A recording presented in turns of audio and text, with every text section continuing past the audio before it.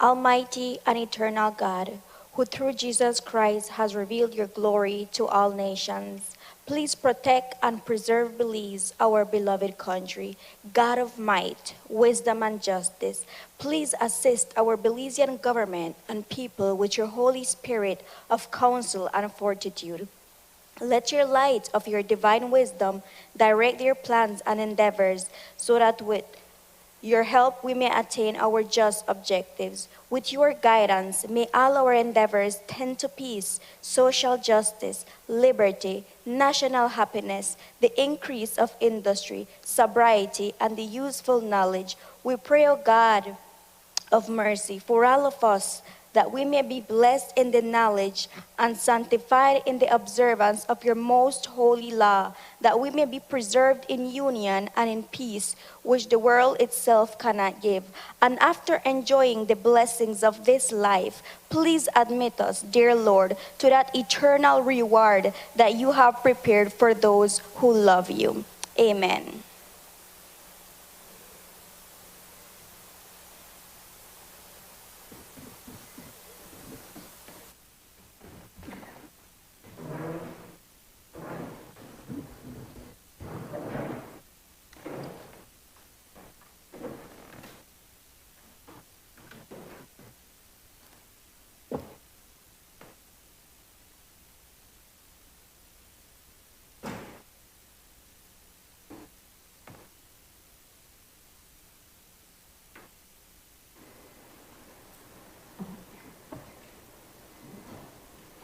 Announcement by the Speaker.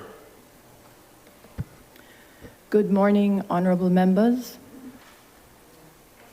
I would like to start off today's session with your kind indulgence, if we can stand in a moment of silence on the passing of former Speaker, Honorable Sylvia Flores. Her official funeral will be held this Friday, December 16th, 10 a.m. in Dangriga.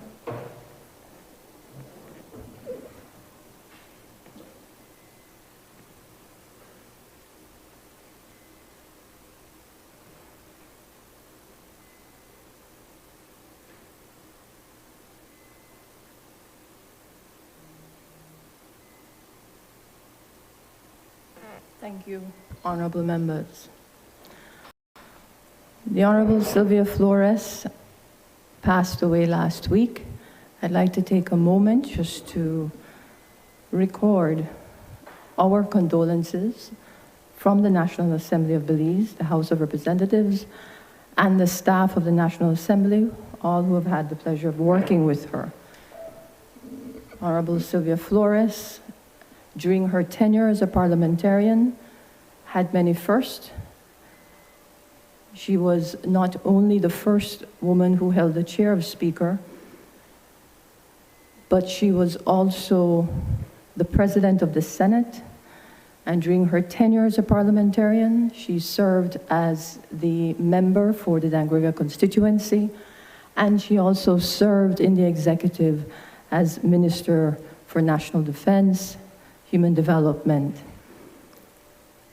She also, during her tenure as a parliamentarian, was the only woman to date who has served as acting Prime Minister. So it's only fitting that, as her funeral will be held later this week, that we took the time out to recognize and we express condolences to her family and dear friends.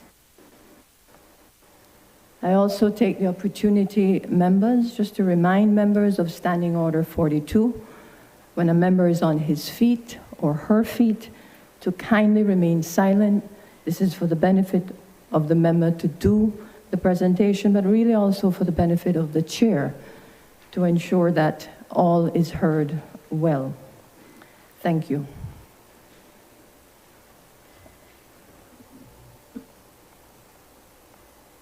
Honorable members, with the consent of the House, I propose to vary the order of the sitting today to allow the introduction of bills at item 12 on the order paper to be taken after the Committee of Supply at item 14. This is to allow the introduction of the General Revenue Supplementary Appropriation number 4, 2022/2023, Bill 2022, which, according to Standing Order 71 of the House, cannot be introduced until the proposals have been approved by the Committee of Supply and agreed to by the House. I therefore propose that the House resolve into a Committee of Supply on the item government business. Is it the wish of the honourable members that the order be varied as suggested? All those in favour kindly say aye. Those against kindly say no. I think the ayes have it. Papers. I recognize the Honourable Prime Minister, Minister of Finance, Economic Development and Investment. Madam Speaker, good morning to everyone. Like yourself, Madam Speaker, please allow me a minute to also acknowledge the life of Sylvia Flores, an outstanding Belizean, and many of us think about her as this trailblazer, as a woman. But more than anything else, she was this great, outstanding Belizean leader, a leader that was never afraid to stand up for her people, the people that she represents. We know she was one of the most successful mayors that Dangriga has had, Speaker, President of the Senate, the representative, minister in government, pretty much everything you could name in public service, Sylvia Flores did, and did it to a very high standard. We all recognize that Sylvia came from the very same cloth of George Price, a leader that served with humility, a leader that was never concerned about personal wealth, but about the wealth of her people and her country. And it can never be accused of Sylvia having a mean bone in her body or to try to have done anything, any kind of decision because she or her siblings would have benefited. And she's a wonderful example of what a true public servant is, because she was a servant pretty much her entire adult life. Even when she was bedridden, the present mayor, the representative, Honorable Louis Zabadi, and others still used to go to visit her to ask for her counsel. And she was always willing to do her part. I had the blessings, I would say, that on the 19th, on November, when I was there celebrating Garifuna Settlement Day, along with the people in the South, that Louis insisted that I go and visit Sylvia at home. And Sharon, her daughter, was amazed because Miss Sylvia was already starting to lose her memory and in many instances could not recognize people. But she recognized me and said, Prime Minister, how are you doing? And we talked a little bit about the work that we're doing, and she continued to encourage myself as the leader, as the Prime Minister, the leader of the party, for us and the cabinet and the PUP to continue to do the work of the people. And she reminded me that she every day prays for us and for this country. I was saddened to learn last week when her daughter sent me a message. I was out of the country late at night to say that her mother has just passed. And while she said she was also saddened about it, but she in a way felt that Miss Sylvia has done her work in this world, and that our Creator, our Father, our God, was calling her to heaven, where she will get her just reward that she had worked for her entire life while she was in this land. So I want to take the opportunity on behalf of myself, my cabinet, the People's United Party, and people from all over the country to express to Sharol and her children and to our entire family, the entire Garifuna community, Dangriga, the South, Belize, everyone, our deepest sympathy. And despite that we did not talk every day or regularly, that we will miss her presence, we will miss her counsel, we will miss the love that she shared with us so easily. Sylvia Flores, may you rest in peace and rise in glory.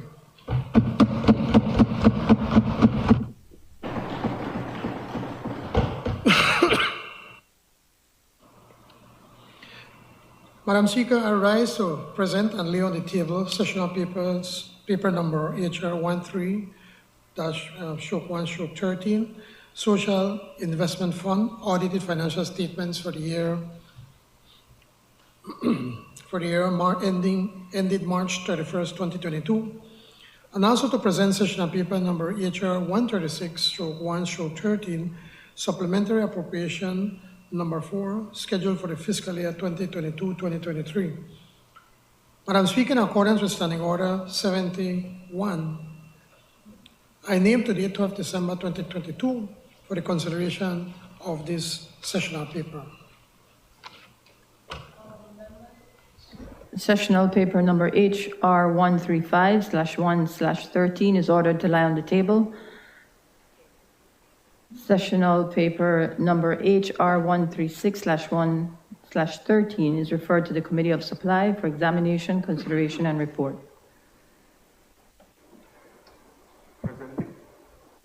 Presentation of reports from committee. I recognize the Honorable Chairman of the Finance and Economic Development Committee.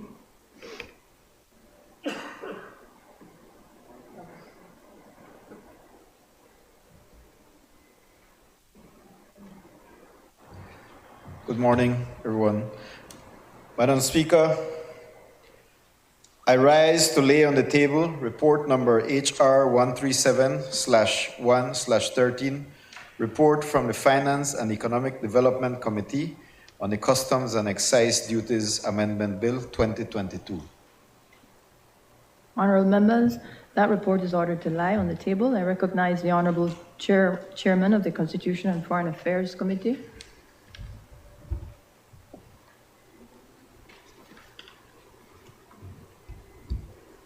Good morning. Madam Speaker, I rise to lay on the table sessional paper number HR 138/113, report from the Constitution and Foreign Affairs Committee on the Marriage Amendment Bill 2022. Honorable members, that report is ordered to lie on the table. Question to Minister. I recognize the Honorable Leader of Opposition and member for Mesopotamia. Good morning, Madam Speaker. Thank you. I would like to join with the Prime Minister and the Honorable Speaker in extending deepest sympathies to Honorable Sylvia Flores. On behalf of the opposition, we regard her on the highest level of reverence, and may her legacy live on. May we all aspire to make the type of contributions to our nation as she did. Thank you, Madam Speaker. Will the Immigration Minister please report to this honorable House what steps the Ministry of Immigration is taking to prevent corruption in the department, in particular human trafficking and the illegal sale of passports to foreign nationals? I recognize the Honorable Prime Minister and Minister of Finance, Economic Development, and Investment. Madam Speaker, I will have the Minister for the Ministry of Immigration to be able to deal with it. Minister Honorable Cervantes, who works in that ministry. Unfortunately, it has to be a substantive minister that responds to the question.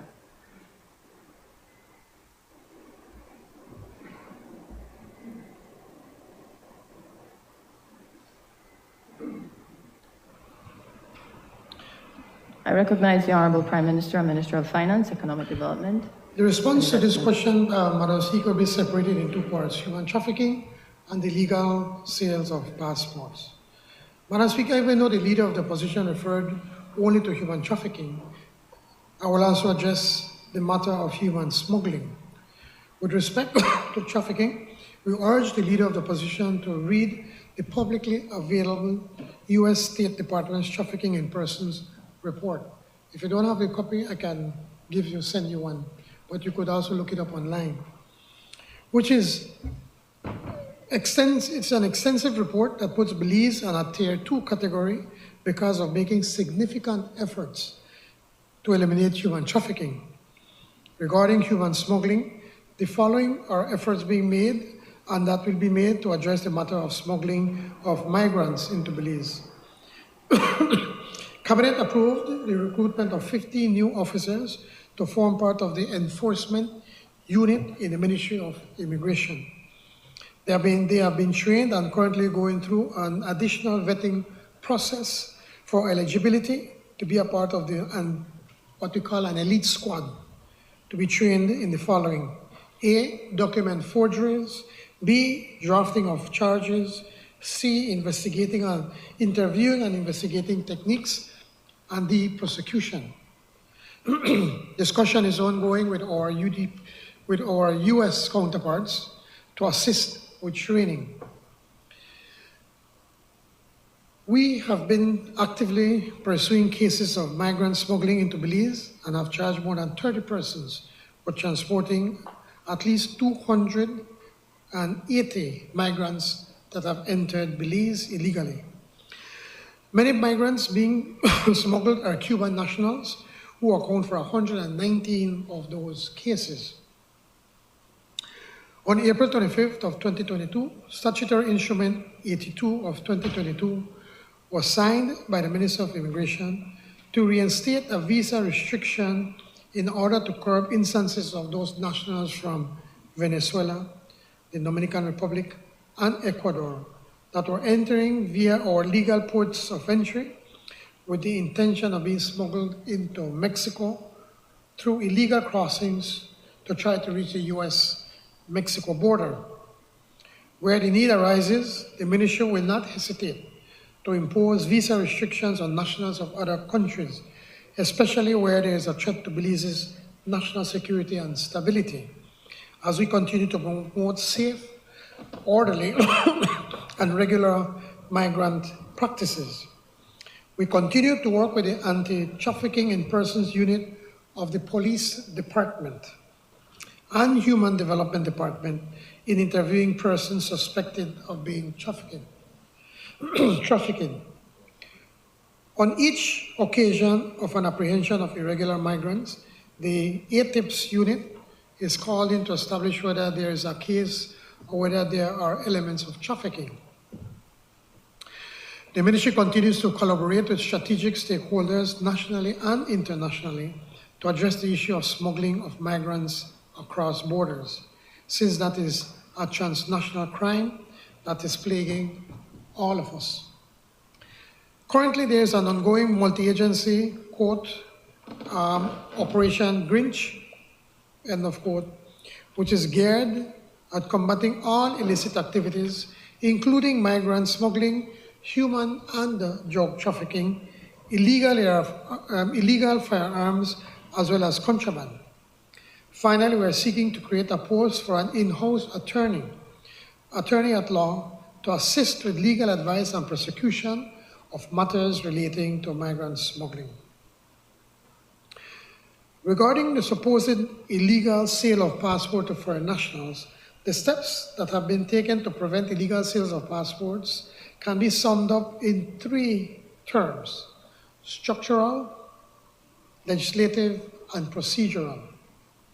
Several fundamental changes in the structure of the department responsible for the issuance of passports and in the legislation governing the application process, as well as the procedures applied in these 3 processes, have impacted the way in which passport applications are accepted and produced to prevent corruption in the nationality and passports departments.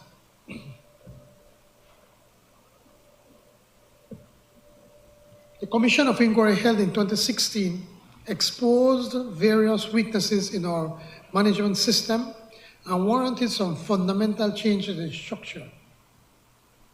To address this need, the Immigration and Nationality Services was obfuscated in May 2018, thus creating 2 distinct departments: the Border Management and Immigration Services Department, with responsibility for immigration permits, cross-border facilitation and enforcement, and the Nationality and Passport Department, with responsibility for digital cross-border crossing cards, resident permits, citizenship, and passports. For a passport to be processed, there must be a source document by which that applicant's Belizean identity is established to legitimize his application process. These source documents, which must be recorded in the passport system, are referred to as breeder documents. They come in the form of a Belize birth certificate, a Belize adoption certificate, a Belize nationality certificate, or a Belize nationality affirmation certificate obtained via descent. The Belize birth certificates and adoption certificates are processed through the Vital Statistics Unit. The Belize nationality certificates and the Belize affirmation certificates are processed through the Nationality and Passport Department. The Belize Nationality Amendment Act of 2014 changed the application process of nationality applications by instituting a Nationality Scrutinizing Committee, the NSC, comprised of social partners representing the Council of Churches, labor unions, Belize Chamber of Commerce, and senior government officials, such as the Chief Executive Officers of National Security, who holds the chair, the Ministry of Human Development, the Ministry of Immigration, the Director of Nationality and Passports, and a Crown Counsel, representing the Attorney General's Ministry, who review each file and recommend to the Minister responsible for immigration for his or her approval or otherwise.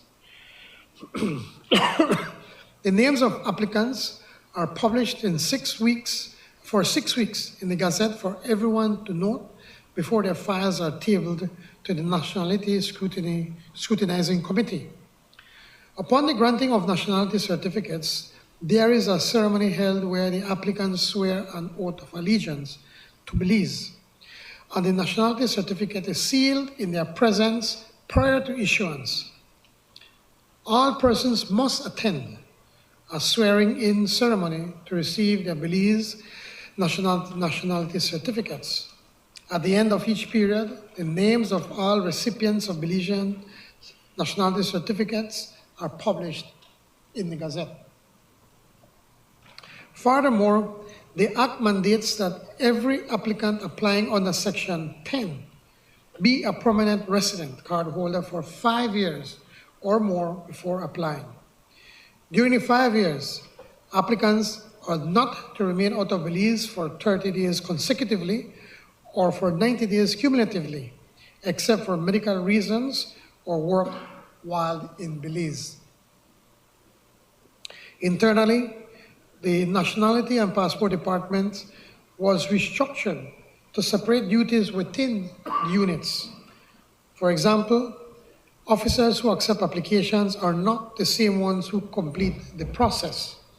The acceptance of all applications is done by the customer service officer, who are supervised by an administrative assistant who is the customer supervisor service supervisor. The creation of files is done by the Records Management Unit, which is supervised by an administrative assistant. The vetting of the files for nationality applications is done by the Nationality Unit, supervised by an administrative assistant. The interviewing of applicants and their referees is done by the Investigation Unit of the Border Management and Immigration Services Department.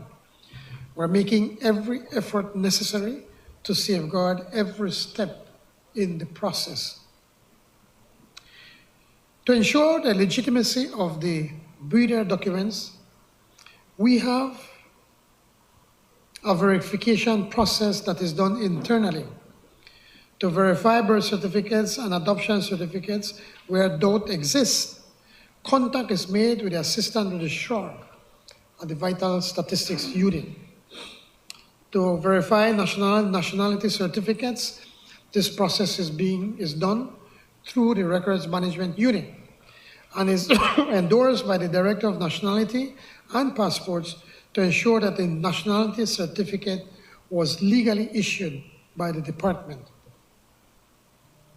The interface is being incorporated into the electronic passport issuance and control system, the EPICS, to be done electronically.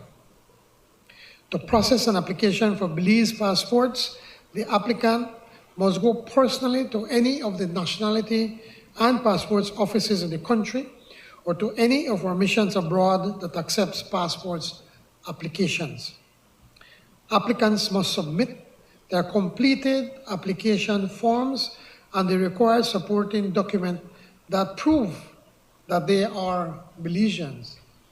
Madam Speaker, these are the fundamental requirements upon which all our processes are cemented. The introduction of the new electronic passport issuance and control system, EPICS, on October 24, 2022, furthers added legitimacy to this process by embedding the biometrics and personal data of the applicant on a signature chip that is placed within the passport. The automated fingerprint identification system records, or the AFIS, records the fingerprints of all applicants, making it a secure process. Therefore, applicants must be present in the data capture environment before the applications can be processed. So you start off by applying online, and once the application process is through and then you're given a date, you have to go to one of the offices where they're going to take your fingerprints and you're going to take your picture. Just to try to summarize what I've gone through, Madam Speaker, passports cannot be processed without source document. Therefore, the first check is the legitimacy and genuineness of the source document. I need to point out also that at the Vital Statistics Unit, we're in the process of digitizing the entire system, because we know we also have problems at the Vital Statistics Unit. We constantly have to be changing personnel because of issuing fraudulent birth certificates. So by digitizing, that will again be another step where we're tightening up this process to be able to protect the nationality of our citizens. Again, subsequently, the steps within the EPICS demand proper data input before producing a valid passport. I need to point out, and when we introduced the EPICS, the Governor General was issued the first passport, and her number was number 2. And so she asked the Minister Courtney, said, who got number 1? It was not me. But what happened in the system is that if an error is made, you can't use that number again. So that if somebody, let's say, okay, number 1, the system will show that number 1 was void. So if somehow somebody would get a passport with number 1, the system, whenever they would go anywhere in the world and they try to process it, is going to be flagged. As opposed to nowhere they scratch out the numbers and give you, as they say, oh, this one is void, but they write the same number to somebody else illegally, this could no longer happen. Again, I repeat, all passport application applicants must present themselves to the offices to have their data recorded before they obtain a Belize passports. Madam Speaker, the Ministry of Immigration is not aware of any passport that have been sold to any foreigner since November 2020 and does not believe that there is such. We urge the leader of the opposition to hand over to the appropriate authorities within the next 7 days any evidence he has that suggests that some criminality has occurred.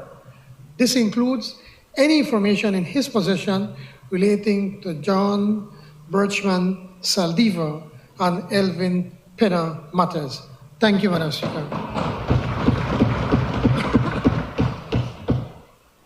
I have a follow-up question. Is the Prime Minister aware that his Minister of State is on a watch list and being investigated for alleged crimes of corruption I will not, in the Ministry of Immigration? Member, I will not allow that question. That is really not a follow-up to the question that you lodged, and you are very much aware of that. It is not a follow-up. You asked for preventive measures. Thank you. Madam Speaker, I demand that he retracts that, Madam Speaker. That's not allowed. The question is not allowed. It is off the record.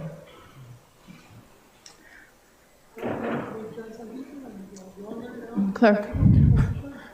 Statement by Minister. I recognize the Honorable Prime Minister and Minister of Finance, Economic Development and Investment.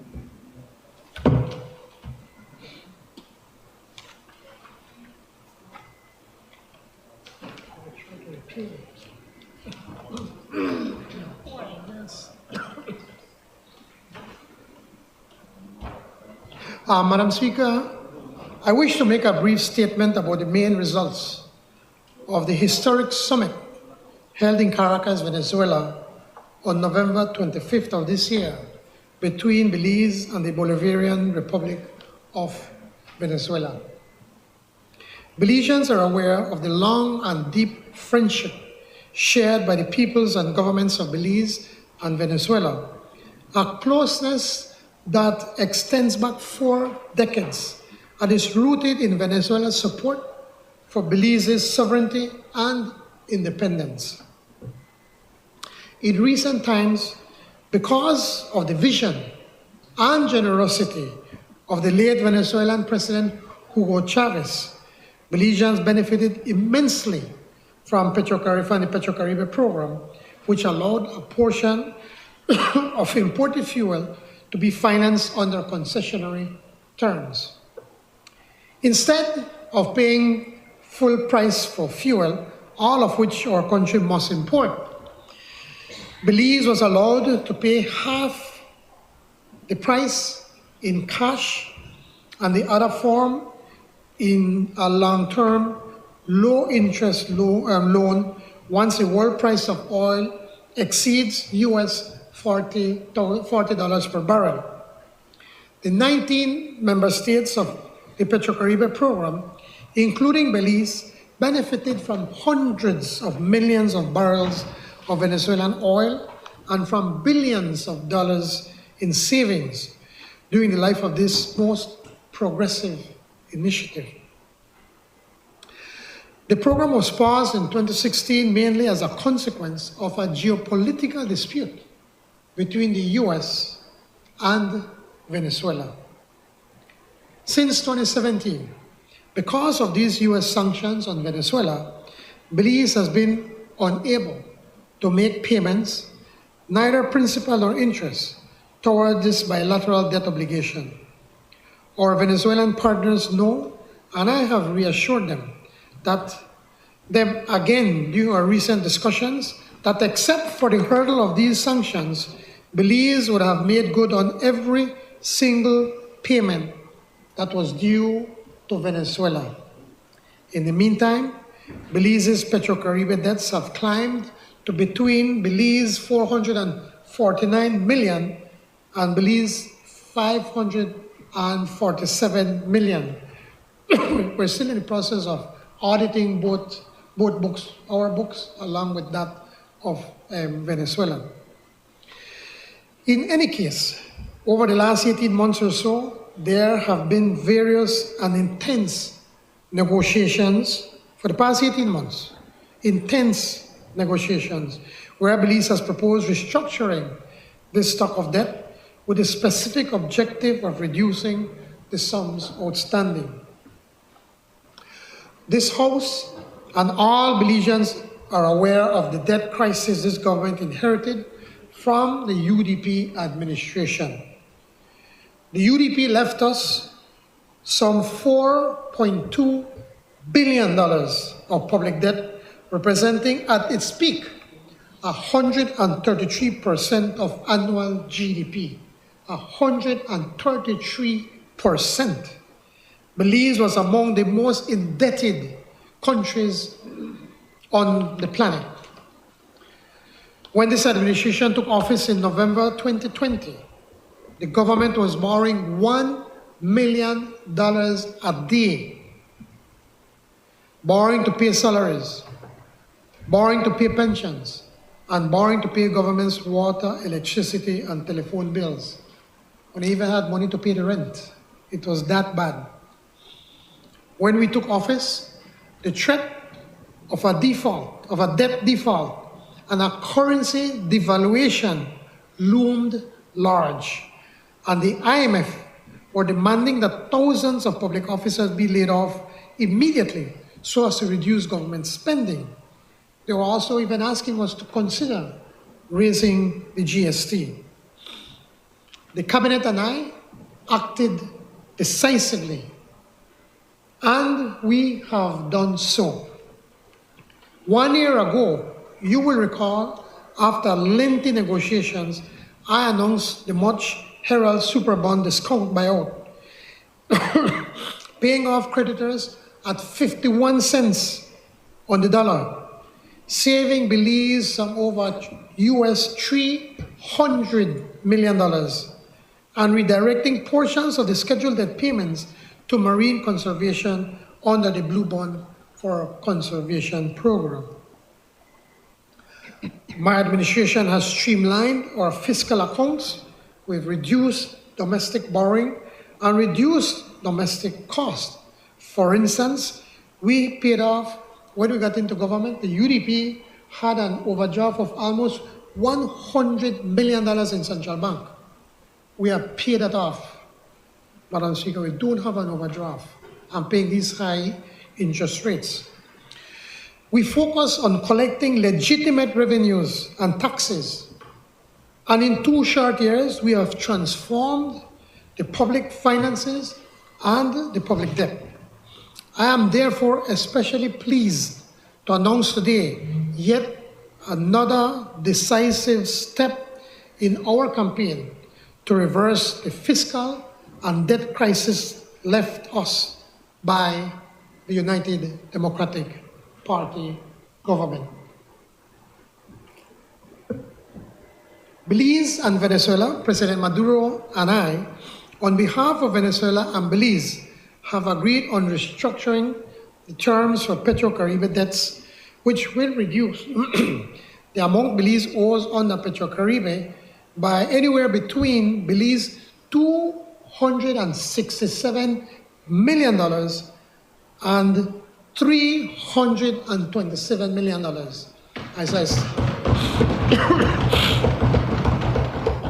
As I said earlier, we still have to balance the books between Belize and Venezuela.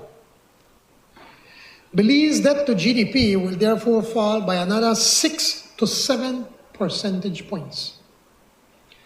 At such time that Belize can pay Venezuela, we will pay back this much reduced amount and do so from the date of our new agreement on the original terms provided for under Petrocaribe, which is at an interest rate of 2%, with the repayment period of 25 years and a principal moratorium of 2 years.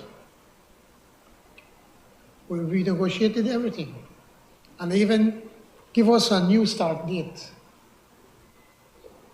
This is incredible. I don't think the one over our side would ever think that something like this could have been possible. Only people and the tacos, right? Effectively, we have secured a substantial haircut and reset the reduced outstanding balance on the original terms for repayment to commence when conditions allow for Belize to do so. With this restructuring, Belize's debt to Venezuela, this administration will have wiped out for a second time more than $250 million of public debt in a single renegotiation. Madam Speaker, check this out. In 2 years, our administration, this People's United Party administration, worked through the debt management unit. We have negotiated public debt reduction of over Belize $1 billion I repeat for emphasis, the people of Belize owe $1 billion less as a result of our debt restructuring efforts over these 2 years by this PUP administration. An astronomical US $315 million was avoided by the Blue Bond transaction, US $39 million haircut achieved and the settlement of the claim related to BISL. These are the companies registry that were nationalized under the UDP. Then spend the money and we have to pay for it, no? And now we proudly announce this approximately US $163 million of Petro-Caribe debt reduction. Madam Speaker, that is a total reduction of US $517 million, or $1,034 million. Almost the entire budget for 1 year of this country.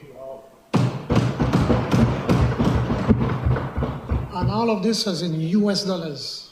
So I don't need to find US dollars to pay this. Each and every Belizean man, woman, and child now owes $2,500 less because of this government's debt reduction efforts. The Central Bank of Belize and the IMF estimate that at the close of this year, 2022, Belize's debt to GDP ratio will have been reduced to around, drum roll, to around 63%. 63%.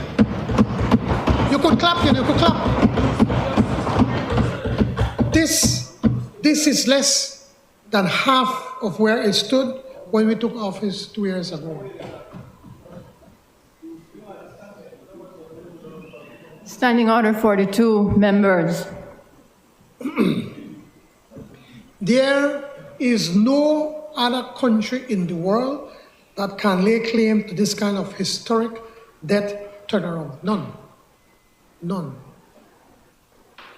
And probably none has done so much in such a short time as what the PUP government has done, Madam Speaker. I cannot exaggerate the incredible gesture of goodwill and generosity that this agreement represents for Belize. To President Nicolas Maduro, Vice President Delcy Rodriguez, and the Bolivarian Republic of Venezuela, I offer the enduring gratitude of the Belizean people and government.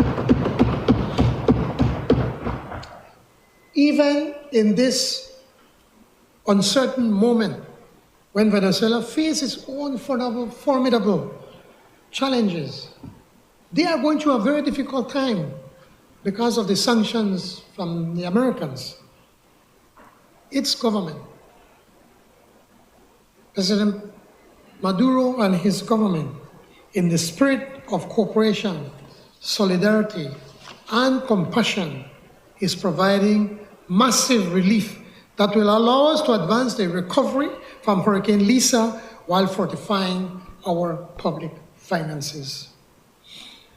These debt negotiations have been lengthy and arduous, but always in an atmosphere of mutual respect and bilateral cooperation. As part of this restructuring accord, Belize will indemnify Venezuela for the value of the amount that was due to Fonden. Fonden is a development bank. Under the terms of the super bond restructuring, it's US $26.7 million, now frozen and in escrow due to the sanctions, is legitimately due to Venezuela, and Belize is committed to ensuring that ultimately these funds are paid to Venezuela. Additionally, whatever proceeds are due to Venezuela under our domestic joint venture operator, APBEL, will be made available in Belize dollars outside any restrictions or violations of the sanctions regime. I was further pleased to learn from President Maduro that Venezuela intends to restart the Petrocaribe as soon as practicable and to extend beyond just oil. The products eligible for exports and export financing, including fertilizers. To complement my statement, I will table the joint declaration I signed along with President Maduro. Our government is eager to establish the Mixed Commission that will collaborate to conclude agreements of cooperation in trade, energy, tourism, communication, air connectivity, education, culture, and housing. In closing, I thank Foreign Minister Avon Courtney for his steadfast support in this process, assisted at the summit by Ambassador Oscar Arnold, and supported throughout the negotiations by government's debt advisory team, including the Governor of the Central Bank of Belize, the Financial Secretary, and Ambassador Mark Espat. Today, because of our skillful negotiations and prudent fiscal management, Belize is poised to reduce poverty, invest in our social programs, and to advance our sustainable development. The work continues. We will build a Belize in which everybody will win. Todos ganamos. Thank you, Madam Speaker. I recognize the Honorable Minister of Human Development, Families and Indigenous Peoples Affairs. Does this work?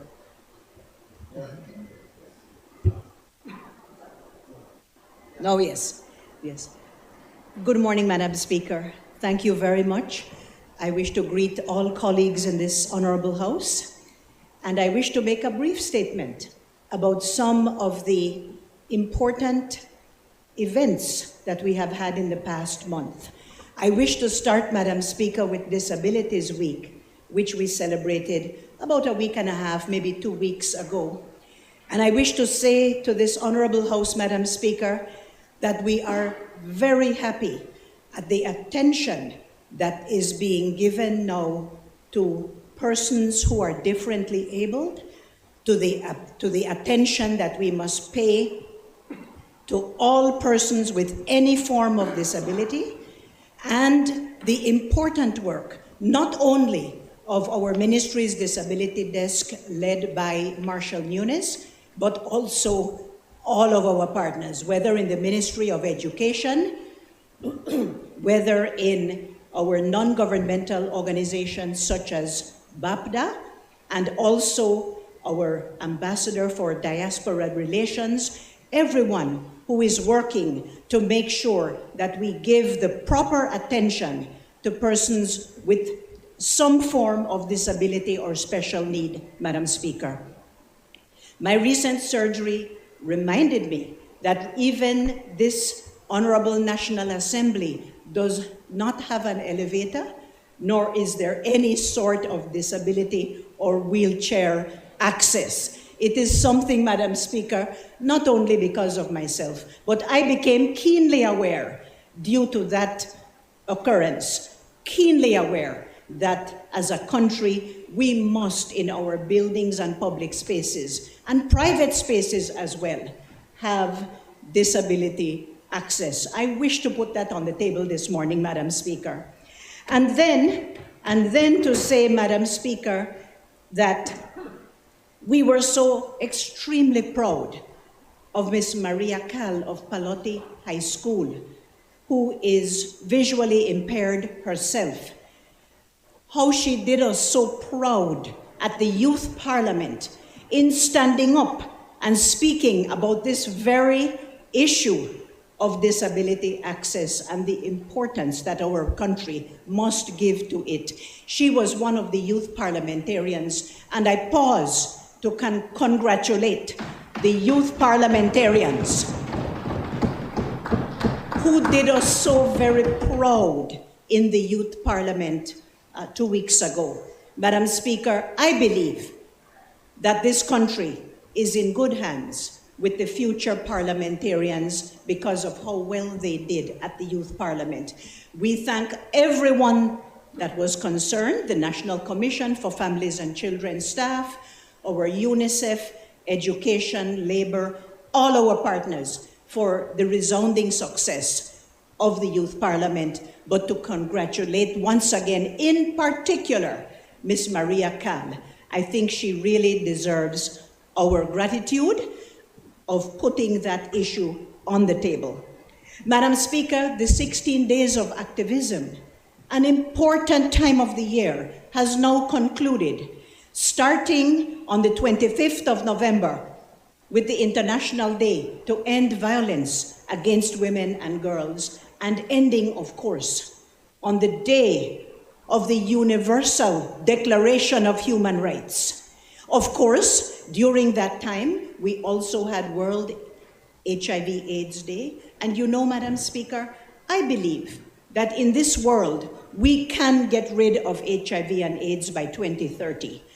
What has happened, Madam Speaker, is that some of the richer countries and the richer pharmaceutical firms that rule this world have not wanted to provide the pre-exposure prophylactic medication and also the HIV medication. They have not wanted to provide it at a reasonable and very low cost to the people and the countries who have needed it the most. If we can get past that hurdle, Madam Speaker, of the richer countries and pharmaceutical companies, the richer countries and pharmaceutical companies, if we can get past that hurdle and bring down the cost so that countries in Africa, in our part of the world, in South America, everywhere that there is poverty in this world, if we can make that kind of medication available to everyone, we can have an AIDS-free world by 2030. I wish to put on record that we are calling for those who have to make sure that we give back and give to those who do not have for the AIDS-free world. Madam Speaker, I only wish to conclude by once again reiterating the mantra and motto of the Ministry of Human Development, Families and Indigenous Peoples Affairs: equality and inclusion, and making sure that every single vulnerable person in this country, that we stand for making sure that every single person in this country has the universal human rights that were guaranteed to us and that should be rolled out in this country and in this world. And that I want to indicate, and I believe that I can speak for all of us in saying that we are committed to all our vulnerable people and to human rights for each and every Belizean and everyone in Belize, without exception, Madam Speaker. And thank you very much for the time, for the Disabilities Week, the World AIDS Day, the 16 days of activism, and everything that our country should stand for. I thank you very much, Madam Speaker, but I wish only to wish everyone here compliments of this wonderful season. We have come through the hurricane. We're still working at hurricane relief, yes, and we have to make sure that we provide for our poor people. But I want to wish all members of this Honorable House, yourself, Madam Speaker, best compliments of the season. Merry Christmas, Happy New Year. The good people of Belize Rural Central, have yourselves a merry little Christmas. Let your heart be light. Next year, all our troubles will be out of sight. Thank you, Madam Speaker. Clerk. Out of sight. Clerk.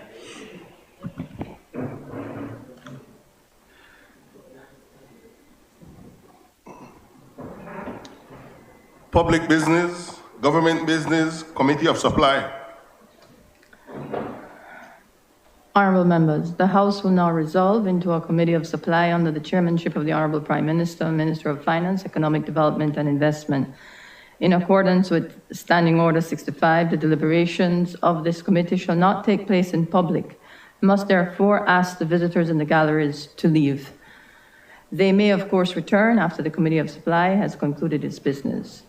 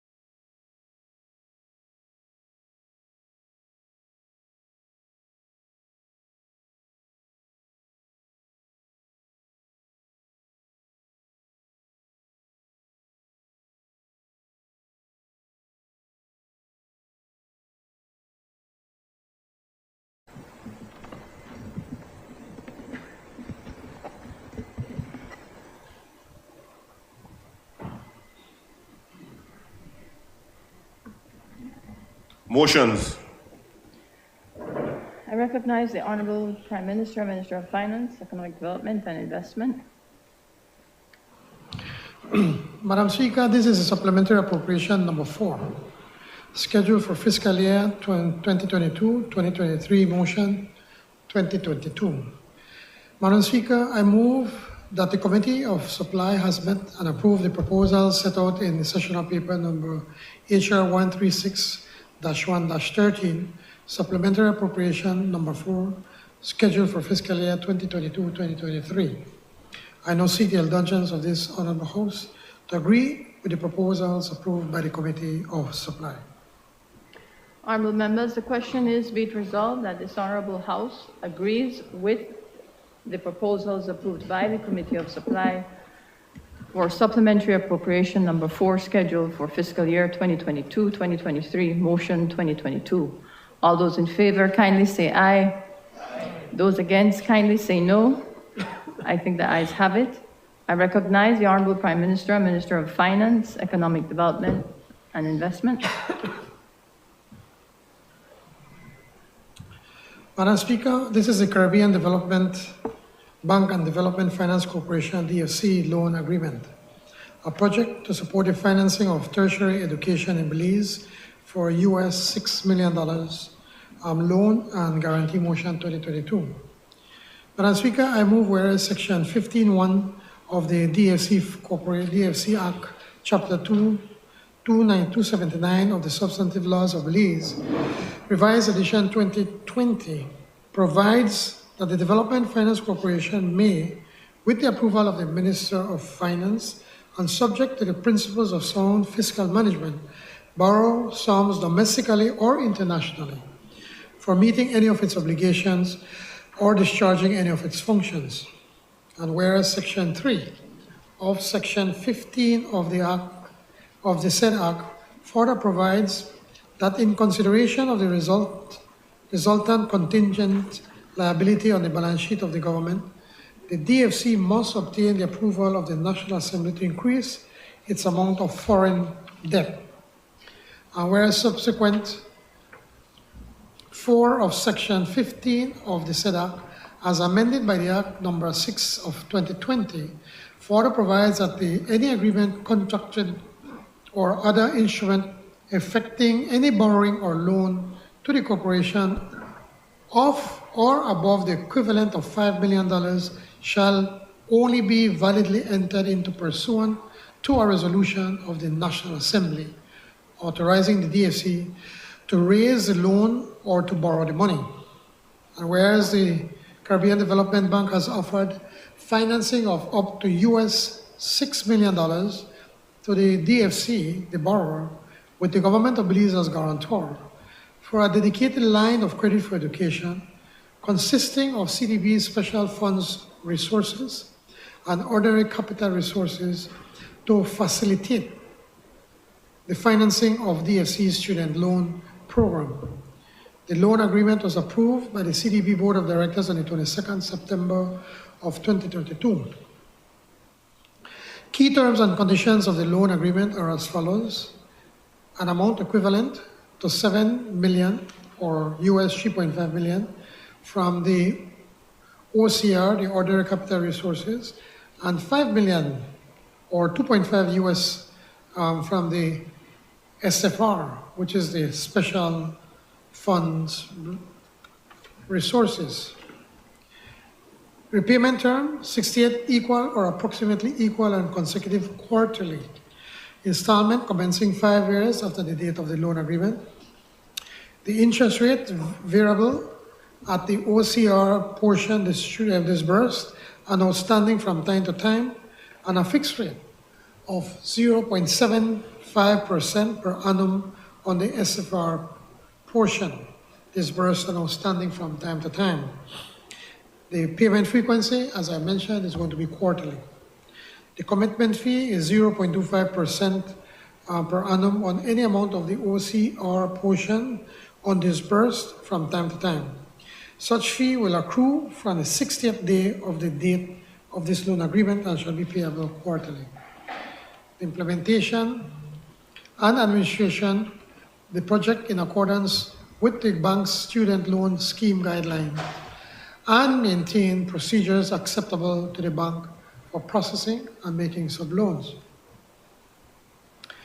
And whereas Section 7.6 of the Finance and Audit Reform Act of 2005 provides that before the government offers any guarantee or some other form of security in support of a loan made directly to a private sector entity or a statutory body by any public or private bank, financial institution, or capital market in or outside of Belize, the government shall seek the approval of the National Assembly. Now, therefore, be it resolved that this Honorable House, being satisfied that the loan proceeds will significantly assist the DFC to improve its capacity to finance tertiary education in Belize, which is key in promoting economic development. 1, approves that the DFC may borrow the said sum of $6 million. 2, approves that all principal, interest, fees, and premiums and other charges under the loan shall be tax-free, duty, or charge exempt as provided for in the loan and guarantee agreements. And 3, further approves and confirms that the government may enter into a guarantee agreement with the CDB on terms and conditions set out above, and further authorizes the Minister of Finance to execute and deliver the said guarantee agreement and all documents associated therewith. Madam Speaker, if you were to allow me, there are... Wait, Sorry? are you on a point of order?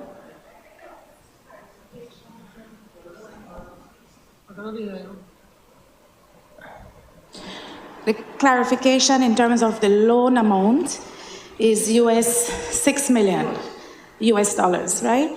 When you look at the recitals, the loan amount is cited as 7 million.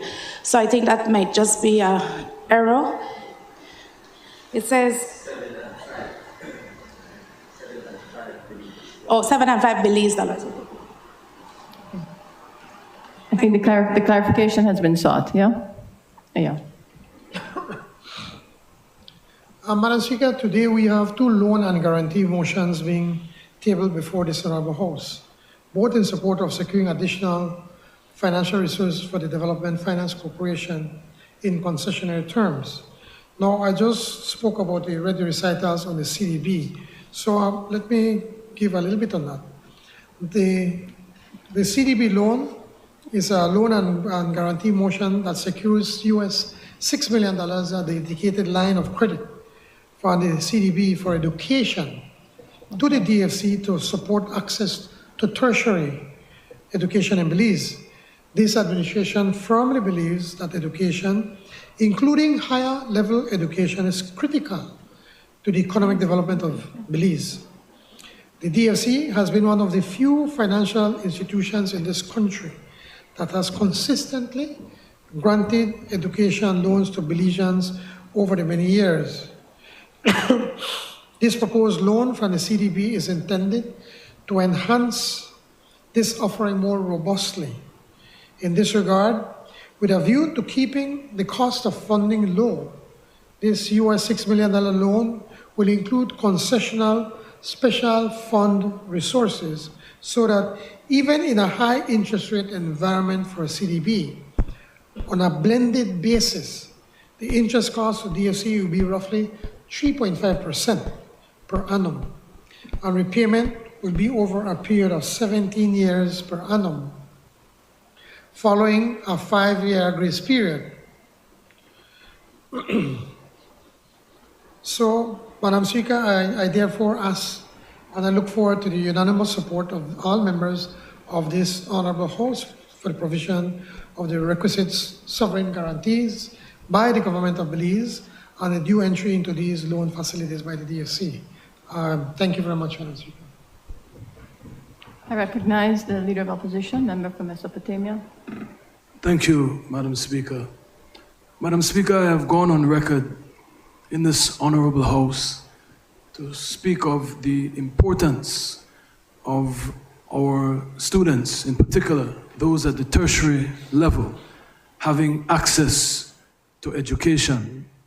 So I have no difficulty in supporting this attempt. What I would like to clarify, or I would like a commitment from, is what I had recommended in this honorable House, is changing the terms that the DFC offers, in particular to students from financially challenged backgrounds. So you can have this 12 million Belize, 6 million US available, but there are still hurdles to those from impoverished, financially challenged households.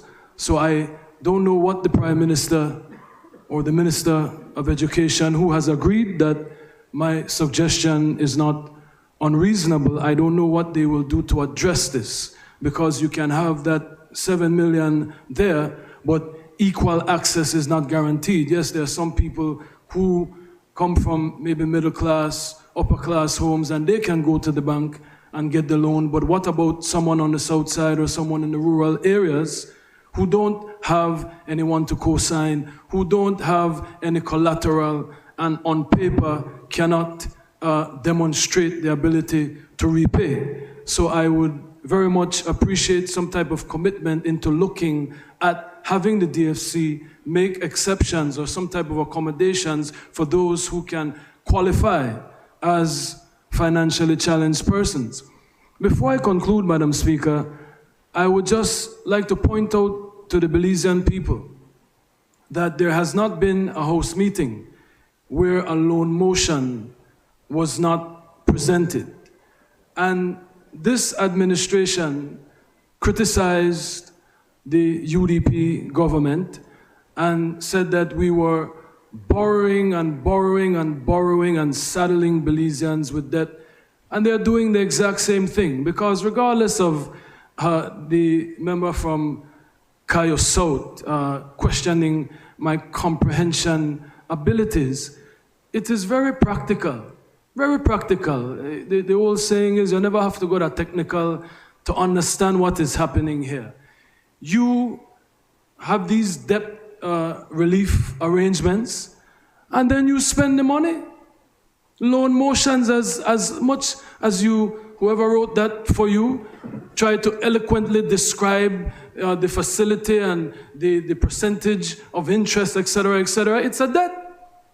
The Belizean people will have to pay that, yes. So I want to make sure that the Belizean people understand that borrowing is a part of developing a nation. It is just now that we make sure when we borrow, it is to the benefit of the people. So now there are poor people that will still have to pay this debt. So for tertiary, again, I am asking that the considerations be made for the recommendation that I have presented in this House, that there are financially challenged tertiary level students that will not be able to access this funding due to the current lending scheme at the DFC.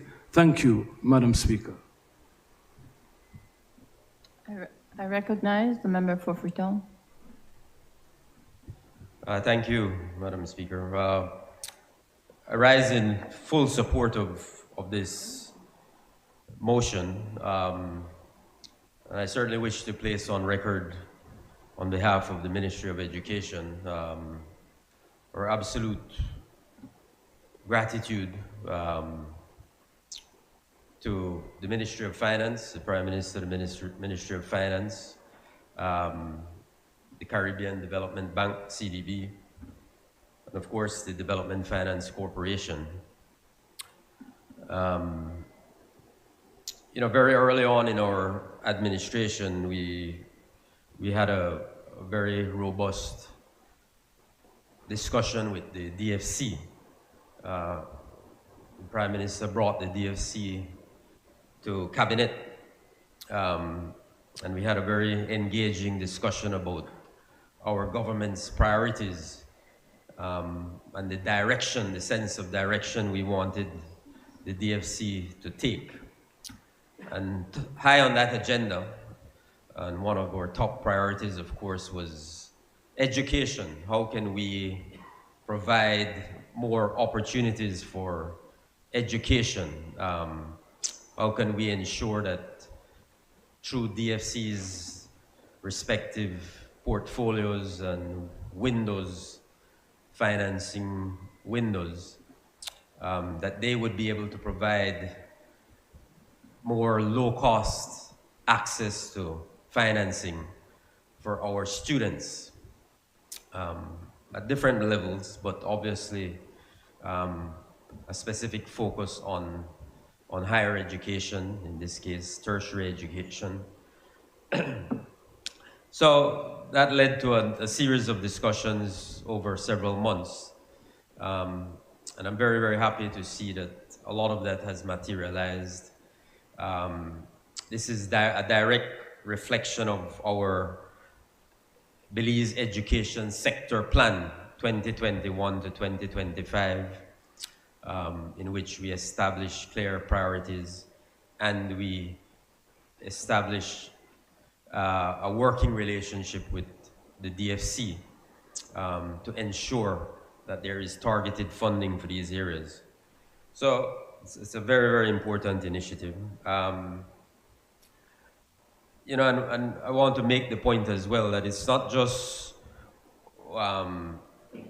open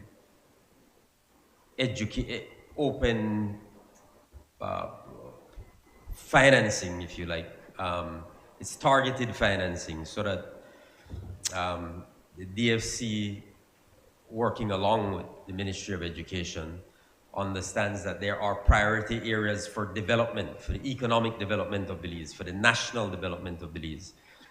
And so there are specific areas that we want to have these loans targeted in terms of education.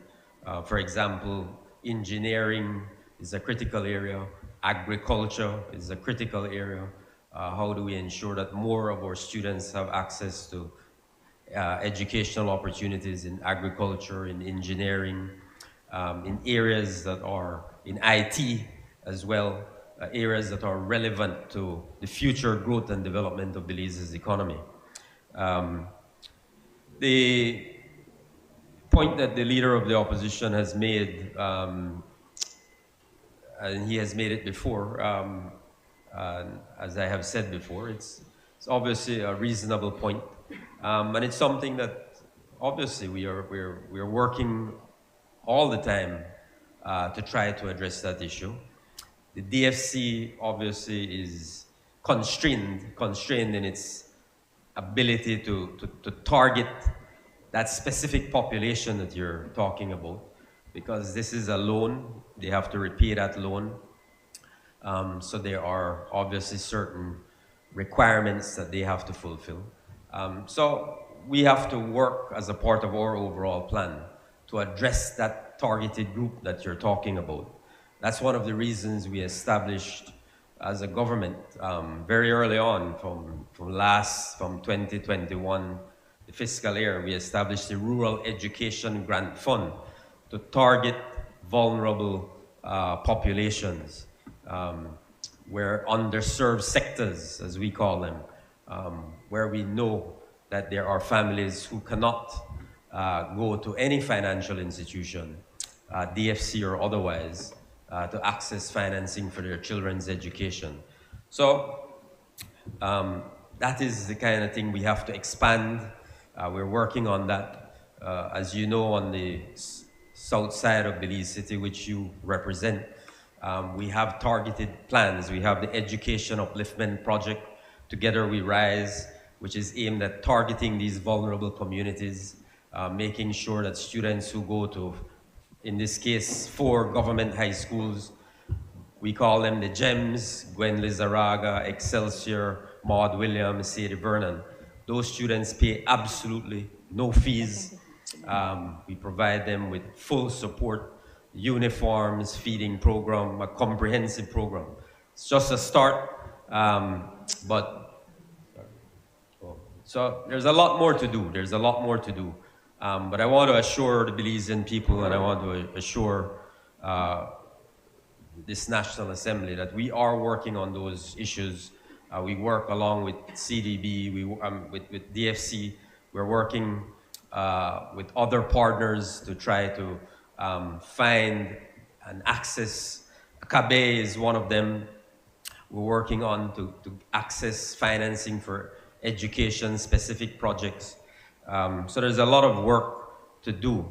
But yeah, we have, of course, the whole Millennium Challenge Corporation, as the Deputy Prime Minister just reminded me. That's a whole big initiative. Again, Belize has been chosen, and the government, thanks to the Prime Minister and the Cabinet, decided that education would be our #1 priority under that project, that MCC project. Again, there we will see significant investments in education and in these targeted underserved sectors. So we share your concern about that target group. Already the DFC has put in place some, and this has been in place for some time, certain policies that try to address those issues. Students who are studying, while you're studying, you don't have to pay back interest while you're studying. So when you come back to Belize and you start working, that is when you begin paying back your loan. So there's a grace period. And the DFC has agreed that they will look at other options to see how they can be creative in trying to alleviate that sort of burden that exists on students. and to try to create greater opportunities for people who would not otherwise be able to access financing from the banks or from the credit unions or for any other financial institution. Finally, I just would make the point that successive governments have made significant contributions to education. And for example, I can tell you just this year alone, in addition to the subvention that we give to the University of Belize, the National University of Belize, which is around $8.5 million a year. In addition to that subvention, we've provided almost $4 million worth of scholarships and financial assistance to needy students who attend the University of Belize. So we know that there's always, we can never meet fully the demands of the education needs of our people, but we're always working towards doing more. So I'm very grateful to support this motion, which creates another opportunity for our students and their families to uplift themselves. So thank you very much. Member for Colette, may I ask you to just have a seat? Let us dispense with this procedural matter. Madam Speaker, in accordance with Standing Order 12.8, I move that the proceedings on the order paper may be entered upon and proceeded with at this day's sitting at any hour due oppose. Honorable members, the question is that the proceedings on the order paper may be entered upon and proceeded with at this day's sitting at any hour due oppose. All those in favor, kindly say aye. Those against, kindly say no. I think the ayes have it. I recognize the member for Colette. Support this loan motion as well. I believe that it is something that is very, very necessary, and I take the minister's very comprehensive coverage just now of the funding of education in general, but especially tertiary education, which is very expensive. But there are 2 points that I wanted to make, Madam Speaker, and the minister, in fact, gave credit, as is right, because it is indeed factual that our successive governments have invested heavily, especially in tertiary education, raising that subvention to the University of Belize. In fact, 8.5 million is where it is today, and of course the university keeps clamoring for more. And of course the millions of dollars that are given in grants to poor Belizeans who are of major concern. But Madam Speaker, one area that I would like to urge the minister, and he knows that I am always very willing to be a part of whatever is happening in the Ministry of Education, is counseling to our tertiary level aspirants, if you will, because of the expense of tertiary education and because of sometimes our students not understanding how to go about getting financing.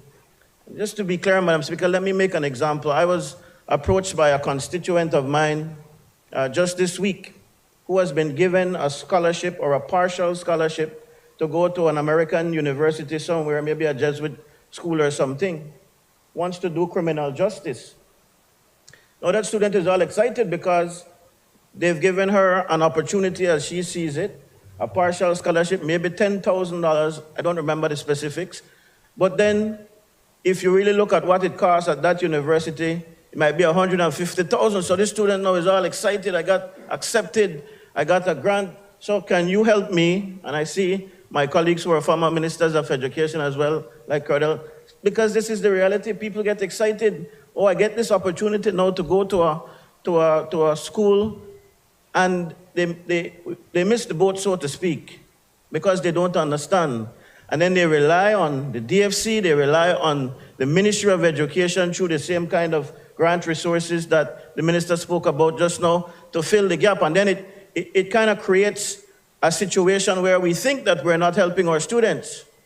But if we counsel them, and I really feel that this is needed, that student, Madam Speaker, I asked to see, and when I leave from here today, I will visit that home and just talk to that student, because the kind of money that she needs we certainly can't afford to help her with.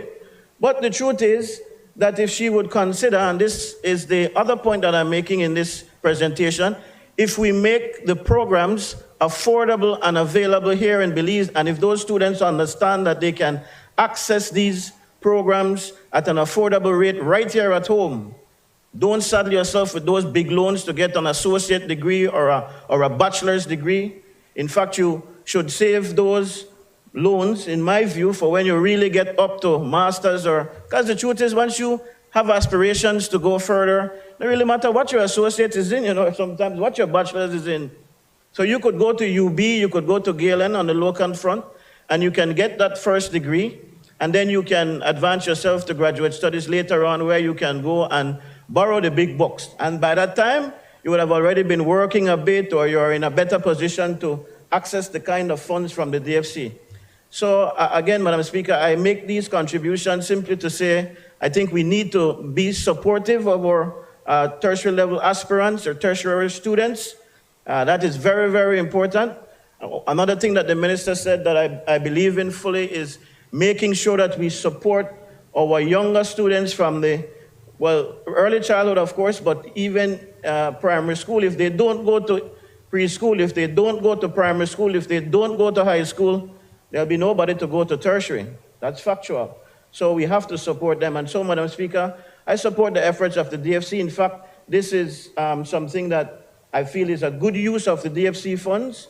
And I don't want to take us back down memory lane to understand what had happened with DFC funds in the past. But this is, in my view, a very good use of the DFC funds, and I support the motion. Thank you.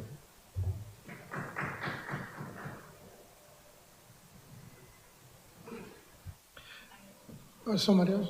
Honorable Member for Port Loyola, are you contributing to the CDB loan motion? Okay. I recognize the Prime Minister. Thank you, Madam Speaker. It's the Christmas season, so we need to be, I'll be kind. I first want to start off by congratulating the member from Colette with your presentations, because you made some very good points that many times we forget that our children, they're enamored with this idea of going abroad. They want to go to States to study. And in many instances, they simply cannot afford it. I had one such case which I passed over to the Minister of Education to help me to try to explain to them. They just can't. And then they borrow these huge sums of money, just like it was happening in the United States. Look at the Republicans, they try blocking instead and try to help the young people pay off the loans. Maybe you should talk to your Republican friends, leader of the opposition, or they try to give some sort of debt forgiveness. But here in Belize, we had a member here in Parliament whose child went to study in Trinidad and Tobago and got a degree. Comes back, but what they're studying, they pay over $2,000-3,000 a month. Yet they have this huge debt, and they find it almost impossible to be able to pay. So you are right, and I think that maybe we need to work with the Minister of Education, find somewhere or somehow that all these students, before they accept any studies, that they have some kind of counseling where they could show them what are the opportunities. You are perfectly right, Minister, member of Colette, that your first degree, that's just a stepping stone. That if you really want to, why it really counts is when you get to the master's and even the doctorate level. So you could do your degree, your first degree in Belize. UBA is a decent university, and so is Galen.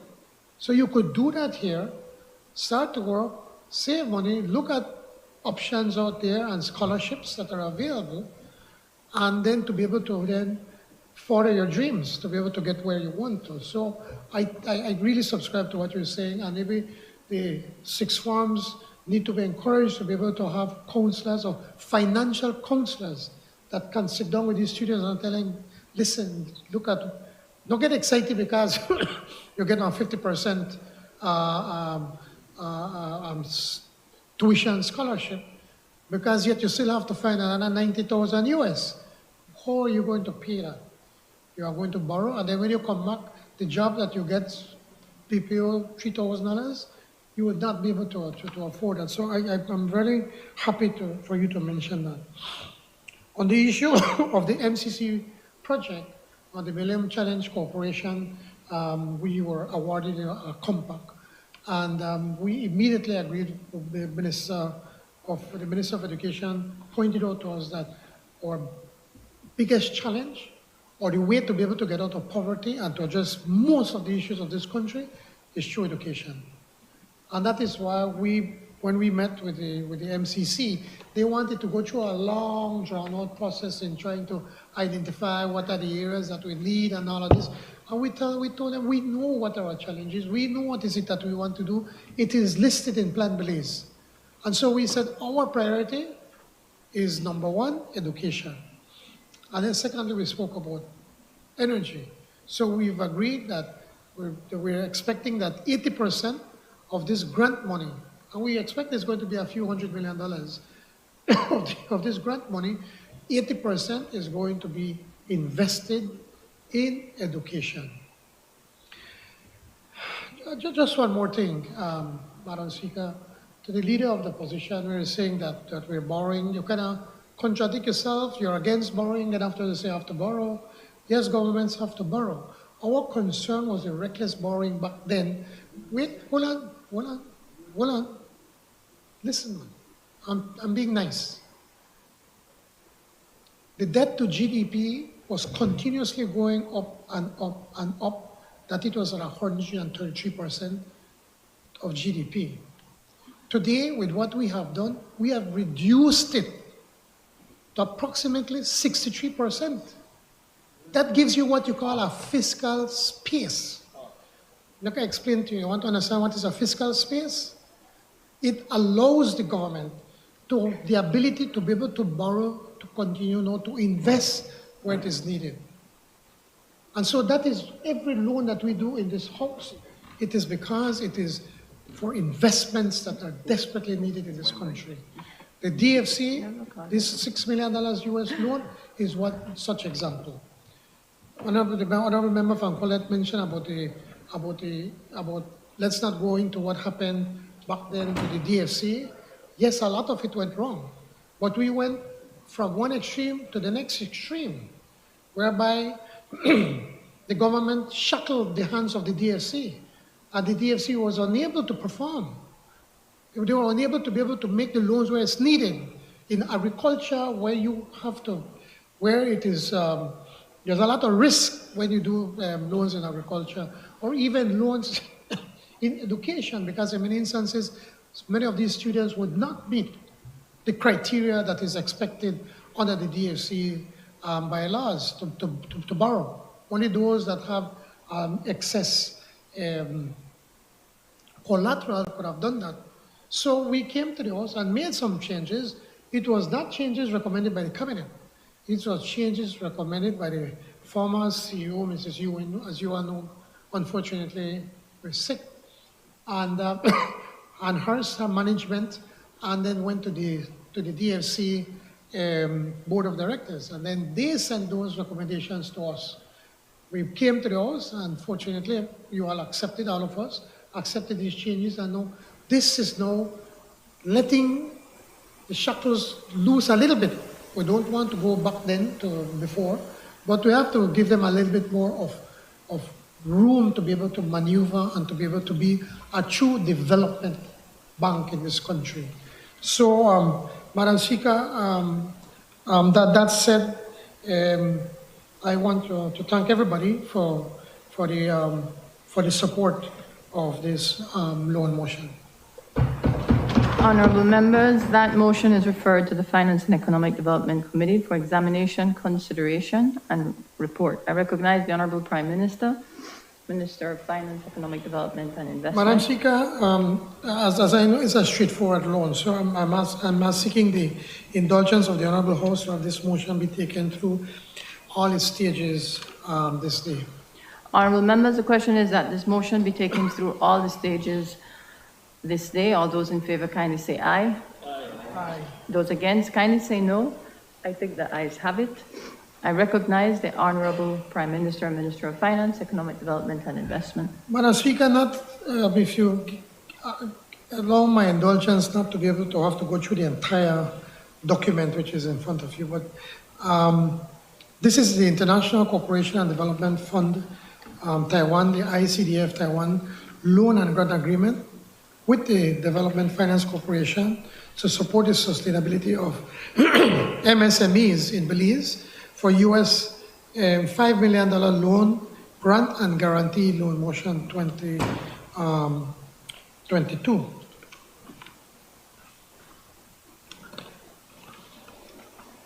Madam Speaker, as well as this loan, the loan component, the $5 million, is the program objective, is the general objective to support the sustainability of MSMEs as employment providers in Belize and to support the post-COVID economic recovery of MSMEs, especially those owned or led by women.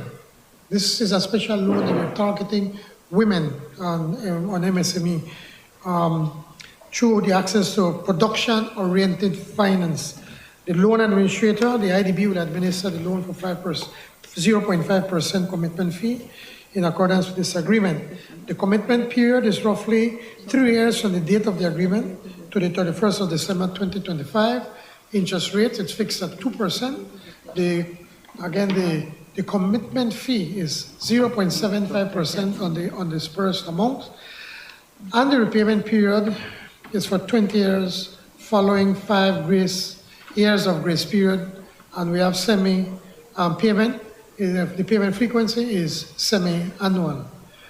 Now be it resolved that the Honorable House, being satisfied that the loan proceeds would significantly assist DFC to improve its capacity to provide affordable financing to support the sustainability of MSMEs in Belize, with a focus on women and green financing, and to promote the economic recovery of MSMEs through access to production-oriented financing.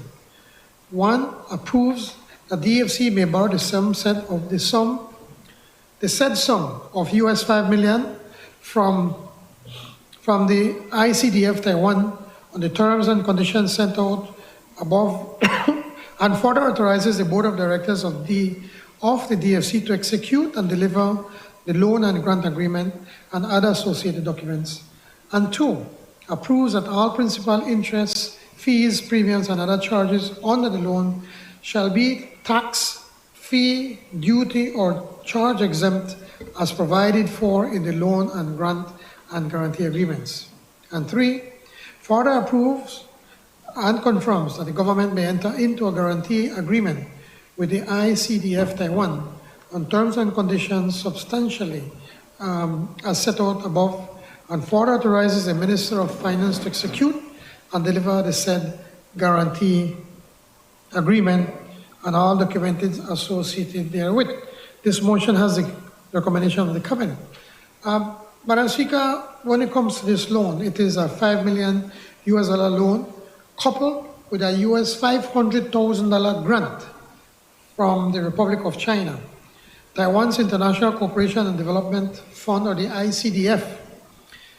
The proposed loan is a proposed parallel finance with the IDB. You may recall that last year the IDB extended a US $15 million US dollar loan facility to DFC to support the sustainability of micro, small, and medium enterprises, or MSMEs, in Belize, a cornerstone agenda item of Plan Belize. This US $5 million that we're borrowing is intended for the same purposes and goals as the IDB program, but with a particular focus on supporting the economic empowerment of women and sustainable recovery of MSMEs after the COVID-19 pandemic in Belize. Additionally, to enhance efficient implementation and generate greater impact of this ICDF loan program, ICDF will also grant to the DFC up to US $500,000, a grant, free money, which will be funded by the Ministry of Foreign Affairs, ROC Taiwan, to strengthen its digitization capacities. The terms of this loan include that the government of Belize shall provide a sovereign guarantee for the sum of the US $5 million. Particularly attractive features of this loan include a repayment period of 20 years following a 5-year grace period, and further the interest rate on the loan is fixed at 2% per annum. Pretty much the lowest you could have. When you think about inflation rate being above 2%, actually they're giving you a part of this money. This will allow the DFC to offer MSMEs, especially women-owned or led MSMEs, loans on very attractive low interest terms in spite of the surrounding higher interest rate environment.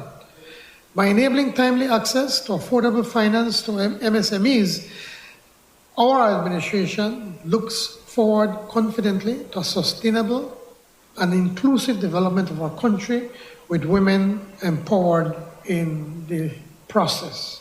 Thank you, Madam Speaker. I recognize the Leader of Opposition, member from Metropolitan. Thank you, Madam Speaker.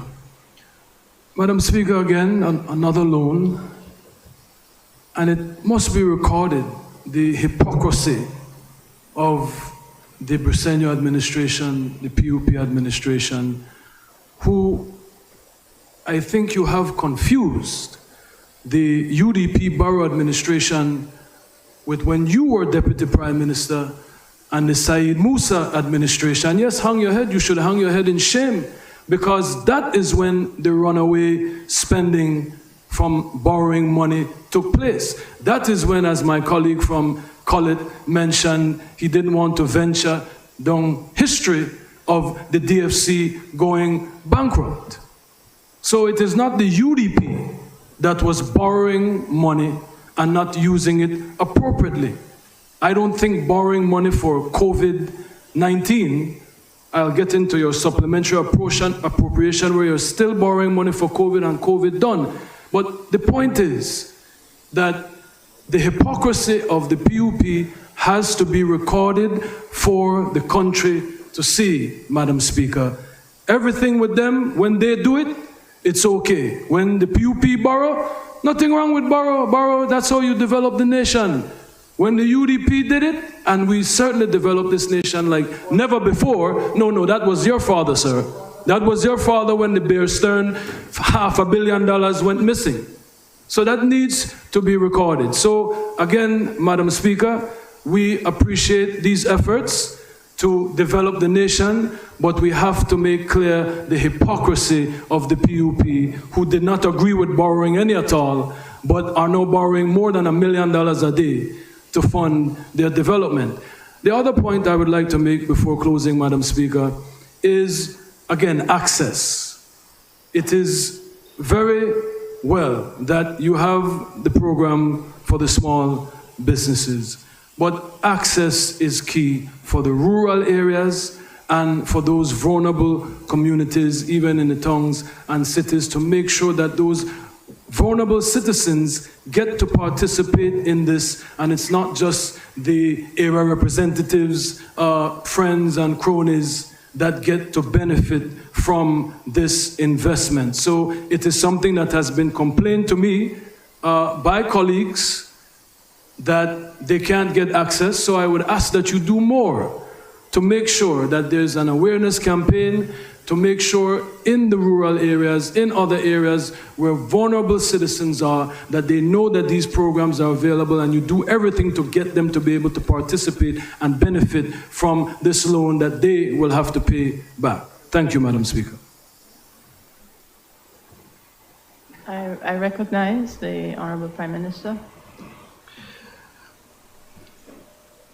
I promise I'm going to be nice. I promise to be nice. But you know, when Standing order 42B, we just need to follow standing orders. When a hog is in the mud, you want to make other hogs join them. They want others to get into the mud. And I will not do that. I will not do that. All of a sudden now, the honorable leader of the opposition know about the rural areas. When your father, your UDP government, you were part, wait, okay, finish. When you were talking, I listened. The former UDP Prime Minister, of former UDP government, of which you were a part of. Yes, you were the music ambassador. And what did you do for the musicians? What did you do for culture? Just collect one salary and did nothing. So, anyway, they were the ones that that abandoned the rural areas, Madam Speaker. We have been, you could ask all our colleagues, what that the UDP did for the rural areas. They did zero for them. They abandoned them. That is why they overwhelmingly vote them out of the National Assembly.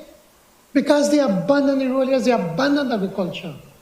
They abandoned with feeder roads. Now, here we are working hard to be able to fix that.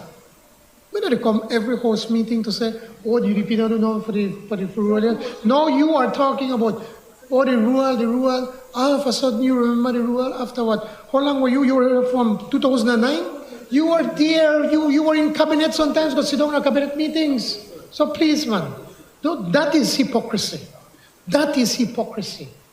If you could stand up here and apologize to the rural people that your government abandoned them for 12 years, then maybe I could give you some credit. But you're just pandering to them.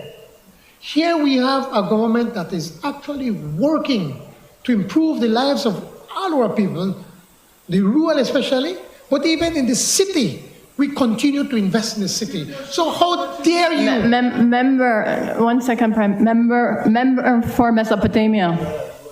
Member for Mesopotamia. Oh, you are the member for Mesopotamia. I'm asking you to please respect Standing Order 42B on the matter of silence. For 13 years that we were on that other side, we got zero help from the UDP government. We had access to nothing. Nothing. And now you come here and try to accuse us. Madam Speaker, on a point of order. On a point of order. 1 second, Prime Minister, I need to hear the point of order. What is the point of order? Irrelevance. This has nothing to do with what we are debating right now, sir. Thank you. This has nothing to do with what we're debating right now. Member for Mesopotamia, the point of order is heard. Member for, ma'am, you don't call the Prime Minister member from Orange Walk Central. I don't think you should treat me any different, Madam Speaker. 1 second. Prime Minister, 1 second. I will not get in a debate because one doesn't get in a debate with the Speaker. I have referred to you as Leader of Opposition. If every single time you take an issue that I refer to you Leader of Opposition and member of Mesopotamia, no debate. Prime Minister, please let's be careful with language used in reference to members. Please continue with the rapport. Noted, Madam Speaker. But the Leader of the Opposition was talking about access, as if we are deliberately blocking them out. I was reminding him that when we were in opposition, we had zero access. Ask your father how many times they allowed me to be able to get any kind of social assistance in Orange Walk Central. Ask him. I dare you to ask him. And you know what he will tell you? Zero. Zero access. Even the member from Collect, he gave us some help with education, granted. He gave me 5,000, and then he gave the minister them 50,000. Well, as much as 90,000. And he sheepishly, I remember when I bring on sheepishly said, well, a cabinet decision, and I understand that. But you did. But in the other ministries, we got no help. You think I could have ever gone sit down and talk to Gapi Vega in the Ministry of Lands? Pablo in the Ministry of Health? Could have never gotten nothing. It has to do with the point of access. Now here we are. When they had the flooding in 2015, they spent $44 million within 3 weeks before the general elections in Belize City. And just the giveaway people all of a sudden, from TV and refrigerator and everything that they get. Even people need to ask for things and send the show front of their house. Ask which PUP representative we get any assistance or not 44 million. Zero. Yes, as we get into government, we were already paving, ready to pave the road from Progreso to San Esteban. Then we don't ready for pave, you know, Madam Speaker. Then we don't spend millions of dollars. What did they do? They broke that contract and they took that money, I think about $6 million, and I used it on Albert Street. And then the shameful part of that is that they were taken to court. And you know what? No, the millions of dollars they had to pay in compensation. It is about 11 million. I'm going to get the records, the amount, and I'm going to bring it. So we lose the loan. We lose the free money from the EU to pay that, and then we have to pay their people for a road that they never built. Because of that vindictive streak of the UDP, it costs the government, the people of this country, over $20 million. I know you want to come and talk about access. Here we have the Constituency Development Fund. You get the same amount like any of us based on the size of your Madam Speaker, on a point of order. One second, Prime Minister, I have to The Prime Minister is being repetitive and irrelevant. The constituency fund has nothing to do with this loan motion. You introduced the term. You introduced the term of access, and you referred access to loans. this loan, Madam Speaker, not access in general to these funds. You actually referred to the loan before. To these funds. You actually referred to loan motions in general. Then you cited. I will not get into a debate with you, Prime Minister. Please, I believe you are in your wrap-up on this loan motion. Madam Speaker, the point I'm making, that the honourable member from Mesopotamia, Crozon, North, Albert, Queen Square, that member left the Constituency Development Fund in the Ministry of Finance for about 10 months. He refused to get the money to help the people in that constituency. The honourable member from Colette, all of you get the same amount based on size of constituency, like all of us here on the other side. During the hurricane, and we immediately issued some monies again through the Constituency Development Fund, you all got the same amount that the other members of in Belize City. That is the difference between a vindictive UDP government and our People's United Party that is government that is working for all the people of this country. That's his difference.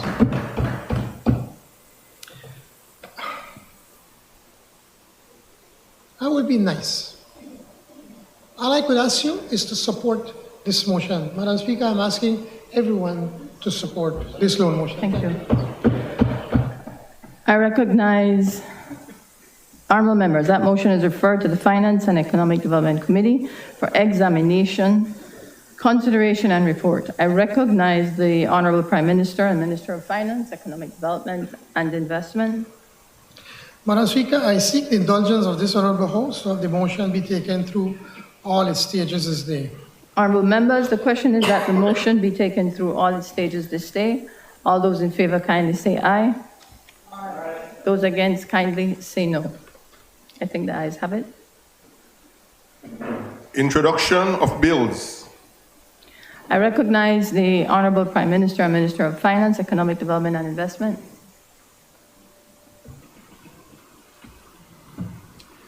Madam Speaker, I rise to introduce. Madam Speaker, this is a General Revenue Supplementary Appropriation Number 4, 2022-2023 Bill of 2022. I rise to introduce and move the second reading of a bill for an act to appropriate further sums of money for the use of the public service of Belize for the financial year ending on 31st day of March 2023. Again, Madam Speaker, I rise before this Honourable House to seek the authorization for a supplementary appropriation as set forth in the General Revenue Supplementary Appropriation Number 4, 2022-2023 Bill. The last several months have been very challenging for us as a country. The numerous interrelated global crises, including the war in Ukraine, have directly adversely affected Belize. These crises have resulted in a rising cost of living, including fuel and food prices for the ordinary citizen, as well as a rising cost of production, including fuel and fertilizer for our productive sectors. Unlike many other countries, however, we are also saddled with most vulnerable to the severe impacts of climate change.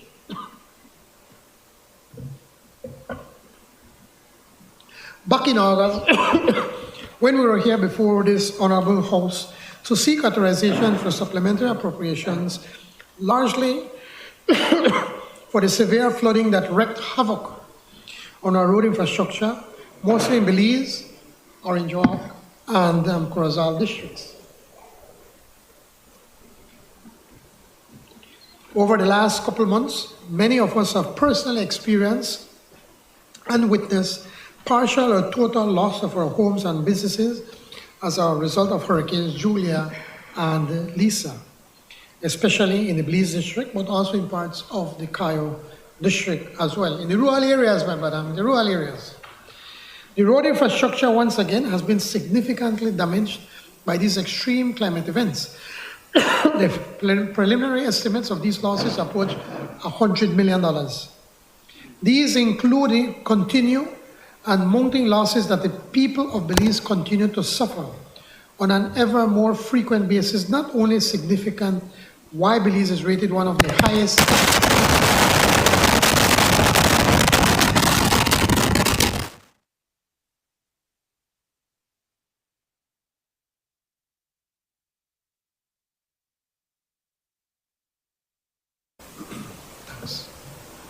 Yeah, hello, you ready? Yeah. These continuing and mounting losses that the people of Belize continue to suffer on an ever more frequent basis not only signify why Belize is rated one of the highest in climate risk in the world, but also underscores the immense challenges in development we face as a country and as a people. This is no time to lose hope, however. Rather, the demonstrated resiliency of our people in the face of these challenges energizes us, not only to preserve and press on, but truly radiates hope for a better, brighter future for Belize. The supplementary appropriations bill that we place before this House today reflects this energy and perseverance. We seek authorization for almost $25 million funding for hurricane relief and recovery efforts. This includes, but it is not limited to, 1, $2.3 million for additional grocery bag food assistance, primarily for Belize District. 2, $3.2 million for NEMO-related emergency relief expenditures on various supplies, including mattresses and other essentials, as well as funding for fuel and other supplies to support the BDF's assistance in emergency cleanup and related efforts in connection with Hurricane Lisa. 3.2 million in emergency relief, including home repair supplies like zinc and plywood to those most affected by Hurricane Lisa in constituencies in the Belize district. 4, $2.7 million for major repair and reconstruction works at Price Barracks in Ladyville and other national defense facilities. You should see the appalling conditions that the BDF is living in. I mean, it's shameful that we had Petro-Caribbean money, we had the oil money, over $1 billion, and they did nothing to try to fix the living facilities of the BDF. Have you visited their facilities? Weren't you ashamed? Weren't you ashamed? I mean, like, matters, man. 5, $6 million to support housing relief and construction, and 5.4 million for emergency cleanup and repairs to road infrastructure. While addressing relief and recovery efforts, other pressing demands continue to arise. The higher cost of fuel and other goods and services has meant that recurrent expenditures have gone up. Authorization is therefore being sought for supplementary appropriations towards those additional recurrent expenditures across numerous ministries, including one, an additional $2 million to the Ministry of Education to cover the additional cost of school bus contractors. I met with the bus contractors in the Toledo district, and they were telling there was absolutely no way they could continue to take the kids from home to school and back with what was originally agreed. And I'm so pleased that the Minister of Education quickly seized the problem. He realized that there was a serious problem, and he met with them and had to renegotiate these contracts. And that is why now we're using this $2 million for. Two, a further $4.9 million, primarily for the police department and the national defense for fuel and other supplies, as well as additional rental expenses. Three, $1 million for the amnesty program, and four, $1.5 million in additional vehicle requirements. An additional $500,000 is being sought for the Financial Intelligence Unit in preparation for the upcoming 2023 CAFTA, anti-money laundering peer review, with a review to avoid Belize being placed on any blacklist that could severely damage our banking sector, inhibit correspondent banking relations, and harm our overall economy.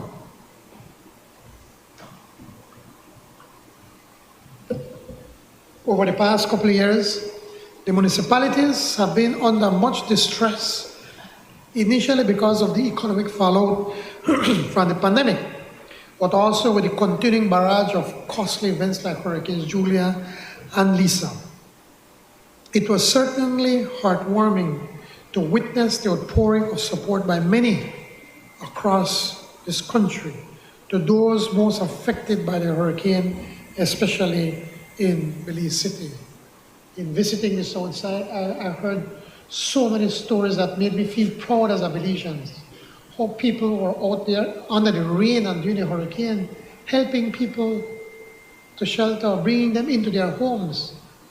There were two cases, one in Lake Eye and also in Port Loyola, where people were in houses on stilts and the house fell to the ground and nobody got hurt. In the great United States, that have all the money you could think about, the last hurricane they had in Florida, they had several people that lost their life. Here in small, poor Belize, nobody lost their life. And there was no serious injuries. It must speak something about the resilience of our people, and certainly that our Creator is also looking over this beautiful jewel of ours. Ultimately, however, the municipality councils continue to operate under severe distress, and it is in this regard that request is being sought for the sum of $6 million being authorized to support these municipal councils. In the meantime, and in addition to relief and recovery support, the work of development by way of public investment under the government's public sector investment program continues. To this end, one, for education, $2.3 million constitute disbursements for the IDB-funded education quality improvement program. Two, for health, $2.1 million represents additional disbursement under the IDB loan for the health sector, while an additional $1.2 million represents primarily grant funds from UNICEF to strengthen the capacity of healthcare professionals, monitoring and evaluation, and for transportation for outreach. Three, for rural development, $1.7 million is also required as counterpart funding for the Resilient Rural Belize program to support rural communities, particularly funded by grant monies under the Green Climate Fund. 4, for infrastructure, 3.8 million is comprised of a combination of Taiwan loan funds and government counterpart funding to support the Corozal-Certeneja road works. 5, for better public financial management, 2.2 million is further disbursed under the IDB-funded Strengthening Tax Administration project, which is modernizing the Belize tax services. 6, for tourism, $300,000 is to be disbursed under the Sustainable Tourism Project for institutional strengthening and capacity building. 7, for public transportation, $900,000 of grant funding from the IDB is to be used for public transportation legal framework improvement and other related work. And 8, for social assistance and support, 2.5 million is proposed to be further allocated to constituencies. This was the emergency funding we had to give through the constituency, the DFC, the constituency, the CDF, sorry. In total, current expenditures add to a little over 9 million. The cumulative, this number is going to change, and I'll explain right now, Madam Speaker. The cumulative sum of CAP 2 expenditures amount to 42.8 million, while externally sourced CAP 3 expenditures amount to a bit over 14.7 million, for a grand total of additional supplementary appropriation of $66,545,083.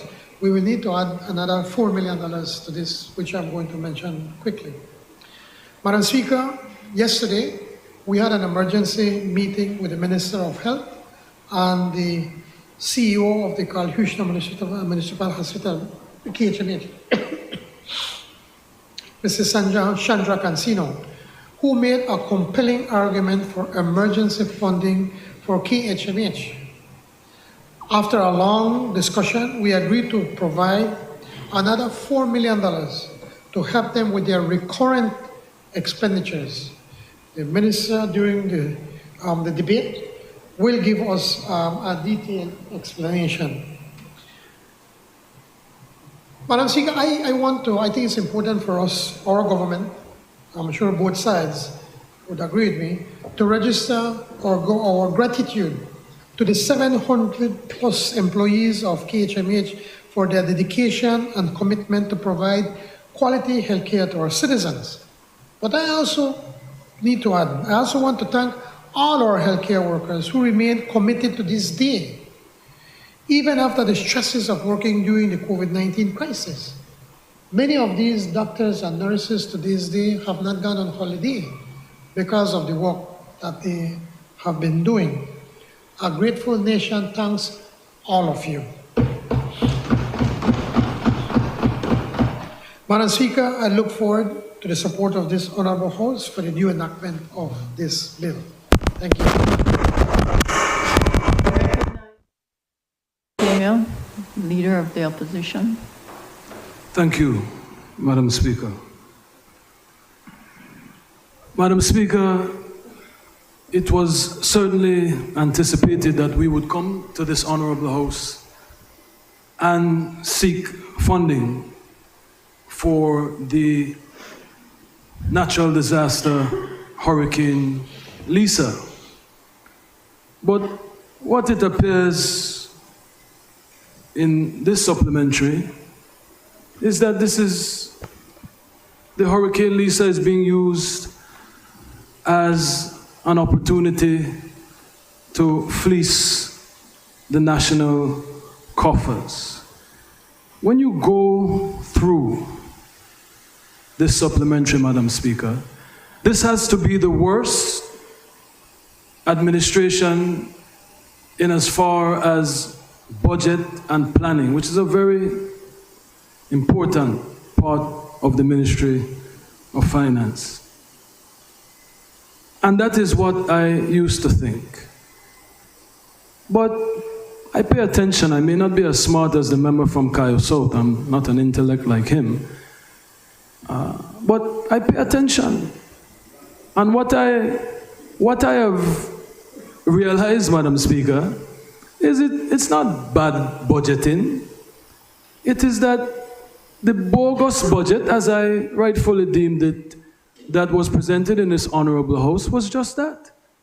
It was a smoke screen for the IMF.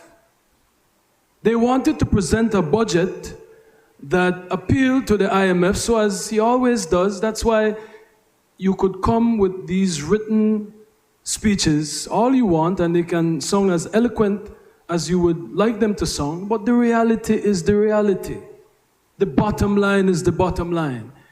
Every single house meeting, we have had a supplementary appropriations.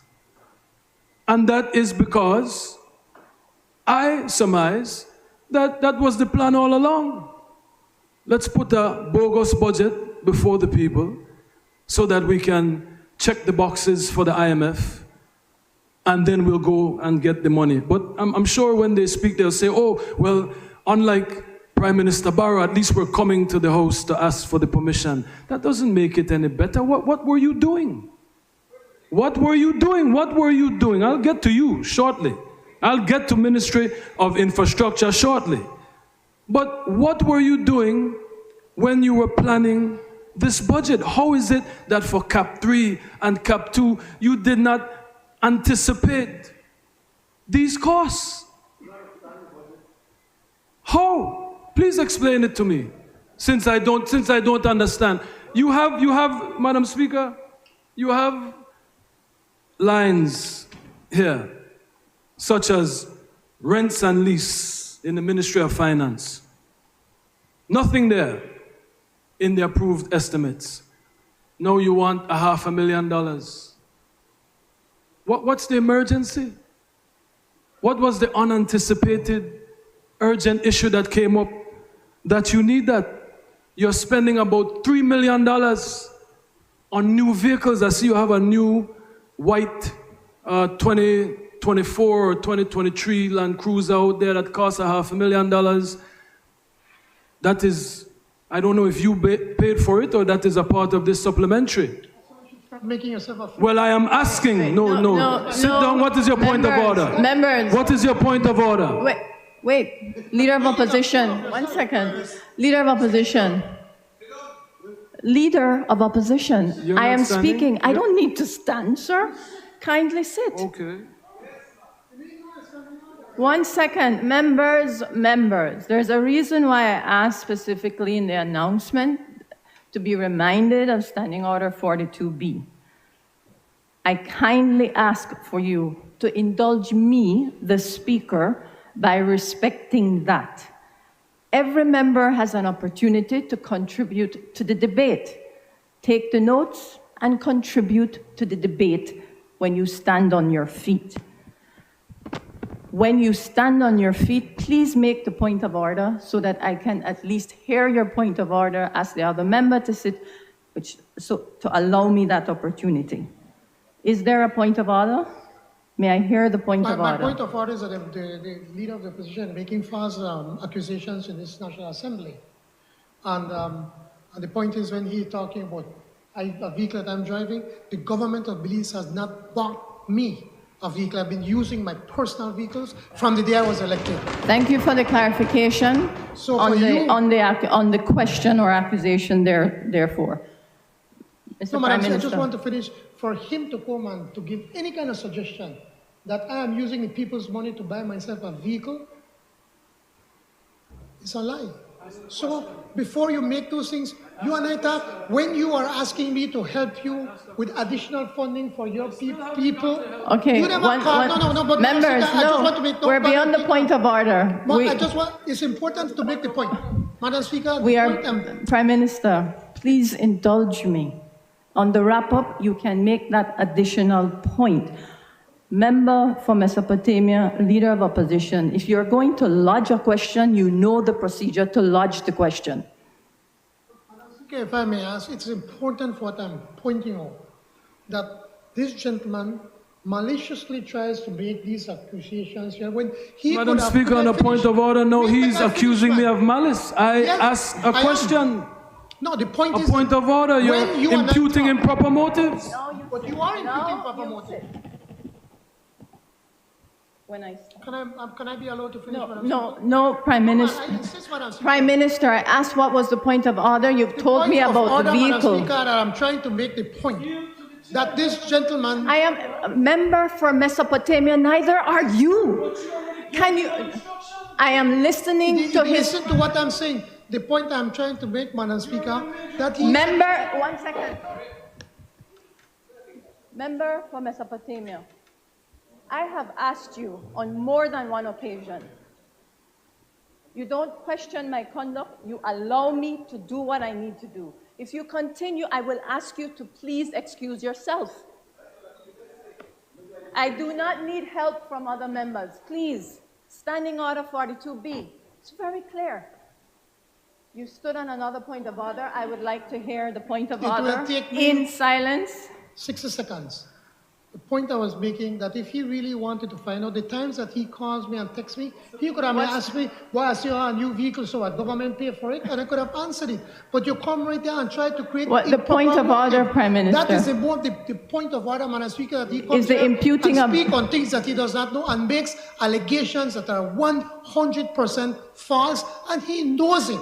Thank you, Madam. Thank you. It's on the imputing of the motive which you have clarified, but which you should not have even insinuated. Can you kindly continue with your contribution?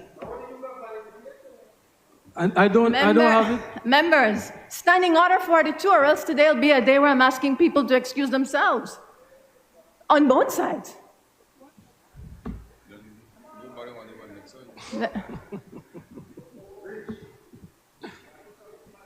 Thank you, Madam Speaker. 42B, please. I think the member from Kaya South wants to excuse himself. You don't want to comply with the Speaker?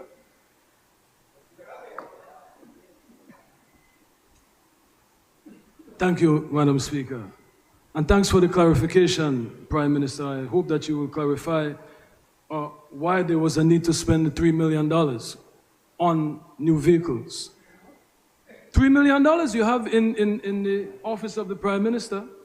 You have items there where you spent, let me find it, 1 second, where you spent about $3 million on vehicles. And so I hope that you will clarify that once you get the opportunity. Yes, Madam Speaker. But let me go through my notes, Madam Speaker. Again, you have in the Ministry of Finance, the government put forth a budget of 2.2. Now they come back with 1.5 for supplementary. What was the government doing when they were planning this budget, Madam Speaker? The Prime Minister talks about the war in Ukraine. Everyone else has sorted out that energy problem. I was just in Washington, D.C., and the price of fuel has gone down. Pre-COVID, a war in Ukraine. No, I visited my Democratic friends as well. The chairman of the House of Representatives, the new leader of the House of Representatives, he's a Democrat. Yes. Members, please, I'm not going to entertain this. Please continue with your contribution. Thank you, Madam Speaker. Thank you. But fuel has gone down, so the Prime Minister cannot keep using the war in Ukraine as an excuse to come back to this honorable House and seek these funds. Yes, I concede that the Prime Minister, when we were dealing with Hurricane Lisa, was prompt and swift in addressing the matter when I called him. And funds were dispensed immediately. That is Hurricane Lisa. And I can understand some of the line items that I see here for Hurricane Lisa. But we have funding going to every single ministry that has nothing to do with Hurricane Lisa, Madam Speaker. And the country needs to understand what is happening here. So it is that we cannot take, when the government presents a budget, that this budget is legit. So either you're incompetent or there was a deliberate misleading of the nation, Madam Speaker. I want to go to infrastructure. As in infrastructure, I know that I must take this opportunity to thank the point person in the Ministry of Infrastructure who deals with the opposition members, Ms. Alamia. She has been a true professional and has delivered on everything that I have asked, and I'm sure the other members will say the same. This is in accordance with the monies that the Prime Minister made available through your ministry, member from Cayo South, to help with Hurricane Lisa. But I still want to see a breakdown of that 4 million that is being dispensed and how that is being dispensed. Is that 4 million just for constituencies, just for area representatives, or is that to deal with other damages from Hurricane Lisa? But then I see $3 million in addition to that as a home improvement line item that was not planned for. That was not planned for in the budget that was presented in this honorable House, Madam Speaker. So again, where does this come from when the Prime Minister has already given $4 million to address Hurricane Lisa? There was no discussion about home improvement in the last budget, according to what has been presented here. And so nowhere does that come from, Madam Speaker. To what end? How will that be dispensed? How can we gain access to that? Then you see you have, excuse me? I won't get, you're putting on record that I won't get access to it? Members, I will not entertain this. Please continue with the contribution. Thank you for that record. It won't surprise me because I didn't get any access to the housing, those small houses that you built. One thing about my predecessor, the former Minister of Housing, who you like to criticize in here, when he built houses, him and the Honorable Hubert Elrington, yes, they built hundreds of houses. I'll take you. We can go to Mesop tomorrow. Members. We can go to Mesopotamia tomorrow, member from Fort George. No, we can go to Lake Eye as well. The member from Lake Eye got like $1 million, and your father got $1 million from the Ministry of Housing. Yes, it's true. You know you were the first one to get that $1 million. Anyway, but Madam Speaker, I still have the Lee house for you to build. They're not nice. Member for Cayo South, please. Please, member for Cayo South. But member for Cayo South, I just said please, and you just said yes. Thank you. Yeah, it is. Please take that back. I withdraw, Madam Speaker. I withdraw. I'm sure Mom is praying for the both of us. Let's behave ourselves. But Madam Speaker, I still haven't gotten a house. I think maybe one person got a house in Mesopotamia. Let me correct the record. Or they called her to tell her that the house is in train. I still haven't been invited to any ribbon cutting, and it's not real until they actually get the keys. So being told that... Member for Cayo South. Are you going to... No. Can you have your seat, please, member? Members, I am really trying not to be the strict school's principal here, but work with me. 42B, that's all I ask. Member for Mesopotamia, Leader of Opposition, continue with your Thank you, Madam Speaker. So, as I was saying, Still, no one from Mesopotamia has received the keys to their house, but we see that another $3 million is going to the low-income housing project, which falls far short of the 10,000 houses that were promised. But again, when the Prime Minister talks about access, again, I commend where people are supposed to be commended, but I must make my complaints where there are causes for concern. And when the member for Kayo South is saying that Mesopotamians will not get anything, I don't need to get anything. I wanted. Could you please put that on record when you get a chance to speak? I have never asked for anything, sir. I drive my own vehicle and I will continue to do the same thing once I become leader of the country by way of being the Prime Minister.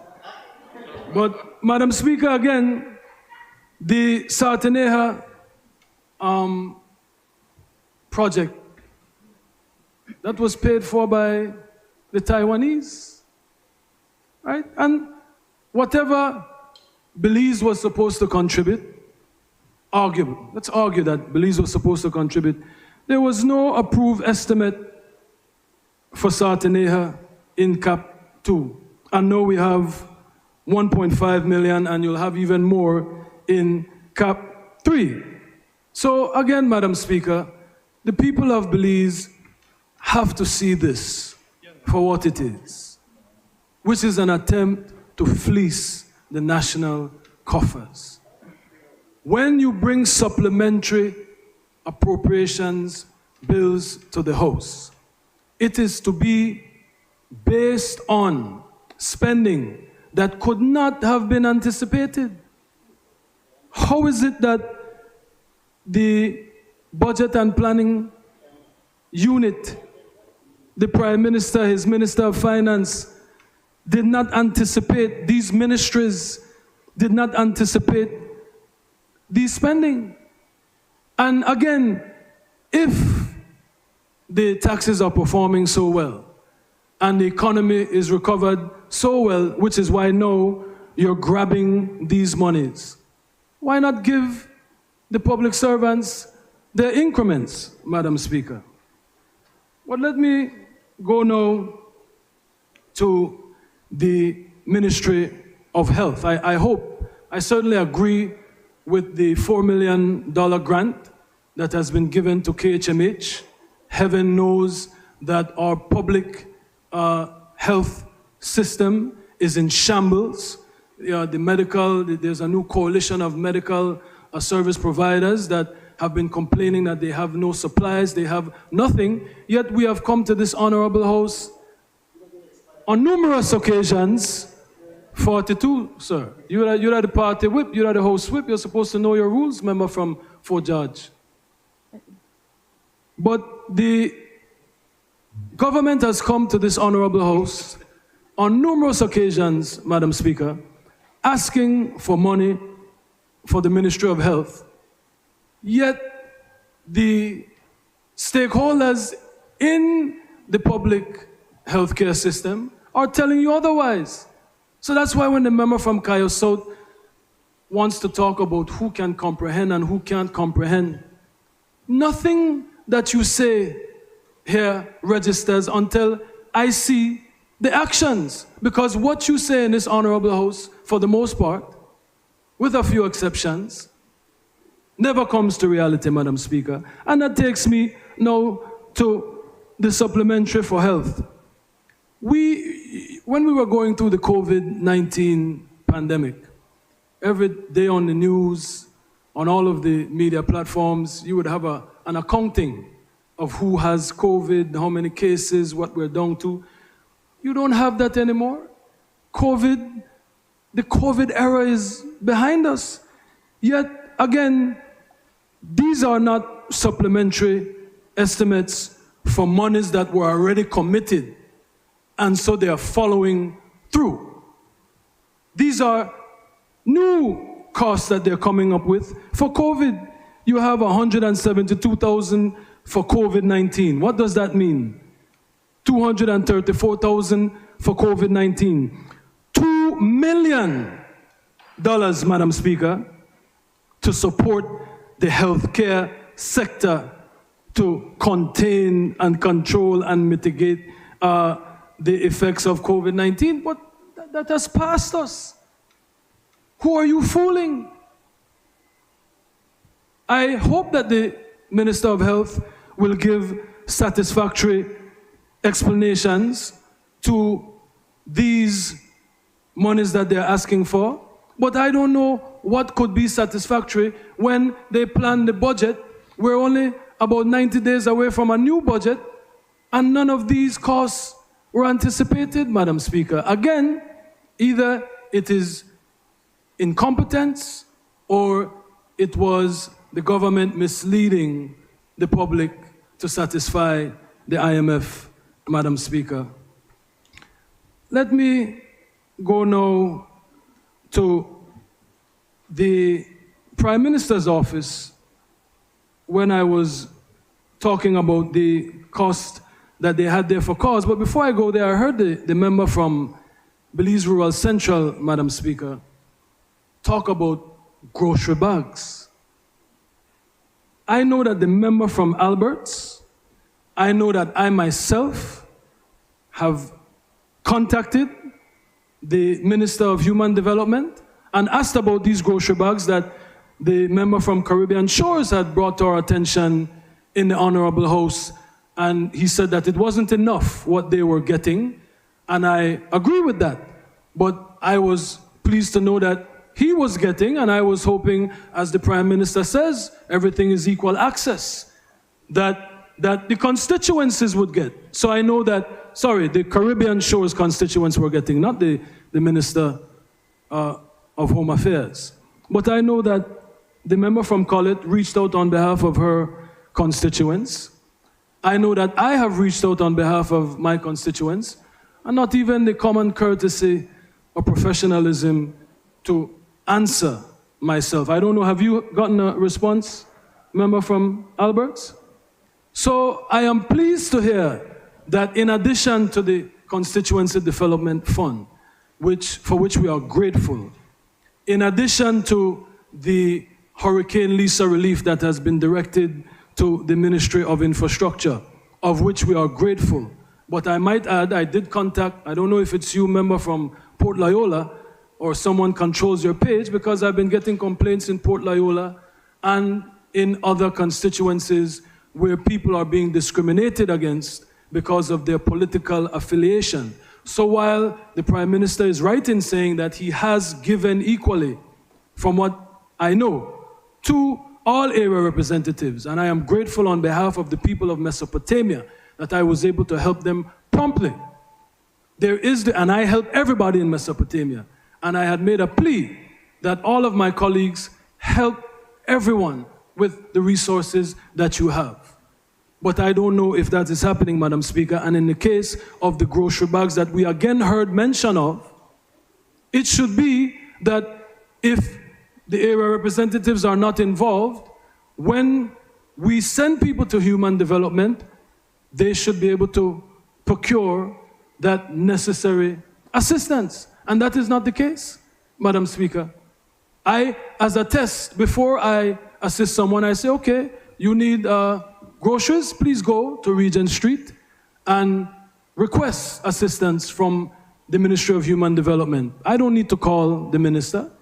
And every time they go, doesn't happen. I know that there was a statement that the grocery bags would be given, or the control of the quantities would be given to the area representatives. Again, Madam Speaker, I have not been contacted or even given the decency of a response from the Minister of Human Development. So I would really like to know where that is headed. Also, Madam Speaker, we see here, again, another $50,000 for the Governor General's office. The member from Fort George always talks about the decolonialization of Belize and how we're moving away from the monarchy. Why are we spending another $50,000 on the Governor General's office, Madam Speaker? And it can't be. The Belizean people cannot be fooled by this argument of a war in Ukraine. I already gave the Prime Minister the solution on lowering the gas prices, Madam Speaker. But again, a legitimate question has to be asked. Why? He can lower the debt, according to him, reduce the debt in $1 billion.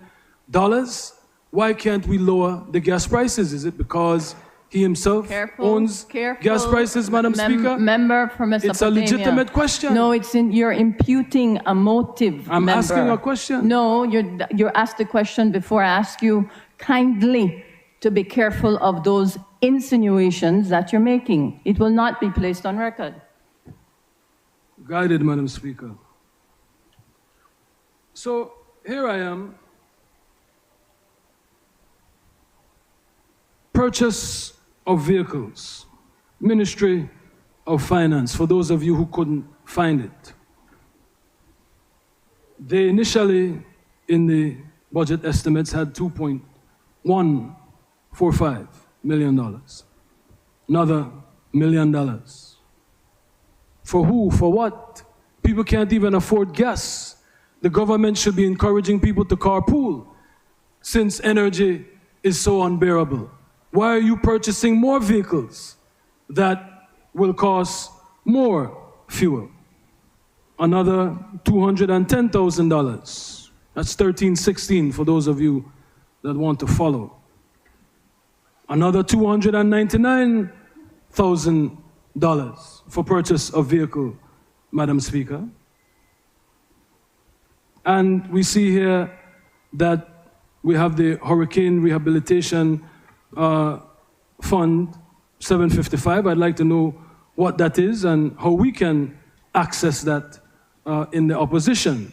But again, Madam Speaker, I see no need to spend another $1.5 million on vehicles when the Prime Minister is saying, due to the war in Ukraine and the high gas prices only in Belize, because nowhere else that I know of, not in Europe, not in the United States, I believe even the UK has gotten things under control. I forgot to ask Liz Truss that when I saw her the other day, but she's no longer Prime Minister. So I didn't think that she would have that pertinent information. But again, Madam Speaker, I see no need to use Hurricane Lisa. And this is what we have to understand, Madam Speaker. This is what we have to comprehend, is that supplementary appropriations bills are not normal. While this government has made it normal, and they have tried to justify their actions by saying, well, the previous government didn't even tell us when they were spending money. They feel that they deserve an award for bad budgeting, bad planning, and burdening Belizeans with more debt, because all of this adds up to more debt that we'll have to pay. So you didn't anticipate this in your estimates, and now you come. We need good reason why Hurricane Lisa, yes, we could figure out the 7 million or the 12, it's 12 million, I believe, that you got in Ministry of Infrastructure. We can figure out how that is going to be accessed by members of the opposition as well as other constituencies under the guise of Hurricane Lisa, Madam Speaker. But how do we go from Hurricane Lisa to $1.5 million for the purchase of vehicles in the Ministry of Finance? How do we go to $2.5 million in the Ministry of Health for COVID-19 when the COVID-19 pandemic has been declared over? It doesn't make sense, Madam Speaker. So again, I appreciate very much the assistance that the people of Mesopotamia have thus far been able to access. And I hope that this will continue, Madam Speaker, but we cannot use Hurricane Lisa as an opportunity to pillage the nation's coffers, because we will have to account for it, Madam Speaker. And as I close, I want to point out that we have a municipal elections coming up, March 24th, Madam Speaker, and why that is important, why that is relevant to this debate, is because we heard about $7 million specifically in the Ministry of Infrastructure for Hurricane Lisa relief. We heard of millions and millions more in the Constituency Development Fund and Constituency Relief Fund in the Office of the Prime Minister. What now do we have here? $6 million. About 12 months, little more than 12 months away from a municipal elections. We're now giving $6 million to the rural ministry. To do what? Why can't the access to hurricane relief continue along the lines that it has already been scheduled, which is to go to the Ministry of Infrastructure or to go to the area representative? What now do we have this $6 million? What is the emergency for that is not already being addressed in the Constituency Development Fund and through the Ministry of Infrastructure and through the Office of the Prime Minister?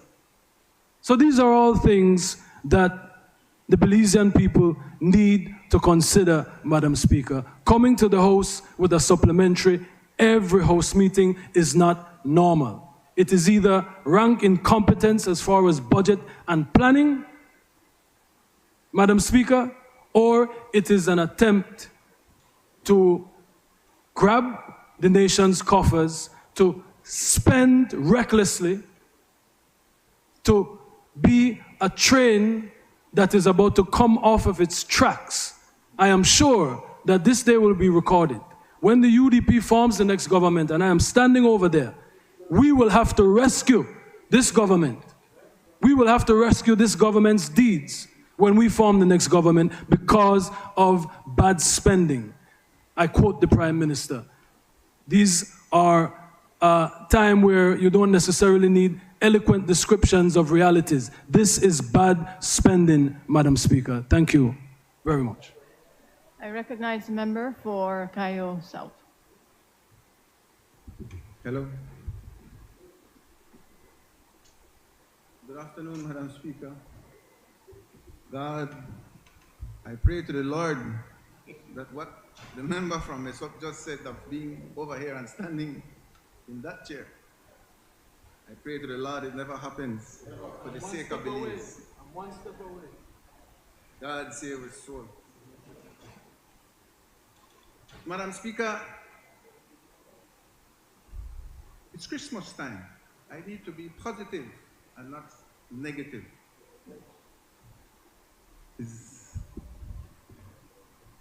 Can you? Yeah, thank you. Madam Speaker, to start off, I'd like to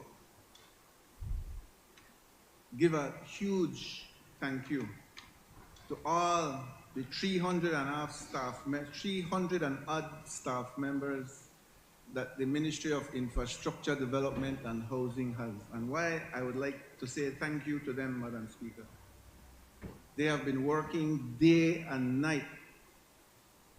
They have been serving the Belizean people in their normal, everyday activity, but since Hurricane Lisa, they have gone into overdrive.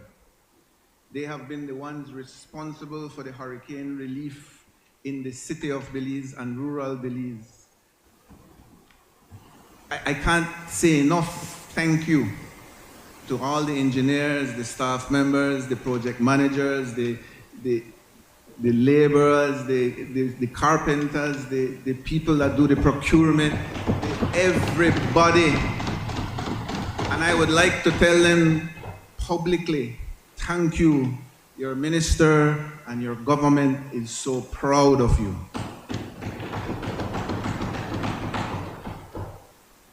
Let me explain to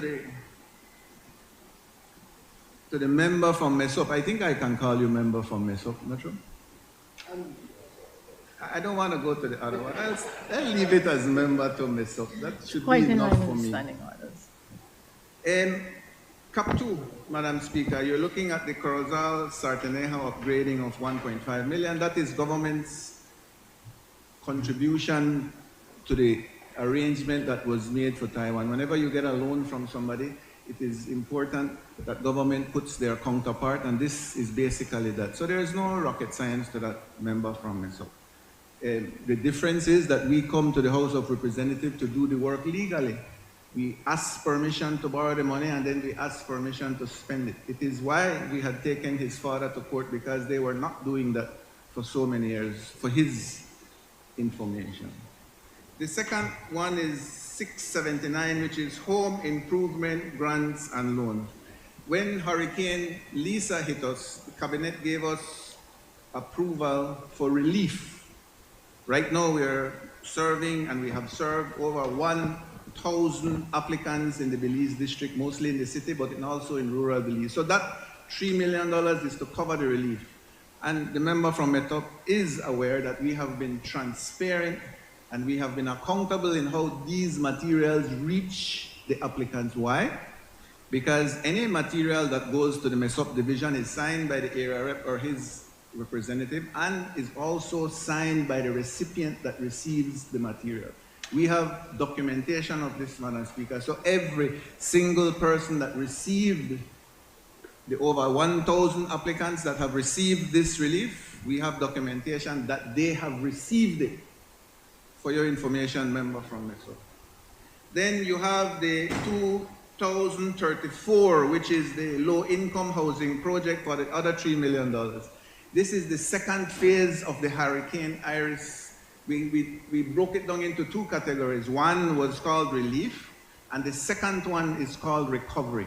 Recovery is now more a substantial effort to be able to assist people where they don't have any shelter above their head, meaning that even if you give them a piece of zinc or plywood or whatever, they cannot physically have a structure, so we are going to build houses for them, Madam Speaker. That recovery period will start, I would say, next month, because we are now going through the process of verifying that the applicants do have a piece of land. And by the way, member from MESOP, you have been awarded houses in your area. The problem is the land that your applicants provided are in areas that are flooded. We don't have road access to them. We don't have where to reach them. And therefore, well, your father was in charge when they gave out these lands. You should not give land out to people that do not have road access or are submarine type land. And so that is the reason why we haven't been able to adjust and deal with your area as we would have liked. But as you're aware, we treat you fairly at the Ministry of Infrastructure Development, even though you act a bit different when you're here. The truth is, we treat you fairly, and you, in fact, you have gone publicly to say that. You have said it on national television. You've said it sometimes when you're speaking a bit intelligently, which is very minimal, you say it, but you do say it. And so I don't know when you say something, oh, the Ministry of Infrastructure treats me extremely fairly, and then 2 seconds later it says the Ministry of Infrastructure is not transparent and accountable, and so... Madam Speaker, on a point of order. What's the point of order? I did not say... No, what's the point of order? The member from Cayo South is misquoting me. What's that you're asking for elucidation? Yes. So then the member has to grant that. I did not say, you allowed the Prime Minister to explain himself on what he said and didn't say. I did not say that the ministry Prime was Minister not had a point of order on imputing improper motive, so... But he's saying that I said that Member, I'm the not ministry going this back and was forth, not transparent. That is not true. Can you kindly continue? Member for Cayo South. I am a bit bewildered when he gets up to speak. I don't know what's the direction he's coming from. And I think some of us might need to deal with a psychologist sometime in the future. Madam Speaker, then we get to 2094, which says hurricane rehabilitation for 4.8 million. Do you remember when we had a problem in the city after Hurricane Lisa, and the MIDH we had to come in with our trucks, we had to come in with our backhoes, we had to come in with all our equipment to be able to do hurricane relief. This is a part of that. This is a part of the expenditure for the 4.8 million. A part of this 4.8 million also, Madam Speaker, is the deplorable state of the Philip Golson Highway that leads from the Belize roundabout approximately to the Halover Bridge. That is a part of this. Why? Because it is a main artery in Belize. Hurricane Lisa destroyed it more than it has been already, and it is part of the budget. It is also part of all that is needed to be done to be able to bring back Belize City and rural Belize to an acceptable level after Hurricane Lisa. So is that enough explanation for you, member from MESOP? I thought that was your concern. And then we go to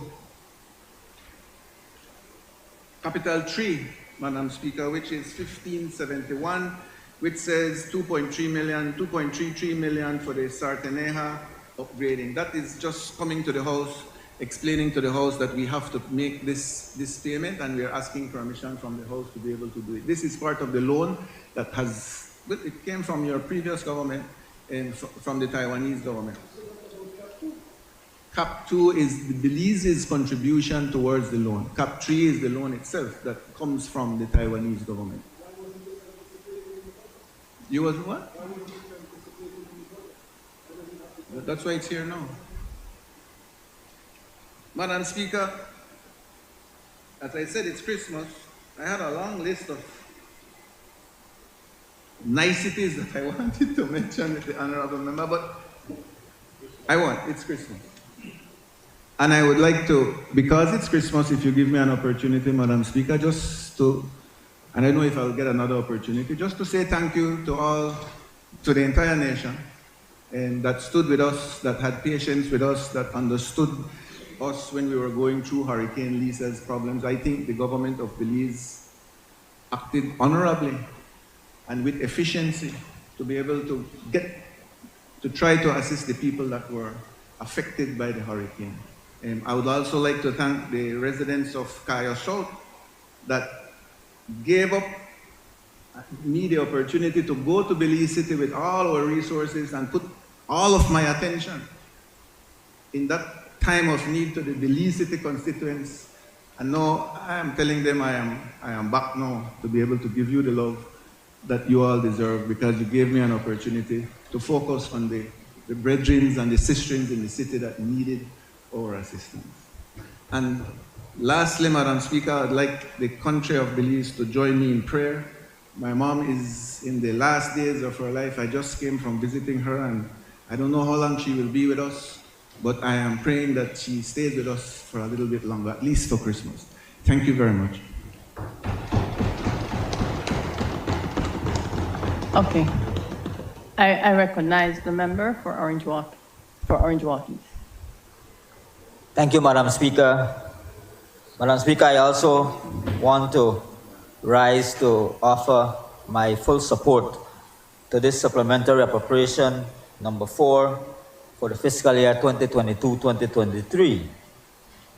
And I want to thank the leader of the opposition for at least accepting the portion that we are requesting for the Carl Hushner Memorial Hospital. As you all know, Madam Speaker, KHMH employs roughly 700 Belizean men and women across in the hospital. And being a 27-year-old facility with a current capacity of 150 beds, 3 operating rooms, and being the only public system tertiary hospital in Belize, the only adult intensive care unit, and the country's only neonatal intensive care unit. We also know that KHMH receives referrals from across Belize, from every corner of the country. And so the needs at KHMH is indeed very much warranted in this request. And so when we were approached at the ministry, and I had to take this to cabinet as the Prime Minister stated earlier in his presentation, and I want to thank cabinet for approving the sums of monies that we are now seeking the National Assembly approval for. But just to give a bit of clarity as well to the members of this House, and especially to the members of the opposition, that part of this whole funds from KHMH is to cover some outstanding debts that is looming over KHMH. One of them being Fabregas, that has been there for quite some time. And we felt that it's something that has to be done to address before we end up in a situation where there are other situations that we could face. But this government, Madam Speaker, has listened to management at KHMH. We have listened to the cries of the employees and staff of KHMH. And this is the result of why we are coming to this Honorable House, so that we can address those issues, as well pay the outstanding uniform allowances that is owed to the workers at KHMH. But I want to turn to the other point, Madam Speaker. The leader of the opposition, for some reason, I'm not sure, I would grant him that he's not an accountant or may not really know how a budget works. But I will go straight to the point that he spoke and stressed on the 172,000 in CAP 3. We must bear in mind, member from Mesopotamia, that CAP 3 are loan and grant funds. In this case, these are loan funds that are being disbursed, and we have to account for them in order for us to be able to utilize them in this period. And so that 172,000 that you raised is a reimbursement from the IDB, and this will be used to fix the oxygen drops in the hospital over the next 6 months.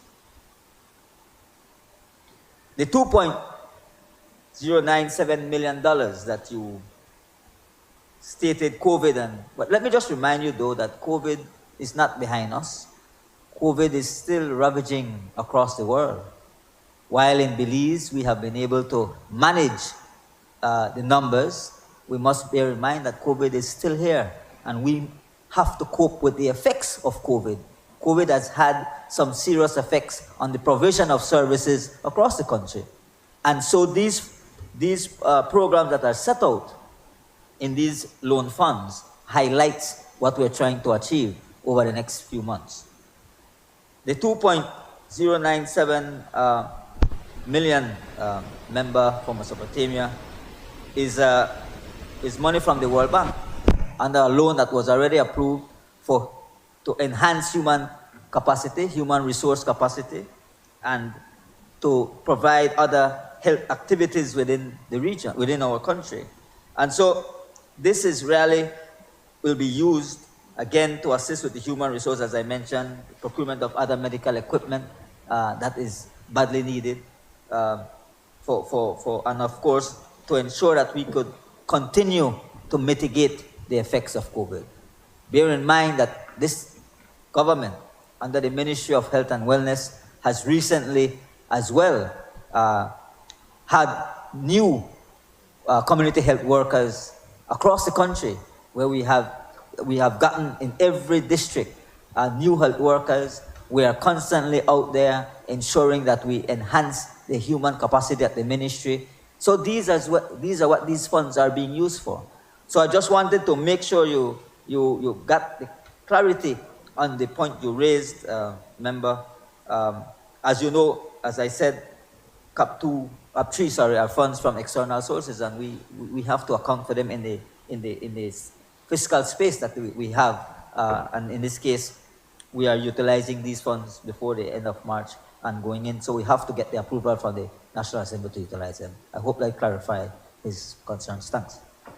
I recognize the member for Port Loyola. Good afternoon, Madam Speaker. First of all, let me say greetings to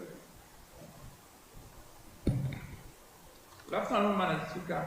First of all, let me say greetings to the wonderful residents of Port Loyola who elected me to this honorable house. Madam Speaker, before I make my contribution to the supplementary allocation number 4, I would like to just clarify something with your permission in relation to what the Leader of the Opposition said. I am, Mr. Leader of the Opposition, I am known in my division as a person who works with all the residents of my area. And I'm surprised at what you said. You know why? Because you sent me a text, said to go and to check with this individual. And I personally went to the house and I gave the person assistance, but I guess the person didn't tell you that. And so that would be, that is the person is being disingenuous, all right? I will go further and say that a number of persons in my area have assisted me for help, and many times, if one of them on Rebecca Crescent and another on Reggae Street, they have their house full regular election time, red all around with flag and all kind of posters, all kind of things, but I still assist them. And I will end with this one on that, right? On a number of occasions, persons from the other side who have asked me for help, I've assisted them, and some of them have even asked me, so give me a ride. And I put them in the vehicle, and you know what they do? Before they reach their area, they say, I have to move right by car. All right? And if you doubt me, I can take you around Port Laviola to show you those persons from the opposite side that I have assisted. Any day you want, I can do that. All right? Madam Speaker, in relation to supplementary allocation number 4, it is for a little over $17 million. Madam Speaker, in going through the supplementary, it is evident that all the funds that are allocated for spending have been assigned to ensure a better life for all the Belizean people countrywide. Madam Speaker, I'm particularly interested in CAP 2 that deals with sports and the Ministry of Infrastructure. Madam Speaker, in CAP 2 for sports, $77,509 is allocated for the upgrading of the playing area at the Genosha basketball court. Madam Speaker, just recently I returned from a visit to Cuba, where we went to look at efforts to improve sports in our country. And Madam Speaker, Cuba is now reaping many benefits from producing first-class athletes because the Caribbean island made the necessary investments in sport. Madam Speaker, it is therefore a shame that the previous administration squandered over $500 million for Petro-Caribbean, over $400 million from oil, and over $600 million for BTL that valued less than $100 million, but did not bother to spend even $1 to provide needed upgrade to the basketball court at the Genosha area, nor the basketball court on Penn Road in the Port Laviola division. Madam Speaker, the $77,000 that have been allocated for the upgrade of the Genosha basketball court, yes, Madam Speaker, it is small. We'd like more, but we greatly appreciate it. And I'm confident that in the next budget, more funds will be allocated for the upgrading of sporting facilities in the Port Laviola division. Madam Speaker, the previous government left sporting facilities in Port Laviola in such terrible condition that today the bleachers at the Genosha basketball court are badly broken. The court itself is so broken and rough that a new basketball only lasts a few days, and the unlevel court pours water for days whenever it rains. Furthermore, Madam Speaker, the football field is unusable, and after 13 years of neglect under the previous administration, no recreation facility is at the Genosha basketball court for small children. Additionally, Madam Speaker, the bathroom at the Genosha basketball court is inadequate for the fans, the athletes, and the police officers who are stationed at that location. Madam Speaker, I'm happy to say that with the upgrade of the Genosha basketball court, Those totally unacceptable conditions at that basketball court will be a thing of the past. I would also like to say, Madam Speaker, that plans are also underway to upgrade the basketball court on Penn Road in a similar way. Madam Speaker, reflecting on CAP 2 in relation to the MIDH, it states that the MIDH has been allocated $12,300,000 in this supplementary allocation. I'm therefore happy to say that the residents of Port Loyola look forward to the continued upgrade of Crowell Road, Reggae Street, Santa Street, JR Street, CS Street, Neil Penn Road, Arlington Drive, and Farbers Road that are in terrible condition. We look forward to the continued upgrade of those streets by the Ministry of Infrastructure, Development and Housing. And we are confident that that work will be done because as I speak, they've stuck a lot of material at the Rogers Stadium. They've already begun clearing the drains, and they have promised to complete as many of those streets as possible before the Christmas holiday, and the remainders as quickly as possible. Madam Speaker, with those few words, on behalf of the residents of Port Loyola, I fully support supplementary allocation number 4. Thank you. Okay. I recognize the honorable member for Corozal. Good afternoon, Madam Speaker. Good afternoon, colleagues. Member, 1 second, let's just check your mic.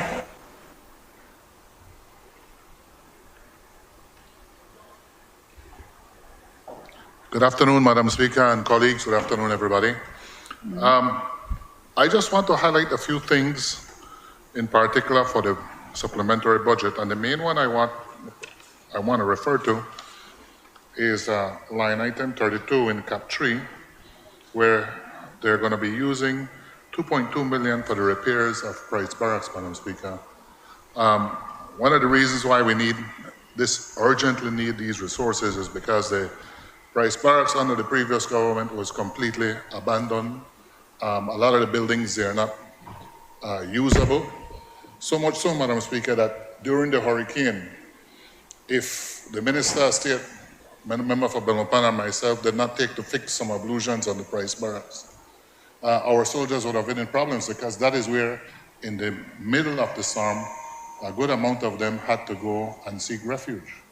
Remember, our BDF, Madam Speaker, and our members from the Belize Coast Guard, they are the ones who were first to hit the disaster areas. They were the first on the scene to help clean and bring back Belize City and the damaged areas back to normal order. And as always, of course, they're not just the first to go in, they're usually the last to leave after everything, the all clear has been given. With that, Madam Speaker, I had thought that the leader of the opposition, who is always talking a lot of things, I thought at the very least he would have given the members of our BDF and Coast Guard some thank you for that. Nonetheless, on our side, I want to thank the soldiers and the sailors for their hard work. They did it without complaint. They moved immediately when the country called upon them. And one thing I really enjoy is to hear a lot of people come back and say they were really impressed at the operation of the BDF and the Coast Guard because they had the discipline and the hard work ethic to just get the job done with no complaint. So thank you very much, soldiers and sailors. Thank you, Madam Speaker. I fully support this supplementary. I recognize the member for Stank Creek West. Madam Speaker, good afternoon. I rise to support the Member, I think you, yes. No, I was talking to member for the Cords also. I rise to support the supplementary allocations. Number 4. In Stank Creek, we were spared from the ravages of Hurricane Lisa. Initially, the storm was heading towards Dangriga Town, and it eventually shifted away and affected our central location, Belize City, and surrounding villages. It was a disaster, and immediately after the disaster struck, we decided to go and assist in Belize City because we were spared. I must say thanks to the Almighty once again. As we see the arise for this supplementary bill, in every activity, in every business, while you anticipate and prepare a budget, then there might be some times when you have to make new application because of circumstances. And so the government of Belize now find it necessary to bring a supplementary bill to the National Assembly. It had never been done in the past. Everything was just bundled up, and over the years, so many bills remain outstanding. But this present government decided that every time there needs to come to the House, regardless of the circumstances, they bring it to the House. And I want to recognize that within that budget, there are $350,000 for the Ministry of Youth and Sports, where we got damaged with the facilities in Belize City, in particular MCC, Mexico Center, Water Stadium. That money will be spent wisely to try to bring back some of these facilities, especially in Belize City. Also, $200,000 was allocated to subsidy for the bus operators for another 2 months.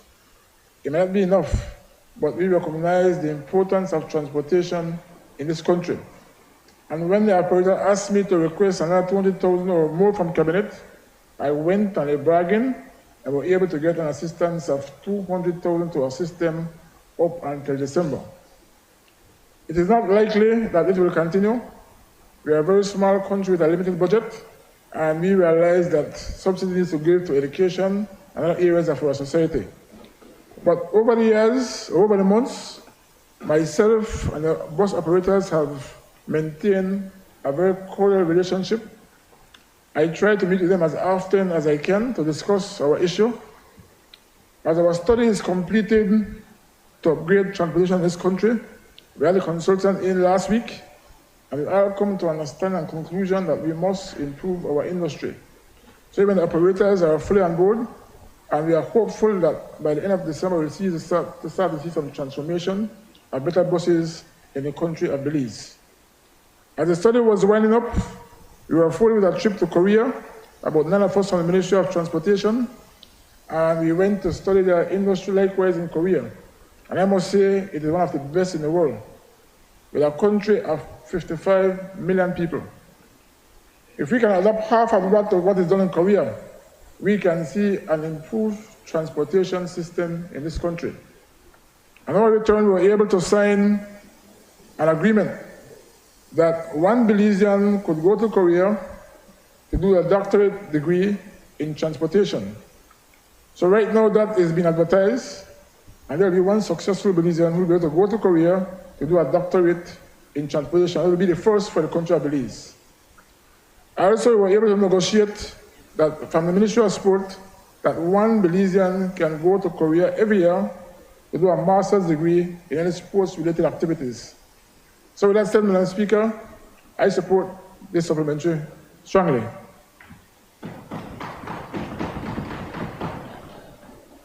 Member, I recognize member for Albert. Member for Stank Request, could you just, we have to get used to the new mic system. Good afternoon, Madam Speaker. I rise to make my intervention and note my observations on yet another supplemental appropriation bill. If my memory serves me right, this is the fourth supplemental in 6 months. Supplemental appropriation bills, Madam Speaker, are normally introduced for urgent and unseen expenditure. So I can concede, Madam Speaker, that the expenditure for Hurricane Lisa, and certainly the allocation that has been made for the KHMH, where there is a looming health crisis, require consideration of this National Assembly. I want to put this appropriation allocation in context. At the beginning of this fiscal period, on March 31st of 2022, the Governor General, acting on the recommendations of both the House and the Senate, Madam Speaker, approved a historic and massive $1.4 billion budget. The year before, in 2021-22 fiscal year, we brought supplemental appropriation bills to the tune of $200 million. This year, with this particular appropriation bill, and I want to quote from my notes so I can have the figures right. The first general supplemental appropriation bill was for $68.7 million. The second general supplemental appropriation bill, which was only for Capital 2 projects, was $76.2 million. And the General Supplemental Appropriation Bill number 3 was for $28.7. Added to those amounts, Madam Speaker, is this General Supplemental Appropriation Bill for $6.5 million, which is $240 million above what was approved at the beginning of this financial year. Madam Speaker, I don't know if it is incompetence or negligence or just lack of prudent fiscal planning. Let's look at the recurrent expenditure cap 1, in which we're allocating an additional $13 million in unforeseen and emergency funding. Of that amount, Madam Speaker, which represents, and that amount, the 13 million, is 28% more than what we allocated in the annual budget. 46% of that 13 million, Madam Speaker, is for quote-unquote operating costs, aka increases in fuel consumption. Madam Speaker, I don't know about you. I certainly know that I don't have a piggy bank that I can tap into to pay for the additional costs of fuel. Yet this administration comes back to the taxpayers to ask them to pay an additional 46% in fuel costs. And why I have to assume, Madam Speaker, that there is some lack of prudent fiscal planning is that the fuel costs were astronomically high since April of this year, when the new fiscal year commenced. It's nothing new. We knew what the cost of fuel was going to be. And so there seems to be a really gross miscalculation in terms of forecasting for our operating expenses. These include, of course, material and supplies, personal emoluments, travel and subsistence. These are things, Madam Speaker, based on the projections of the previous fiscal period,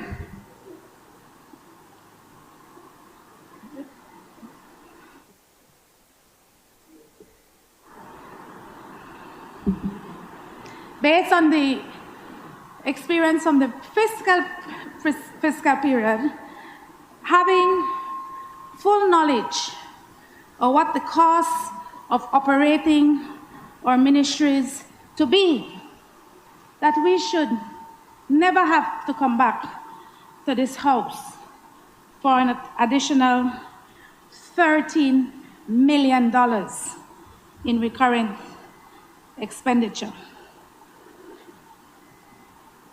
Madam Speaker, we keep having a one-sided conversation.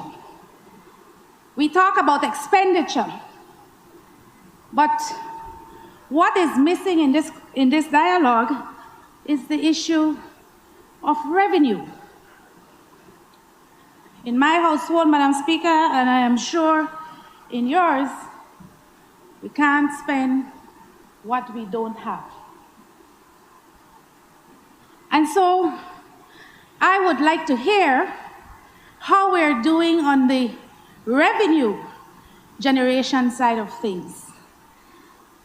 You know, in the Prime Minister's budget presentation to this Honorable House, he spoke about the need to institute the tax recovery unit that has been working feverishly to collect the $334 million in outstanding land tax receipts from 300 land accounts, was his reporting.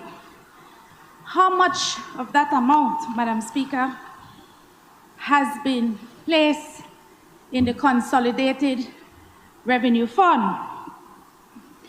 And then he also spoke in his budget presentation, Madam Speaker, about the $645 million in uncollected GST, business tax, payee tax.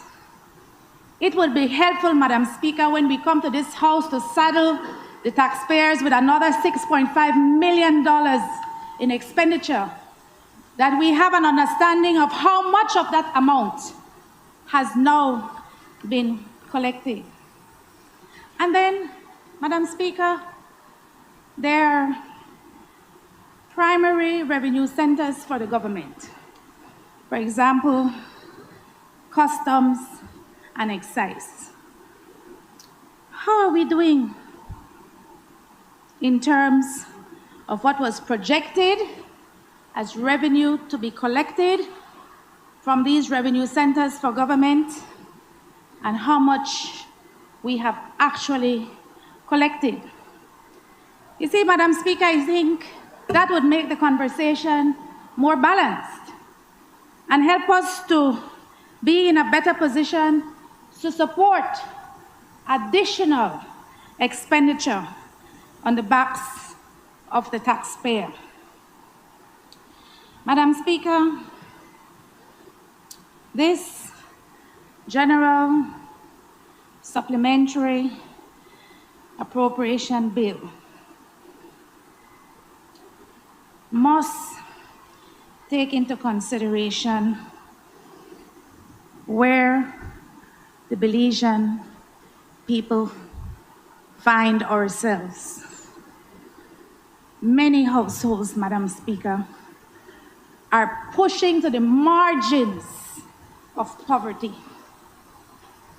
You know, for the first time in all my time serving as a member of this National Assembly, did I have families coming asking for assistance before the national disaster.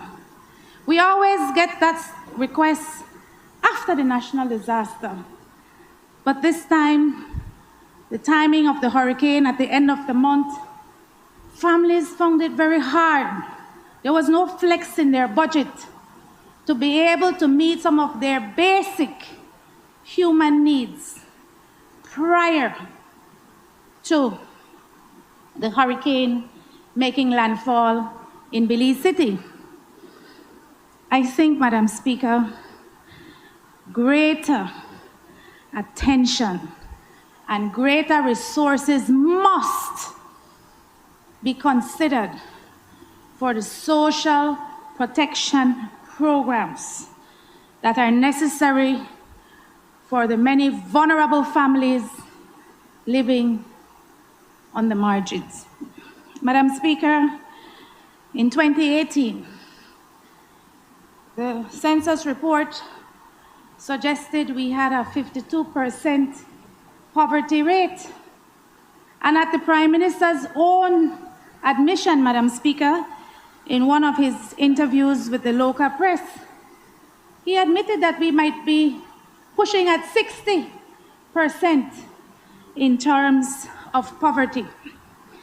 And so it would have been far easier for me, Madam Speaker, for me to lend my support to the budget, to the supplemental budget, if there were greater resources allocated to mitigating the widening gap of those who have and those who don't.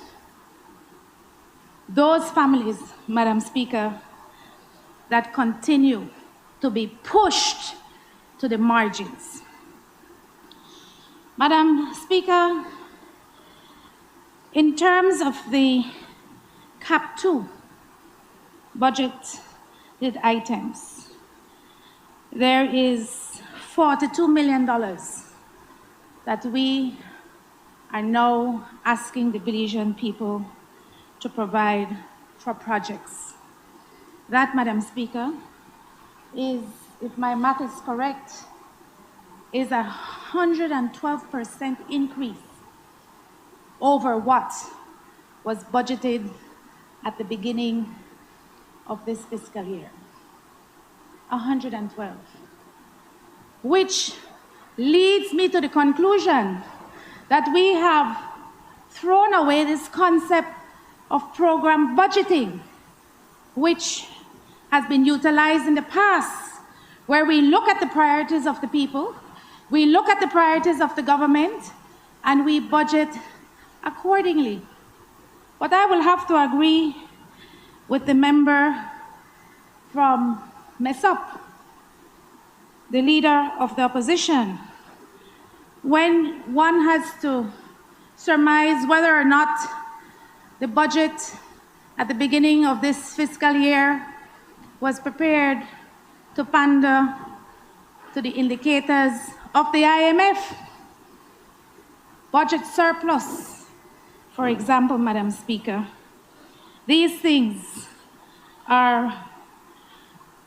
really need to be answered by those whose responsibility it is to put forward a budget that can stand the test of the priorities of the government and also the priorities of the people. There is an additional $300,000 for foreign travel, Madam Speaker, when I heard the Prime Minister says that we have to curtail on foreign travel. An additional $500,000 for rent expense and $1.5 million for new vehicles. Yet, even in all the $22 million that has been set aside to address the emergencies from Hurricane Lisa, do I see any allocation for the courthouse? Nothing there. If you listen to Nemo, 140 families were lost lost their homes. They were category 4. And if you listen to the Ministry of Infrastructure and Housing Development, 250 families lost their homes completely. Major repairs required. If you listen to NEMO, 1,300 families were able to, 1,300 had some sort of damage. If you listen to the Ministry of Infrastructure Development, we're close to 2,500 of those families. I can recall in August of this year, Madam Speaker, when we had 2 days of rain, 2 days, and we had to allocate $12 million for infrastructure due to the damage of the torrential rains. So I hope, Madam Speaker, there's going to be some greater consideration for the 250 families and those 1,500 families, because I'm very doubtful, Madam Speaker, that what is allocated here will be able to fully satisfy the emergency needs of Hurricane Lisa. I am definitely thankful to the Prime Minister's office and to the Office of the Minister of Infrastructure Development and Housing for the very quick response after Hurricane Lisa. I can report that 25 families in the Albert Division have received hurricane assistance, housing materials for self-help repairs. I have another 50 applications sitting on my desk, and the representative from the ministry who is assigned to Belize City says that she will alert me when the monies become available so they can go and assess for themselves the damage that has been done to those families. Some of them, Madam Speaker, still without roofs. And while I know a Herculean effort has been made to help some families, there are families who are getting roofing straps, Madam Speaker, but still don't have a roof. And so I think that there has to be a greater coordination, if I may. Prime Minister and the member for Cayo South has left the room, but a greater coordination has to be done between what was assessed, what is required, and how materials are being distributing to those families who were most affected. I see no allocation in this budget for the unfreezing of increments to our public officers. But yet we hear from members, my colleagues on the other side, of what an amazing job our public officers continue to do in a time of crisis. I certainly had the support of the Belize Defense Force and the Coast Guard and the police department as we worked to address the most urgent needs of the people after Hurricane Lisa. Things are indeed very challenging for us. Challenging for the families who continue to ask for greater equity and greater access to the social protection programs that are in place.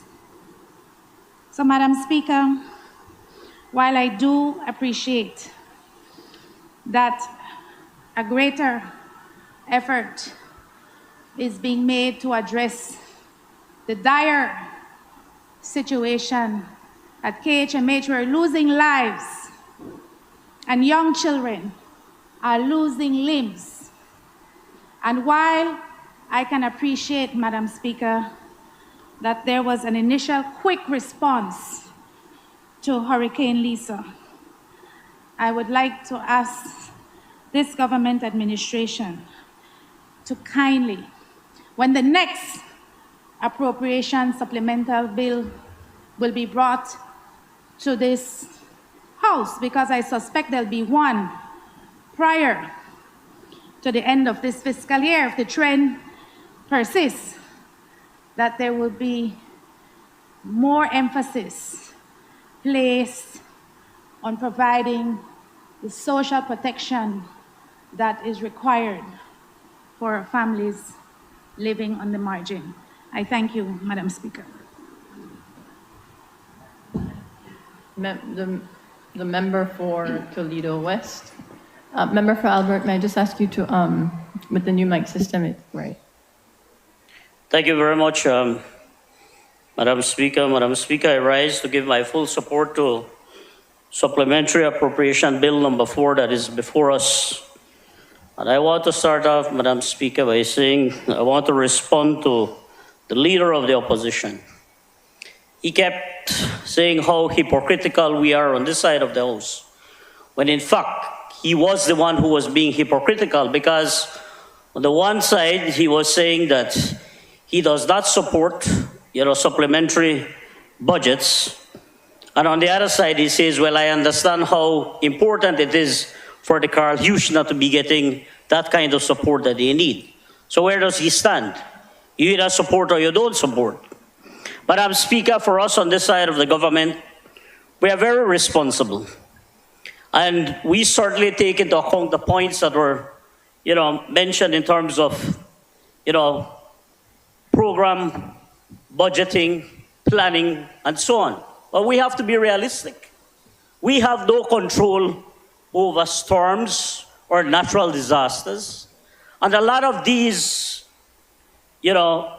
programs that have to be budgeted for are as a result of these storms that we have faced. We all know, Madam Speaker, that prior to Hurricane Lisa, we had Hurricane Julia. And that, in effect, caused tremendous destruction on our infrastructure, and certainly required that government responds to the needs of our people, both in terms of infrastructure, social programs, and response to the effects on the agricultural sector. So for them to say that, it is deliberate on our part, I believe it is very disingenuous of them, Madam Speaker. But more importantly, I want to remind this nation, and I want to remind the opposition, that not only are we dealing with or contending with Hurricane Julia and Lisa, but we are still feeling the effects, the negative effects of Hurricane Dean and the UDP. That is the reality. As the Prime Minister rightfully pointed out, Madam Speaker, 15 years of neglect in the rural area is not easy to fix, compounded by the fact that this year has been an extremely wet year. Extremely wet. And I want to acknowledge and thank the Prime Minister, Cabinet, and my colleagues on this side of the House for the support and the budgetary allocations that were made, particularly to the Ministry of Infrastructure, to support the rural areas. And whilst there has been tremendous effort, the job is still short from being completed, Madam Speaker. And it is not because the government and the ministry is not trying, but it is because of the very same challenges that climate change has brought about upon us as well as the rest of the world. As we speak right now, the ministry has put a lot of emphasis on the rural areas, but there is much more that has to be done.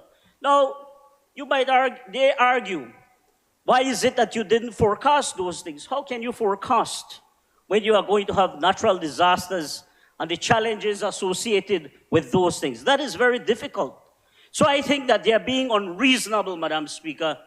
But we on this side are not going to be deterred by their criticism, by their pessimism. we will continue to forge ahead because this government works for the people, and that is what we are committed to doing, Madam Speaker. Madam Speaker, I want to respond to the member of the opposition because he referred to my ministry, the Ministry of Rural Transformation, Community Development, Local Government, and Labor, in which he said that there was over $7.3 million allocated. And I just want to respond to that, Madam Speaker. Madam Speaker, within that allocation, there are $6 million that are being allocated to support the municipalities across this country, particularly with roadworks and infrastructure as a result of the heavy rainfall and the damage that they have sustained, compounded by Hurricane Lisa and Julia, Madam Speaker. So that is the reason why that allocation had to be made. In addition to that, there is a reimbursement that was being made to the municipalities because particularly Belize City, where there was severe damage done by Hurricane Lisa, there had to be a quick response to clean up. We saw the BDF come in, we saw the Coast Guard, and I want to again echo the words of my colleague, the Honorable Member for Corozal Southeast, where we want to publicly record our gratitude to our BDF, to our sailors, to our public officers, and everybody else who came out to support the cane farmers who came from the north to clean up, to support the cleaning up of Belize City. This is what nation building is about. This is what it means to come together in solidarity for our nation, Madam Speaker. So I say kudos to them and thank you to them. Madam Speaker, in addition to that, we have $677,000, $332 allocated to complete payment for a well rig that our ministry, the Ministry of Rural Transformation, is in the process of acquiring. And as I sat and I listened here, I just could not understand the hypocrisy of the UDP. They spent 15 years in government. When they came into government, they met the well rigs that the ministry had there, Madam Speaker. Those well rigs are over 22 years old. I will repeat, over 22 years old. 13 years in government, they did not see it fit to buy a single piece of iron to add to those equipment. In fact, what they did was to allow it to deteriorate to the point where it has become very costly for us at the ministry to continuously maintain, because nothing is going to stop us from working for the rural areas, in particular for our water systems, Madam Speaker. Madam Speaker, I'll share this with you. When we came on board, they were sometimes drilling one well, sometimes it took them 2 weeks to drill one well under their administration. We are now drilling 2-3 wells a day for farmers. We have gone across this country. We have gone across this country. We have airlifted every single water system. Airlifted their pumps, superchlorinated their pumps. Where they break down, we are there 24/7 if we have to be there providing the support to these water systems. Where we have to truck in water because the system fails, we are there supporting them. That's what this ministry is doing. But we are not sitting at that, Madam Speaker. We are visionary. And we want to make sure that we can respond to the needs of our communities at an even greater pace of efficiency and effectiveness. And that is why I want to go on record this afternoon in this honorable house to thank our friends from the Republic of China, Taiwan, for their generous support, because we are now in the process of securing a new well rig that's going to cost over $2.2 million. Over $2.2 million. We have gotten $1.5 million from them as a contribution, as a donation, and the $677,000 that is allocated in this supplementary is precisely to complete the payment for that rig. That is the difference between that side and this side. We work, we deliver. Todos ganamos, Madam Speaker. So, Madam Speaker, we are not going to be deterred by them. The people of this country gave us a mandate. And what was that mandate? To govern this nation. They gave us a mandate to govern this nation. And as such, Madam Speaker, a government cannot be inflexible.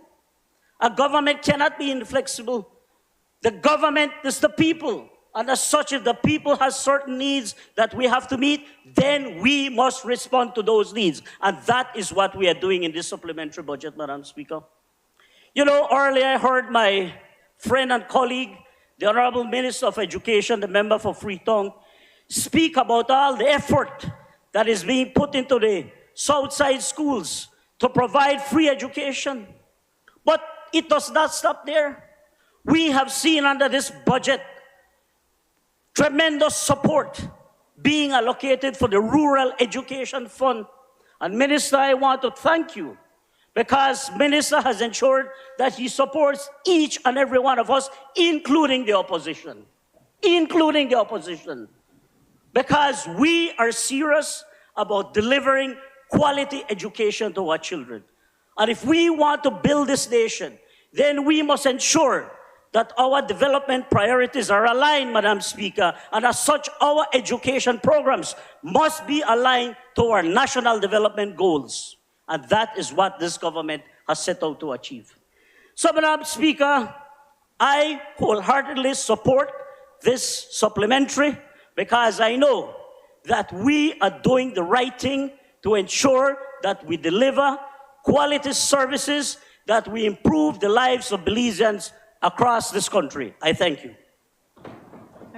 I recognize the member for Cayon North. Thank you, Madam Speaker. Madam Speaker, I also rise to support this supplementary appropriation bill, and in particularly, Madam Speaker, the sums that are being appropriated for the Ministry of Public Utilities, Logistics, and E-Governance. Madam Speaker, these funds are going to be supporting particularly the post office.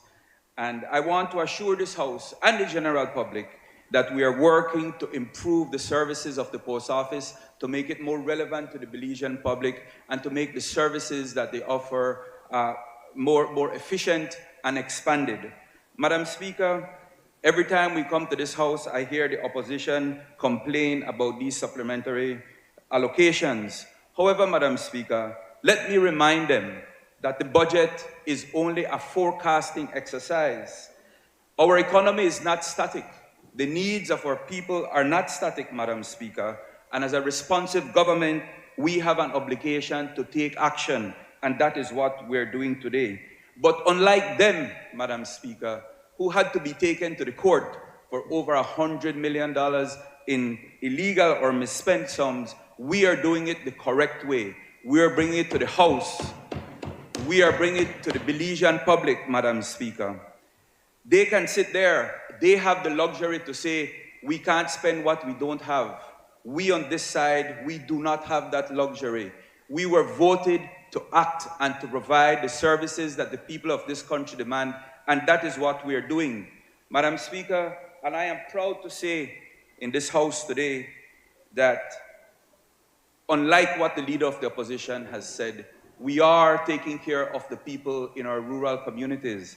And in particular, Madam Speaker, we have now completed the 400 kilowatt microgrid that will be providing electricity to 3 villages in the south, and in particular 400 households, Madam Speaker, who will now have electricity, and which will lead to a greater quality of life for our people in these 3 villages. And so, Madam Speaker, what you see here today is a government at work. We were voted in by the Belizean people to work for them, and that is what we're doing, and I fully support this supplementary allocation bill. I recognize the Prime Minister. Thank you, Madam Speaker. I'll try to be brief. I am sure that a member from Albert, the honorable member from Albert, would know that a budget is not something that's written in stone. Even businesses, the private sector, a budget is a projection of what you expect to happen. In some instances, you overlook certain expenses that needs to be done, and just like if it happens in the private sector, it will happen in government. It is a huge bureaucracy, and we need to find ways how we can do better at that. I want to assure you, honorable member from Albert, that we are committed to program budgeting, and we're working towards that. I'm hoping that by the next budget cycle, we'll be able to implement a full budget cycle. As it is, I think we are working, we have I think a loan from the IDB that is helping us in trying to set that up, including a procurement office and all of that, to be able to manage government finances better. No government, and certainly not us, we do not take any pleasure in coming here with supplementary budgets. But we have to follow the law. The law requires that if you have other expenditures that you have not budgeted for, you need to come to the National Assembly to get approval for you to be able to spend it. Previous governments did not do that from independence. But the last government was the one that had the worst record ever in spending monies and did not come to government, to the House, or spend it and come long afterwards. This is the former Prime Minister that was taken to court, and he was found guilty of spending over $1.5 billion without the proper appropriation of this National Assembly. We cannot afford to go down that road, because if we were to do that, then we are going to be accused of gross hypocrisy and negligence. And I am certain that one of you would take great pleasure to take us to court. It's almost damn if you do, damn if you don't. So damn it, we can get it done. We need to get the work done for our people. And for that, we make no apologies. Remember, if you would have taken a closer look at what we spend just on capital to budget, when we're talking about about social protection programs, we are spending almost $25 million that can be somewhere the other turned as social protection. And if you wish, after the House, I could show you. Almost $25 million in Cap 2 is going to be spent on that. Our taxes are performing well. They're performing better than projected. Would it be enough to what we're spending? Probably not, but we are performing well. You mentioned about the land taxes and that I mentioned, and also the GSC that is owed, but you forgot one portion of what I said in the House back then, is that a lot of these taxes are statute barred.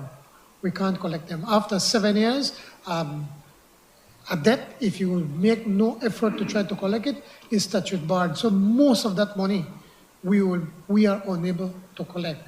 What we have to make sure that going forward, that it does not happen, that we constantly send them their statements and find ways how we can keep those debts to the government alive.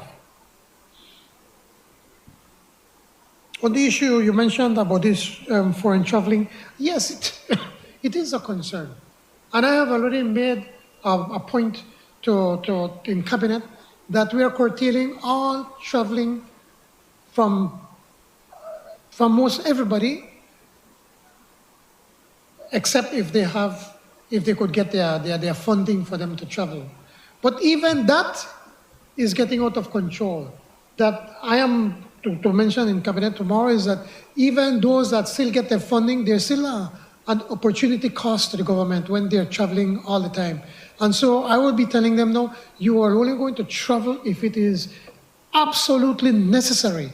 You don't need to go to every meeting that you are invited to, even if it is being paid for you. But at the same time, we have to make sure that we attend these important meetings. By attending these important meetings, then we could take advantage of the opportunities that are being given out there, like accessing funding from the Green Climate Fund. Barbados just got $50 million. We are hoping to be able to get $100 million. but we have to be attending these meetings to know what is going on, for us to be able to understand. And that's for sewerage, by the way, in Ambergris Key and probably Key Corker.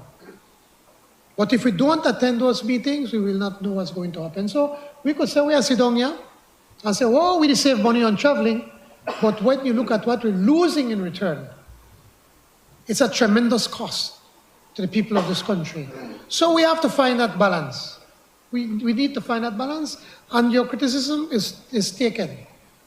And that is why, as I said, from earlier this year, a few months ago, I made the decision that we are not going to pay for any traveling unless if they are self-funded, and now we're going one step further to say to our CEOs and heads of department, you are not going to go to every meeting that you invited unless if you can justify why it is important for you to go to those meetings. Again, leader of the opposition, we come and bring this supplementary allocation in these budgets because we have to follow the law. I mean, I'm sure most governments would rather just spend the money and eventually you bring it to the House of years afterwards. But that is not the law. The law requires us to come here. The issue of inflation is real. Many of the ministries with their budget fuel stuck to the same allocation that they were given the year before. But because the cost of fuel gone up, many of them are short. And in some instances, they did not have enough fuel to be able to be out there doing the work. The police department is a perfect example. If the police is not out there on the streets, we do nothing. We just pay people to stay in the office. The BDF, that now we have them actively all over the country, not only the border, but helping us in fighting crime. And for the hurricane, I want to record our government's gratitude to the BDF. Because of the BDF being out there with the police, there was no cases of people out there trying to break into businesses. And there was one case, I think in Port Loyola, there was an attempt, and we quickly stopped it. You never hear people go out there like crazy, they broke up into stores like in other countries. It is because the Minister for the Police and the Minister of Defense acted decisively with us when we asked them to make sure that they are out there to ensure that we could keep the peace all through the hurricane. So when we were safe at home, they were out there working and making sure that everything is under control. And even after that, the BDF was out there helping to clean up, helping to deliver food and supplies to people that needed it. Again, they did that so that we can be able to maintain control because people were desperate. And if we'd have sent only our public officers, well, you know, when you go into a neighborhood, everybody will crowd them want to just grab up the things. Can't blame them because they're desperately in need of stuff. But with the BDF there along with them, they managed to keep the peace at all times. So we had to be able to make more funding available for them. The funding that now I think it's about 2.5 million, the minister is not here, that we are approving to try to fix price barracks. You should see the deplorable conditions where these soldiers are living. Many of us wouldn't want that for our children or our family. So we have to spend the money. And this is money that was already set up in a program from before through a loan with CABE. So we decided we're going to fast track it through the hurricane and use it to be able to fix that. The Supreme Court, the monies, we can't list item by item where every single dollar is going to spend. It's under a classification. Is it under infrastructure development, Julius, the monies to fix the Supreme Court? It's under the infrastructure development. No, but it is there. We have infrastructure development, 4.8 million, of which a portion of it is to fix the Supreme Court. And then also, on top of that, on the rentals, we have to find new areas where we can rent for them. And some other offices that got, I mean, we have to find, and so we have to spend monies that were not allocated for rental. We are trying to be prudent as best as we possibly can. So I appreciate Honorable Member from Albert to point out these things. It is necessary as a part of the debate so that we could also then explain to you. I wish your leader could learn from you, but that's another matter. The vehicles, Mr. Leader of the opposition, we still have to be replacing vehicles because you sold all of the good vehicles. You left us without vehicles. And as the amount of work of our government increases, we have to get more vehicles. We could tell the officers, we're not going to get no vehicles for you, but then they are sitting in the office. They're going to sit down in the office. I inviting you to go to the vehicles care unit, and they could show all the work that they have done, how they've reorganized that area, how they have picked up certain vehicles that are all over the place, fixed them so they could put it back into the government fleet, and to have a tighter control. Are there abuses? Of course there are still abuses.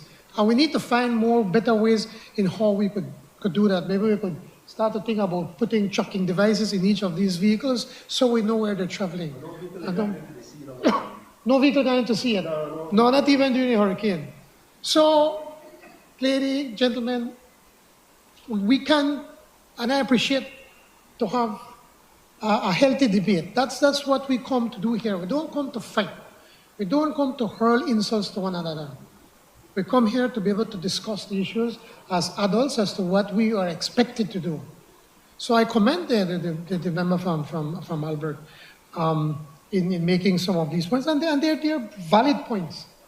As to the IMF was here in the last week of October and early November.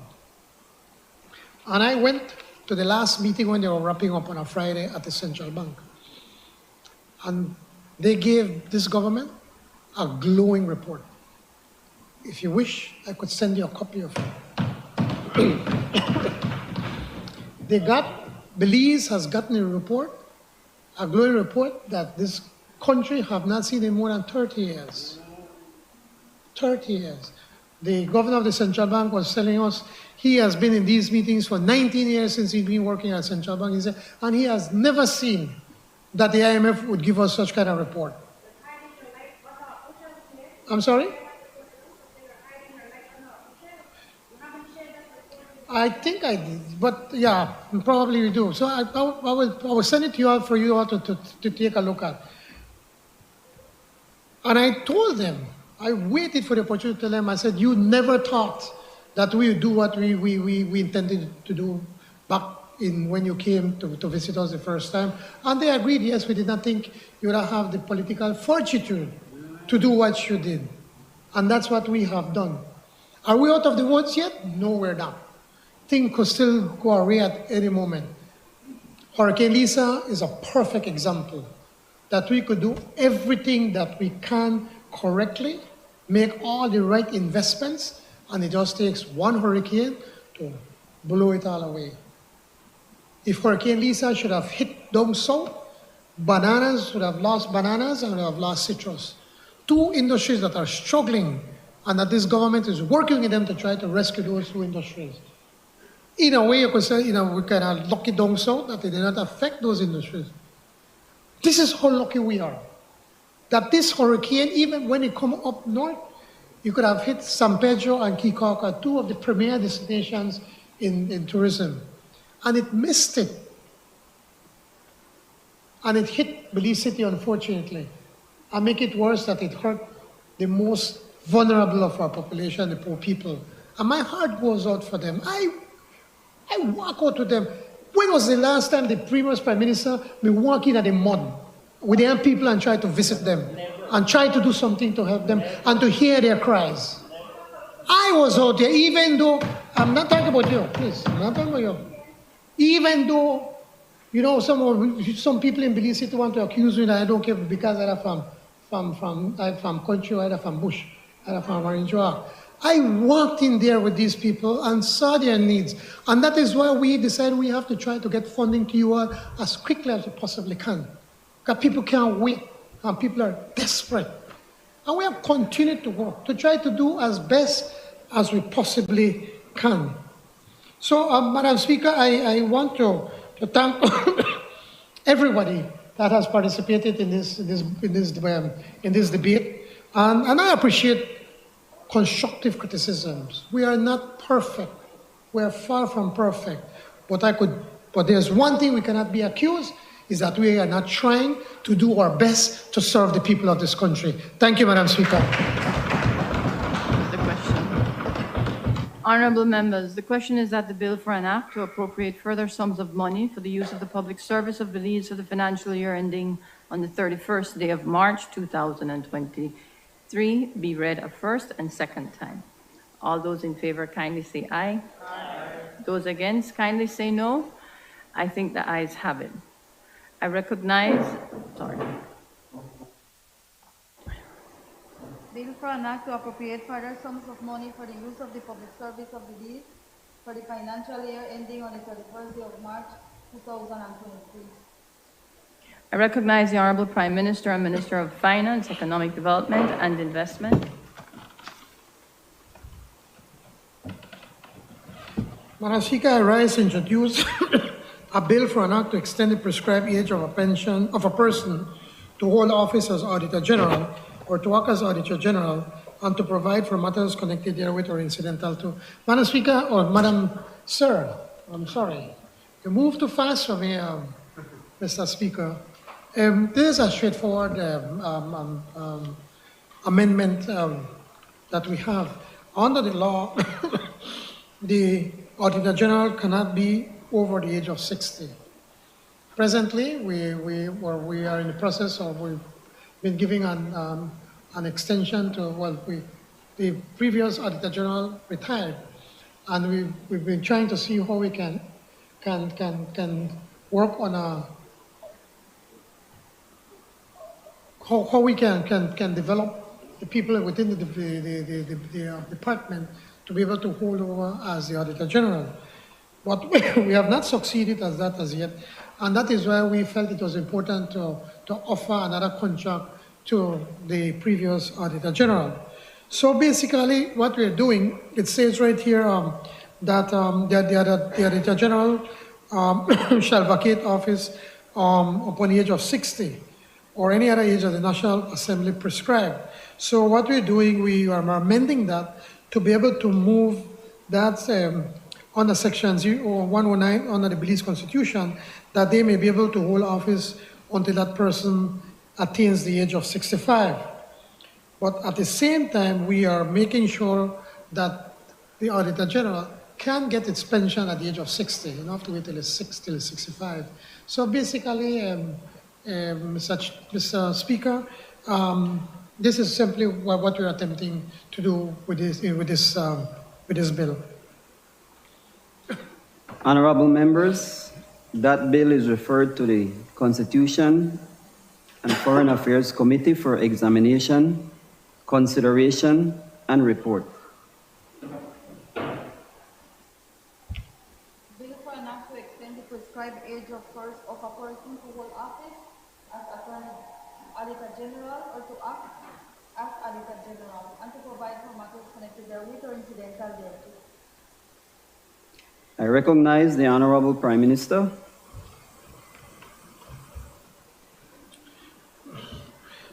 Mr. Speaker, in accordance with Standing Order 49-1, I move that the bill be taken through all its stages forthwith. We really need to get this done to be able to regularize the position of the Auditor General. So I beg for indulgence with this one. Honorable members, the question is that the next stage of the bill be taken forthwith. All those in favor, kindly say aye. Aye. Those against, kindly say no. I think the ayes have it. I recognize the Honorable Prime Minister and Minister of Finance, Economic Development and Investment.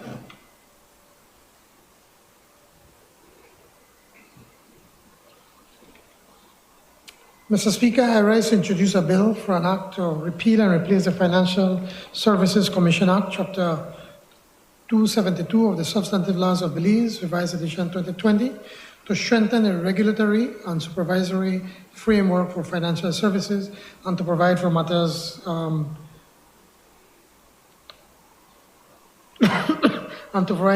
connected therewith or incidental thereto. Mr. Speaker, we're just tabling this right now. On the second reading, I will come and give a more detailed explanation as to what is it that we're trying to attempt to do here. But simply we're just trying to find a ways how we can modernize the Financial Services Commission Act. And since we've been consolidating both registries, that's some of the things that we want to do. I think I better at the next House meeting, I'll give a more detailed explanation. And if you wish, I could get you some more information before. Even the leader, if she should wish. Honorable members, that bill is referred to the Finance and Economic Development Committee for examination, consideration, and report. Bill for an act to repeal and replace the Financial Services Commission Act, Chapter 272 of the Substantive Laws of Belize, Revised Edition 2020, to strengthen the regulatory and supervisory framework for financial services and to provide for matters connected therewith or incidental thereto. I recognize the Honorable Prime Minister and Minister of Finance, Economic Development and Investment.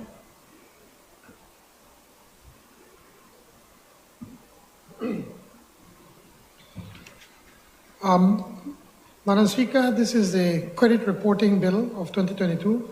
I rise to introduce a bill for an act to provide for a fair and accurate credit reporting system within the financial system in order to facilitate objective credit decisions, to enable the sharing and reporting of credit information, to provide for the regulation of credit reporting and credit reporting services, to provide for the protection of consumer information, and to provide for matters connected therewith or incidental to. This is a straightforward bill, Madam Speaker and colleagues. In effect, we're trying to set up a credit bureau. As you know, the people that have access or the ones that have assets are the ones that have easier access to credit.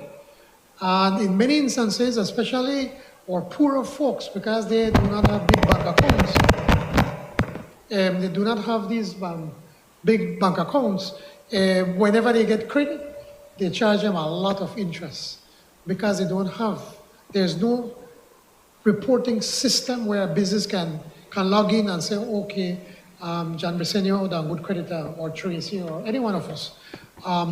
This would allow a reporting system that banks and businesses can report to a credit bureau, and so that if you go to courts and you want to take out a bid on credit, a poor person from outside, they would be able to check the credit bureau and see that this person has a clean credit history.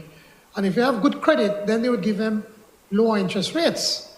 So in effect, we're trying to make credit available, especially to the ones that are most in need of credit. It is something whose time has come, Madam Speaker, and we will be able to debate it some more during the second reading. Thank you. Honorable members, that bill is referred to the Finance and Economic Development Committee for examination, consideration, and report. Bill for an act to provide for a fair and an accurate credit reporting system within the financial system in order to facilitate objective credit decisions, to enable the sharing and reporting of credit information, to provide for the regulation of credit reporting and credit reporting services, to provide for the protection of consumer information, and to provide for matters connected therewith or incidental thereto. I recognize the Honorable Prime Minister and Minister of Finance, Economic Development and Investment. Madam Speaker, this is a very exciting bill that we're introducing, the Fiscal Incentives Bill of 2022. I rise to introduce a bill for an act to repeal and replace the Fiscal Incentives Act, Chapter 54 of the Substantive Laws of Belize, Revised Edition 2020, to streamline the fiscal incentive program, to improve the regulatory functions, to allow foreign companies to apply for incentives, to offer new fiscal incentives, and to improve access to incentives for MSMEs, and to provide for matters connected therewith or incidental to. Madam Speaker, a very important thing, as you know, our government has been promoting heavily the MSMEs, and we presented to Cabinet on the Cabinet paper number 104 of 2002, which is called the National Micro, Small, and Medium-Sized Enterprise Policy and Strategy 2022-2025, which was accepted by Cabinet. The strategy includes several incentives to support MSMEs with import duty exemption, to offer their exempt for their capital investment, to incentivize their formation. Many of them act in the gray area. They don't really record with government, and so they're just operating there on the side. It's not counted as part of what the government, the country is producing. There's going to be a one-off exemption and to earmark government procurement for MSMEs. Just quickly, some of the things that we want to provide, Madam Speaker. First of all, under the MSME, the definition is for microenterprise is for a company or businesses that consist of less than 5 employees working on a full-time basis or an annual sales of less than $100,000. A small enterprise would be a company or businesses consist of 5 or more, but no more than 20 employees working full-time, or annual sales of $100,000, but no less, of $100,000 or more, but not less than $500,000. Again, we have to change the definitions, because if we take the international definitions, most of our businesses in Belize would be defined as probably as a small enterprise, or many more as micro enterprises. And a medium enterprise would be a company or business consists of 21 or more, but not more than 50 employees working on a full-time basis, or an annual sales of $500,000 or more, but not more than $4,500,000. This is important because of what incentives we want to offer for them. So one of the things that we want to provide, Madam Speaker and colleagues, is that we want to allow the MSMEs to apply for import duty, revenue replacement duty, and excise duty exemptions for an import value of no more than $1 million for a period of 4 years. So they have 4 years from which they could apply for these exemptions, up to $1 million, and it may be extended to 4 more years, depending on the, we're going to be on a case-by-case basis. The submission of audited statements. One of the criticisms that were given when it comes to Beltrade, that you must have audited statements. And most small businesses don't even have an accountant, much less have an audited statement. So the submission of audited financials will only apply to large companies and not to MSMEs, the definitions that I just gave. So for companies, the audited statements, this is for companies that request import duty exemptions with imports of less than $1 million. So you will not be required to have an audited statement to be able to get it. Some of the things that we want to give is also is that the MSMEs can apply for, can receive an incentive that will be given access to government procurement prioritization of 20% of goods and services consumed by government. So we want to ensure that 20% of the business that governments give out will go to small businesses, to these MSMEs. But obviously, for you to be able to apply for these kind of businesses, you have to be registered with the Belize Tax Service, so that we could make sure that you are within the bracket of the definition that we have said for the different businesses. Foreign companies will not be allowed to apply for the MSME incentives. They could only apply for the regular fiscal incentives for the larger ones. So one of the complaints that we get in many instances that we have foreigners that come to retire in Belize, and then you say they open up a Lee Jive shop or they open up we want to ensure that these incentives will not be made available for them. If they are making a big investment, they can still apply for the incentives, but they would not be able to get it under the MSME program that we are providing. Another thing that we're doing, Madam Speaker, is that when the law is passed and introduced, any business or company, as defined of the MSME, can apply for a one-off incentive under the Act, which is an exemption from the custom duty, as we mentioned, on goods for a capital investment with an import value of a maximum of $1 million. I've already mentioned that.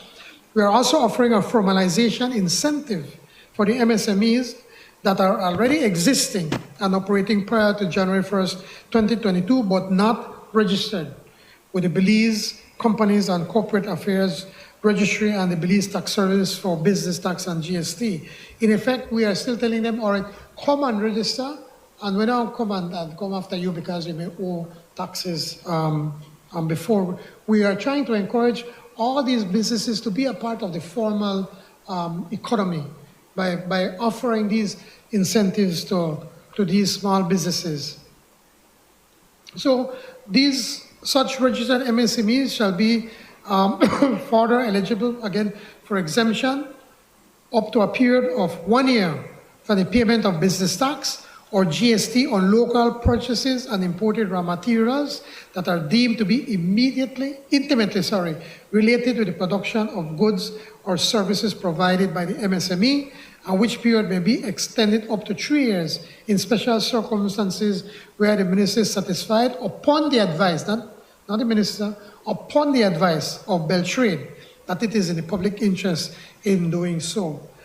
This is a very exciting piece of legislation that we're introducing today, Madam Speaker. We always have the criticism that Beltrade is only caters to the big companies that can hire lawyers and can hire accountants and can pay for these for audited statements and can pay in many instances, some very high fees to be able to apply for an incentive, a fiscal incentive, a part of the program. So by making these amendments, now we're opening up to the small man.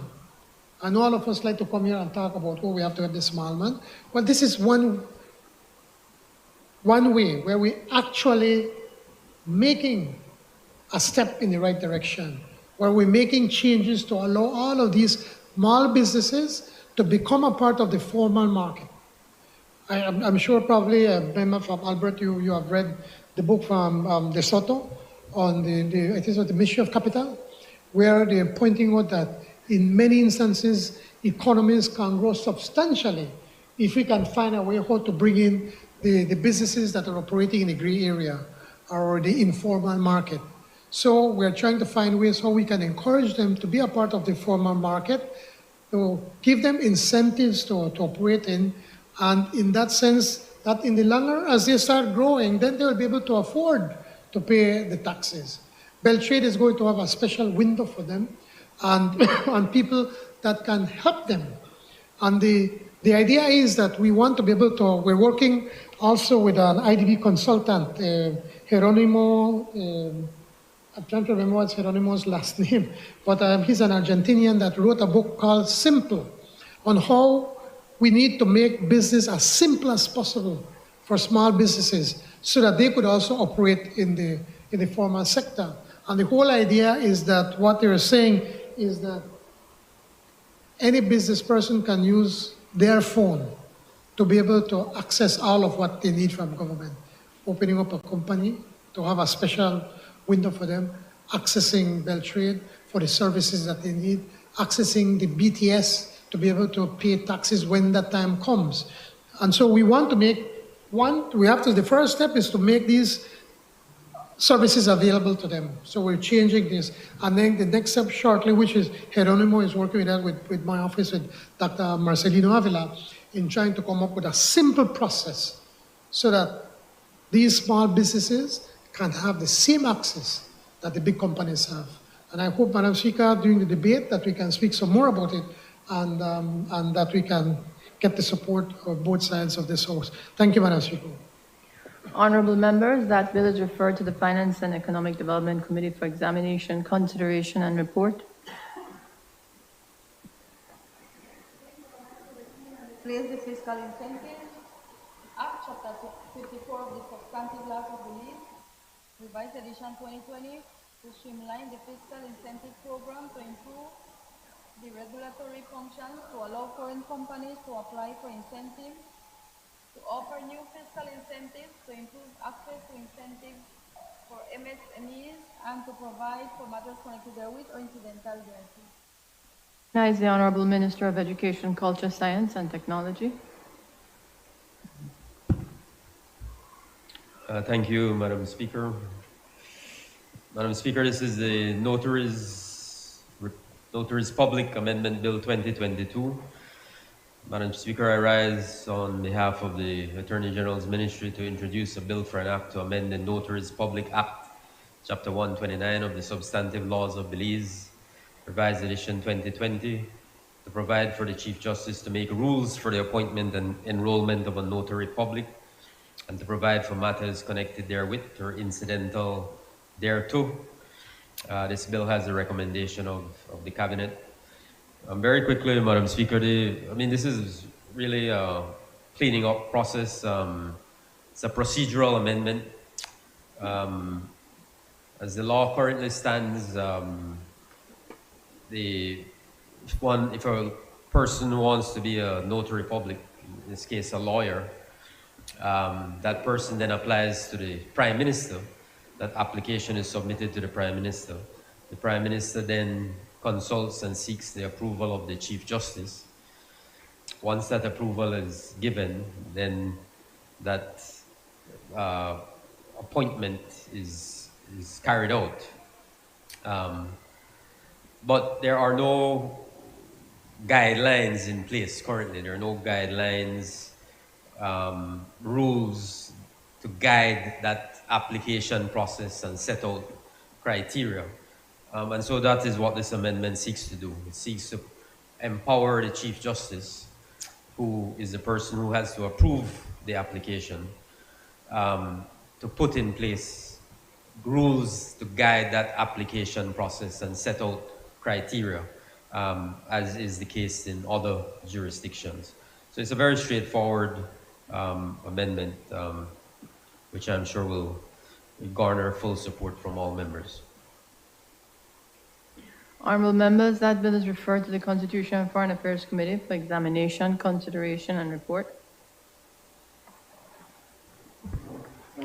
Bill for an act to amend the Notaries Public Act, Chapter 129 of the Substantive Laws of Belize, Revised Edition 2020, to provide for the Chief Justice to make rules for the appointment and enrollment of a notary public, and to provide for matters connected therewith or incidental thereto.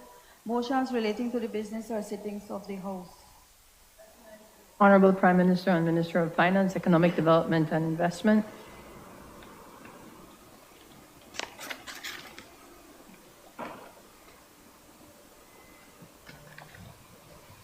Madam Speaker, I move that at its rising today, the House adjourn to a date to be fixed by the Speaker. Honorable members, the question is that the House at its rising today adjourn to a date to be fixed by the Speaker. All those in favor, kindly say aye. Aye. Those against, kindly say no. I think the ayes have it. Announcement by the Speaker. Honorable members, it has been agreed that the motions on bill listed below pass this day. 1. Caribbean Development Bank and Development Finance Corporation, DFC Loan Agreement, a project to support the financing of tertiary education in Belize, USD 6 million loan and guarantee motion 2022.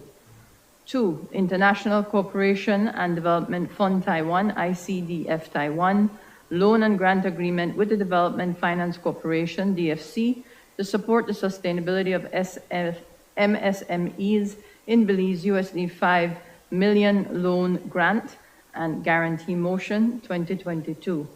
And 3, Auditor General extension of prescribed aged Bill 2022.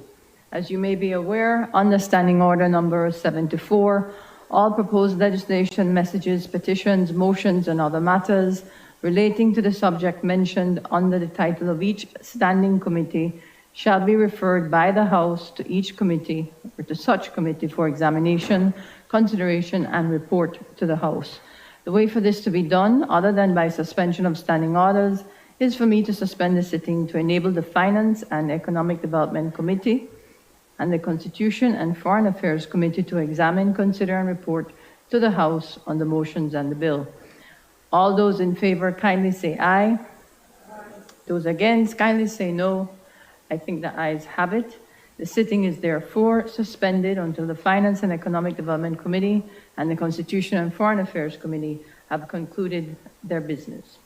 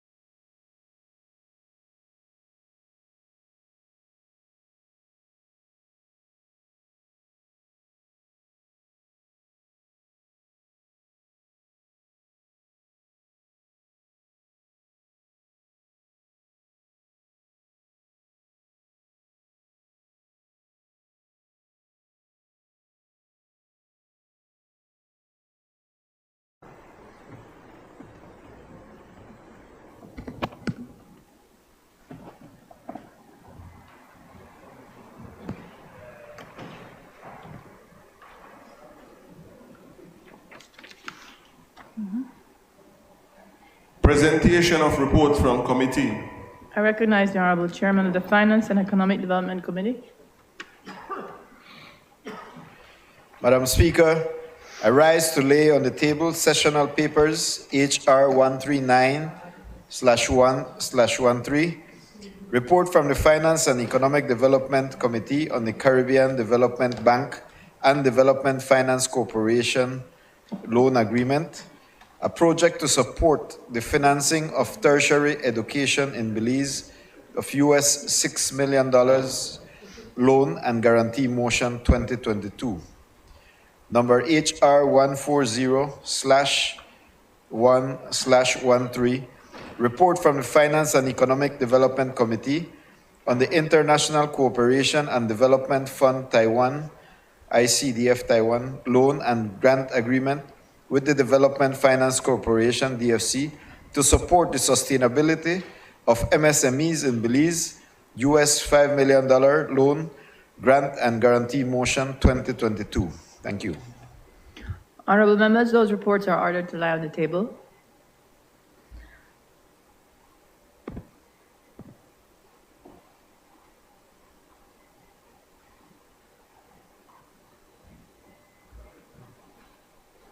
I recognize the Chair of the Constitution and Foreign Affairs Committee. Hello.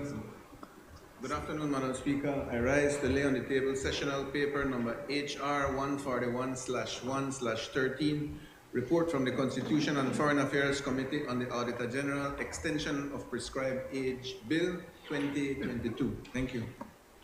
Honorable members, that report is ordered to lie on the table. Public business, government business, motions. I recognize the Honorable Prime Minister and Minister of Finance, Economic Development and Investment. Madam Speaker, this is the Caribbean Development Bank and the Development Finance Corporation, DFC loan agreement.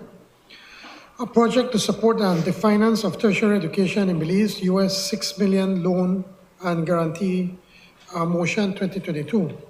With your permission, not to repeat the recitals of the motion, I move now therefore be resolved that this Honorable House, being satisfied that the loan proceeds would significantly assist the DFC to improve its capacity to finance tertiary education in Belize, which is key in promoting economic development, one, approves that the DFC may borrow the said sum of US $6 million from the CDB on the terms and conditions substantially set out above, and further authorizes the Board of Directors of the DFC to execute and deliver the loan agreement and other associated documents. And two, approves that all principal, interest, fees, premiums, and other charges under the loan shall be tax-free, fee, duty, or charge exempt as provided for in the loan and agreement and guarantee agreements. And three, further approves and confirms that the government may enter into a guarantee agreement with the CDB on terms and conditions set out above, and further authorizes the Minister of Finance to execute and deliver the said guarantee agreement and all documents associated therewith.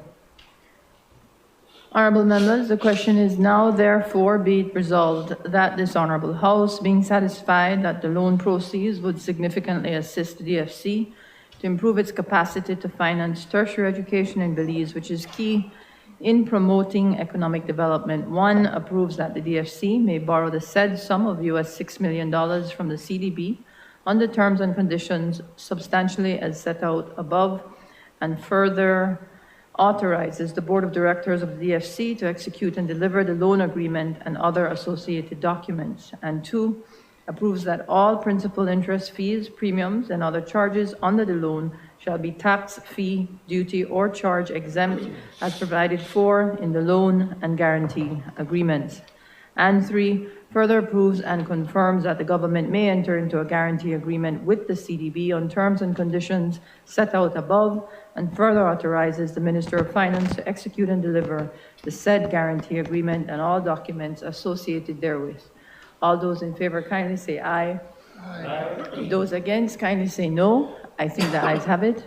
I recognize the Honorable Prime Minister and Minister of Finance, Economic Development and Investment. Madam Speaker, this is the International Cooperation and Development Fund, Taiwan, ICDF, Taiwan, loan and grant agreement with the Development Finance Corporation, DFC, to support the sustainability of MSMEs in Belize, US $5 million loan, grant and guarantee motion 2022. With your permission not to repeat the recitals of the motion, I move, now therefore be it resolved, that this Honorable House, being satisfied that the loan proceeds would significantly assist the DFC to improve its capacity to provide affordable financing to support the sustainability of MSMEs in Belize, with a focus on women and green financing, and to promote the economic recovery of MSMEs through access to production-oriented financing.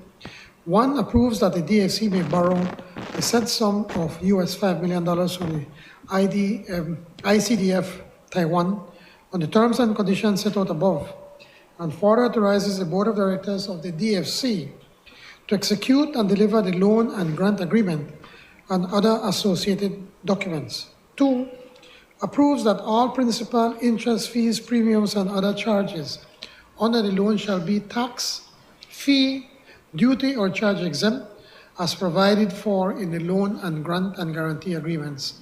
And three, further approves and confirms that the government may enter into a guarantee agreement with the ICDF Taiwan on terms and conditions substantially set out above, and further authorizes the Minister of Finance to execute and deliver the said guarantee agreement and all documents associated therewith. Honorable members, the question is, now therefore be it resolved that this Honorable House, being satisfied that the loan proceeds would significantly assist the DFC to improve its capacity to provide affordable financing to support the sustainability of MSMEs in Belize with a focus on women and green financing, and to promote the economic recovery of MSMEs through access to production-oriented financing. One, approves that the DFC may borrow the said sum of US $5 million from the ICDF Taiwan on the terms and conditions set out above, and further authorizes the Board of Directors of the DFC to execute and deliver the loan and grant agreement and other associated documents. And two, approves that all principal, interest, fees, premiums, and other charges under the loan shall be tax, fee, duty, or charge exempt as provided for in the loan and grant and guarantee agreements. And three, further approves and confirms that the government may enter into a guarantee agreement with the ICDF Taiwan on terms and conditions substantially as set out above, and further authorizes the Minister of Finance to execute and deliver the said guarantee agreement and all documents associated therewith. All those in favor kindly say aye. Those against kindly say no. I think the ayes have it.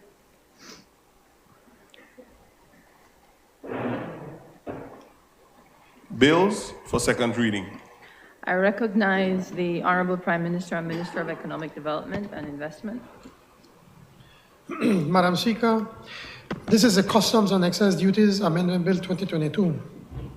I move the second reading of a bill for an act to amend the Customs and Excise Duties Act, Chapter 48 of the Substantive Laws of Belize, Revised Edition 2020, to implement the Customs and Excise Tariff and Trade Classification based on the 2022 version of the Harmonized Commodity Description and Coding System, to implement the ninth phase of reduction of duties in accordance with the CARIFORUM EU Economic Partnership Agreement, to implement the ninth phase of reduction of duties in accordance with the CARIFORUM UK Economic Partnership Agreement, to implement the first phase of the reduction of duties in accordance with the Belize Taiwan Economic Cooperation Agreement, and to provide for matters connected therewith or incidental to.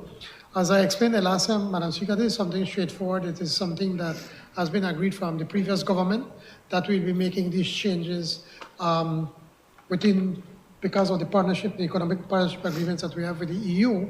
And now that the EU has left, the UK has left the EU, then we have to have one with the United Kingdom. And now we're doing the same thing with Taiwan, since we have also signed such agreement with Taiwan. I urge the support of all members of this House. Thank you. I recognize the member for Albert. Thank you, Madam Speaker. Indeed, Prime Minister, this has been a work in progress between two administrations.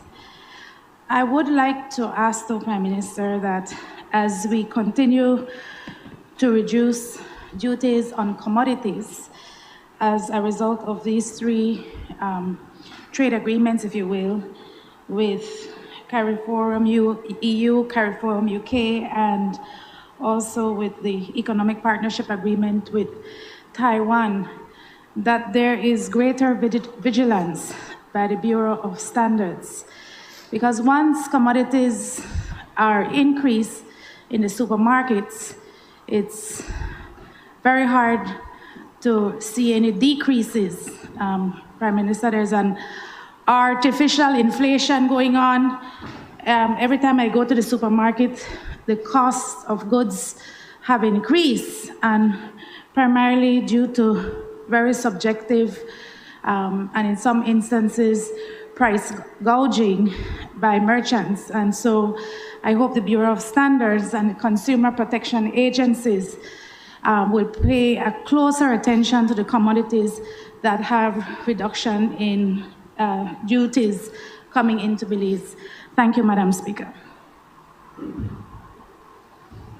I recognize Honorable Prime Minister.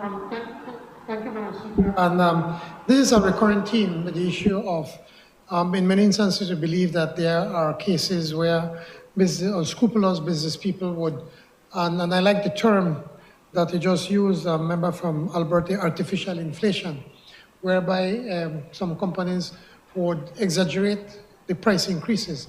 And we have been working with the Bureau of Standards to ensure that we try to keep these costs to a minimum. But I don't think we've succeeded as to the point where we'd want to. So I guess I will have to speak with the minister who's responsible, who's whose portfolio that's in. It is Minister Mai, to try to see how best we could do the policing. I know we were talking about a self-policing mechanism where we could have citizens take a picture of the price and WhatsApp it to the Bureau of Standards, and then they in turn can go and investigate to try to see how best we could either control if it is a control item, or if not, where we can shame businesses that are taking advantage of their customers and our citizens. So I take note, and I'll make sure I'll pass it on to Minister Mai. Thank you very much. Honorable members, the question is that the bill for an act to amend the Customs and Excise Duties Act, Chapter 48 of the Substantive Laws of Belize, Revised Edition 2020, to implement the Customs and Excise Tariff and Trade Classification based on the 2022 version of the Harmonized Commodity Description and Coding System, to implement the 9th phase of reduction of duties in accordance with the CARIFORUM EU Economic Partnership Agreement, to implement the 9th phase of the reduction of duties in accordance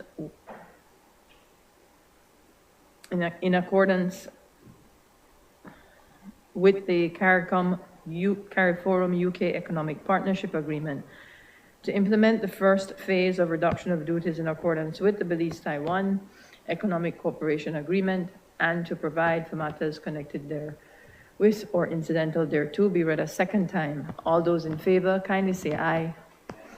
All those against, kindly say no. I think the ayes have it.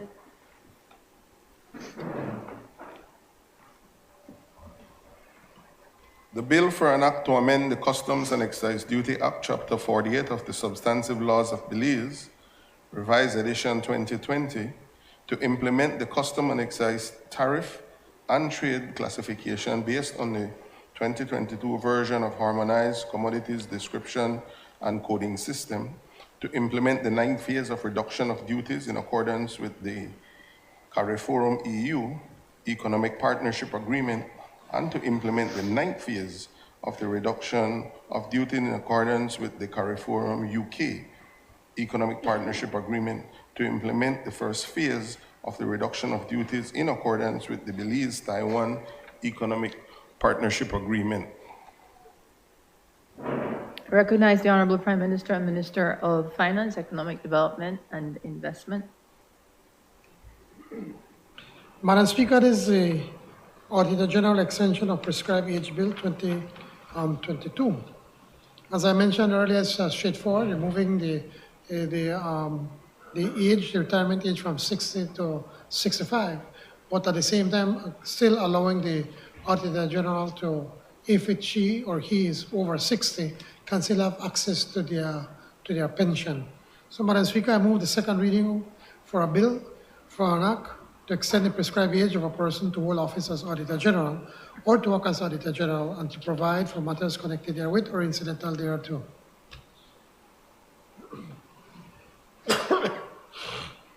There's no debate. So you move. Madam Speaker, I move the second reading. Honorable members, the question is that bill for an act to extend the prescribed age of a person to hold office as Auditor General or to act as Auditor General and to provide for matters connected therewith or incidental thereto be read a second time. All those in favor kindly say aye. Aye. Those against kindly say no. I think the ayes have it. Bill for an act to extend the prescribed age for a person to hold the office as Auditor General or to act as Auditor General and to provide for matters connected therewith or incidental thereto. I recognize the Honorable Minister of Education, Culture, Science and Technology. Thank you. Madam Speaker, this is the Marriage Amendment Bill 2022. I move the second reading of a bill for an act to amend the Marriage Act, Chapter 174 of the Substantive Laws of Belize, Revised Edition 2020, to provide for the late filing of marriages, to empower the registrar to make regulations for the late filing of marriages, and to provide for matters connected therewith or incidental thereto. Honorable members, the question is that the bill... Yeah. I move the second reading of that bill. Thank you, member. Honorable members, the question is that the bill for an act to amend the Marriage Act, Chapter 174 of the Substantive Laws of Belize, Revised Edition 2020, to provide for the late filing of marriages, to empower the registrar to make regulations for the late filing of marriages, and to provide for matters connected therewith or incidental thereto be read a second time. All those in favor kindly say aye. Aye. Those against kindly say no. I think the ayes have it. Bill for an act to amend the Marriage Act, Chapter 174 of the Substantive Laws of Belize, Revised Edition 2020, to provide for the late filing of marriages, to empower the registrar to make regulations for the late filing of marriages, and to provide for matters connected therewith or incidental thereto. Committee of the Whole House on Bills. Honorable members, the House will now resolve into a committee of the whole House to consider the bills that were read a second time. I would like to ask the visitors in the galleries to leave during this portion of the sitting.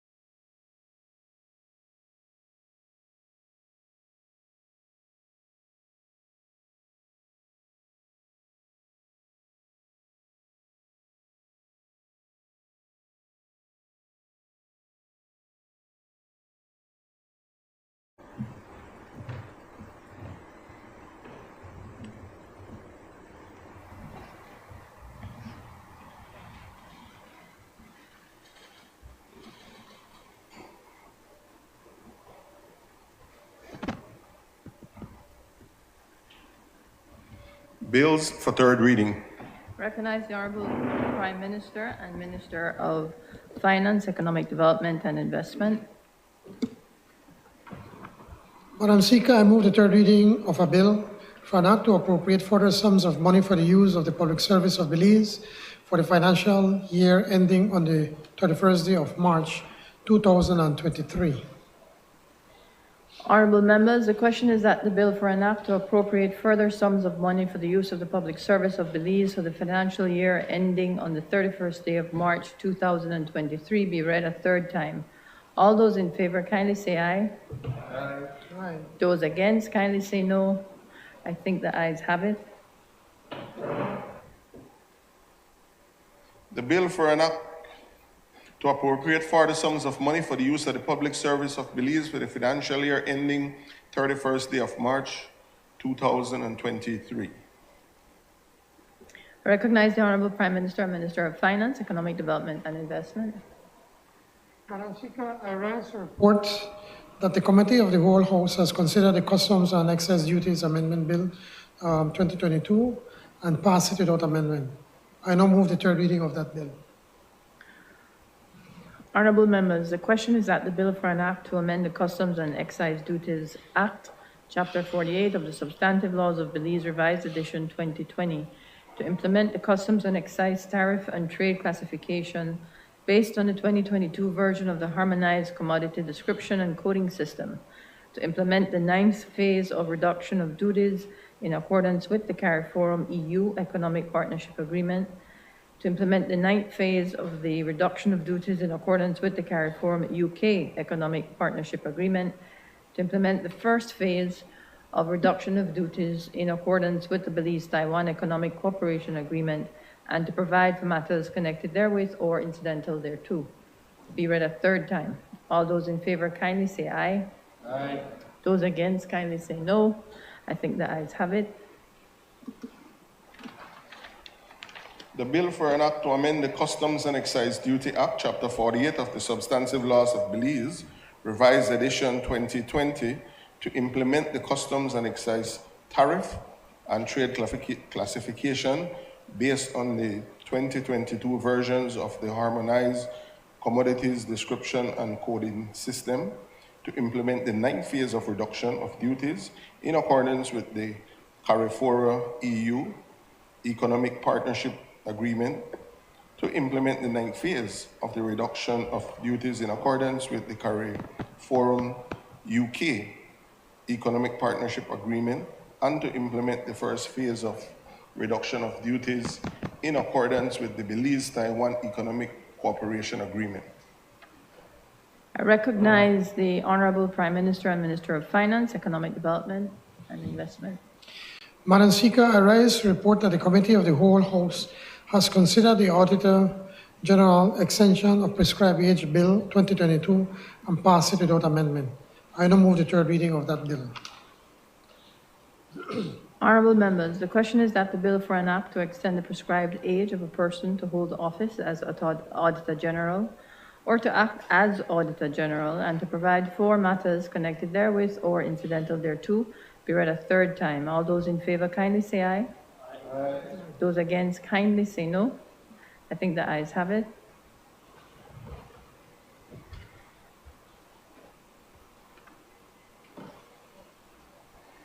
The bill for an act to extend the prescribed age of a person to hold the office of Auditor General or to act as Auditor General and to provide for matters connected therewith or incidental thereto. I recognize the Honorable Minister of Education, Culture, Science and Technology. Madam Speaker, I rise to report that the Committee of the Whole House has considered the Marriage Amendment Bill 2022 and passed it without amendment. I now move the third reading of that bill. Honorable members, the question is that the bill for an act to amend the Marriage Act, Chapter 174 of the Substantive Laws of Belize, Revised Edition 2020, to provide for the late filing of marriages, to empower the registrar to make regulations for the late filing of marriages, and to provide for matters connected therewith or incidental thereto be read a third time. All those in favor kindly say aye. Aye. Those against kindly say no. I think the ayes have it.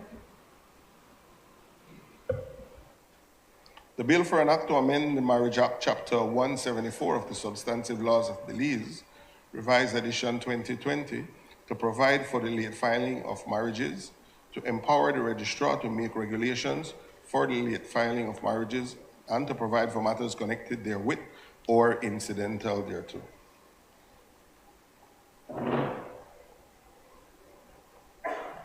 Adjournment. Clerk, you announce the adjournment? Okay. I recognize the Honorable Prime Minister and Minister of Finance, Economic Development and Investment. Madam Speaker, before I move for the adjournment, I ask for your indulgence to take this opportunity to wish yourself and your family. I want to wish everybody a blessed and a wonderful Christmas. I know Christmas will get tied up with the material things, but whilst that is an important part of Christmas, the parties and the food and the gifts, let us not forget the true meaning of Christmas. It is a time when our Creator, our Lord, sent us His only Son to be able to save each and every one of us. So we should also be thankful for that. And to take the opportunity, 2022 has had its challenges, of course, Hurricane Lisa, but generally it has been a good year. And we need to be thankful for that we have managed to proceed so well under such difficult conditions as to where we are. Is there more work can be done? Of course there is. Can we do better? Of course we can. But as I always continue to assure you that this government works every single day to make sure that we can improve the lives of our Belizeans. So I take the opportunity to wish everybody a wonderful 2023, a prosperous, a healthy, and a happy New Year. May God bless each and every one of us, Madam Speaker, and to all Belizeans likewise. So, Madam Speaker, I move that the House do now adjourn. I recognize the Leader of Opposition, Member for Mesopotamia. Thank you, Madam Speaker. And thank you to the Prime Minister for those warm wishes. I join in wishing all Belizeans, including you, Madam Speaker, especially the people in Mesopotamia, all of the other 30 constituencies that I lead in the United Democratic Party, all of my colleagues, a happy holidays and a prosperous 2023. Certainly 2022 has been quite difficult, and we pray that it will get better. The opposition will do its part to hold the government to that benchmark of improvement in as a pleasant way as possible, while asking the tough questions and challenging for improvement. I would also like to thank the Honorable Prime Minister for the assistance, for using the taxpayers' dollars to ensure that they got the assistance that they needed in the Hurricane Lisa relief efforts.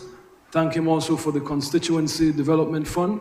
And I know that this 70 million has some holiday cheer in there. Yes, so I thank you. You say that I never give you any credit and I quarrel with you and I embarrass myself, but I'm singing your praises right now. See, can only be when I say good thing you like me. And Madam Speaker, my issue of national importance is something that I think the Prime Minister will agree on. It is the increments for the public servants. The member from Corozal Southeast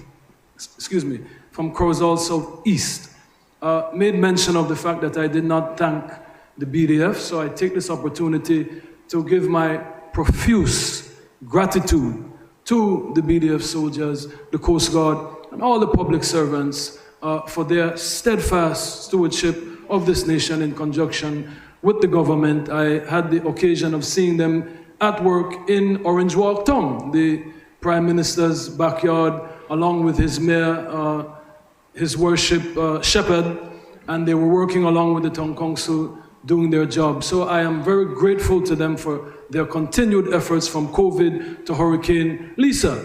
And so with that said, I pray that the Prime Minister, you didn't find it in this supplementary, but when we come to the next budget, if you don't bring another supplementary before the next budget reading of 2023, that you will give the public officers their increments. When you sent the member from Lake Eye and the member from Freetown and the contingency to negotiate with the public officers, it was something that you promised you would look at. You said that the taxes are performing, the revenues are being generated, so I ask that you prioritize the increments of the public officers. Again, Madam Speaker, I wish you a happy holiday, a pleasant, prosperous New Year, and the same to all Belizeans. God bless you. God bless Belize.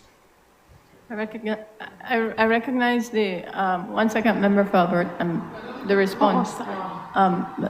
Can you? In words, on the issue of the increment of the public officers, we were scheduled to have met with them the week before, 2 weeks ago, but then I got sick. I got with the flu, so I was not able to meet with them. We plan to meet. I was just talking to the DPM and to the Minister of Education, Minister Fonseca. We're trying to see if we could meet them very early next week to be able to talk about them. And yes, increment is one of the agenda items that we want to discuss with the public officers. So thank you very much. I recognize the member for Albert. Thank you, Madam Speaker. I end this year on a more sobering thought.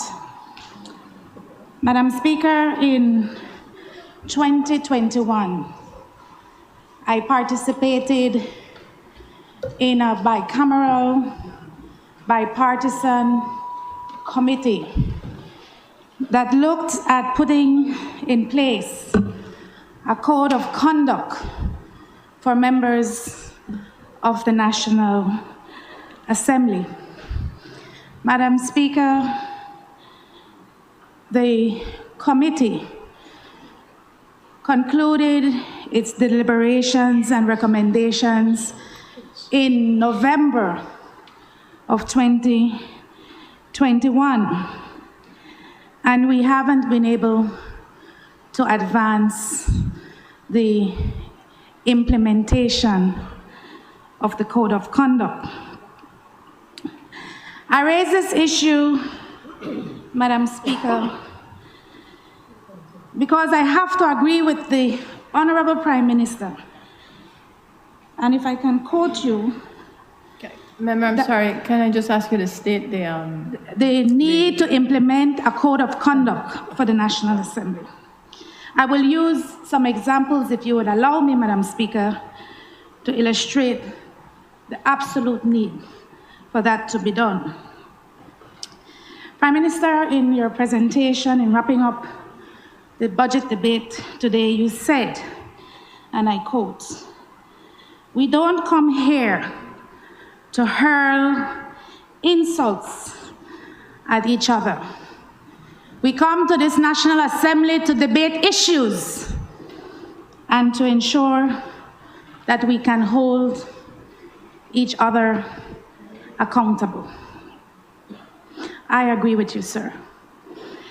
And therefore, I have a major concern when we are not able to hold each other accountable. I make reference, Honorable Speaker, to the meeting of this National Assembly on June 3rd. And at that meeting, Madam Speaker, I made reference to a particular instrument used by the Chiclayo, a machete that is sharpened on both sides.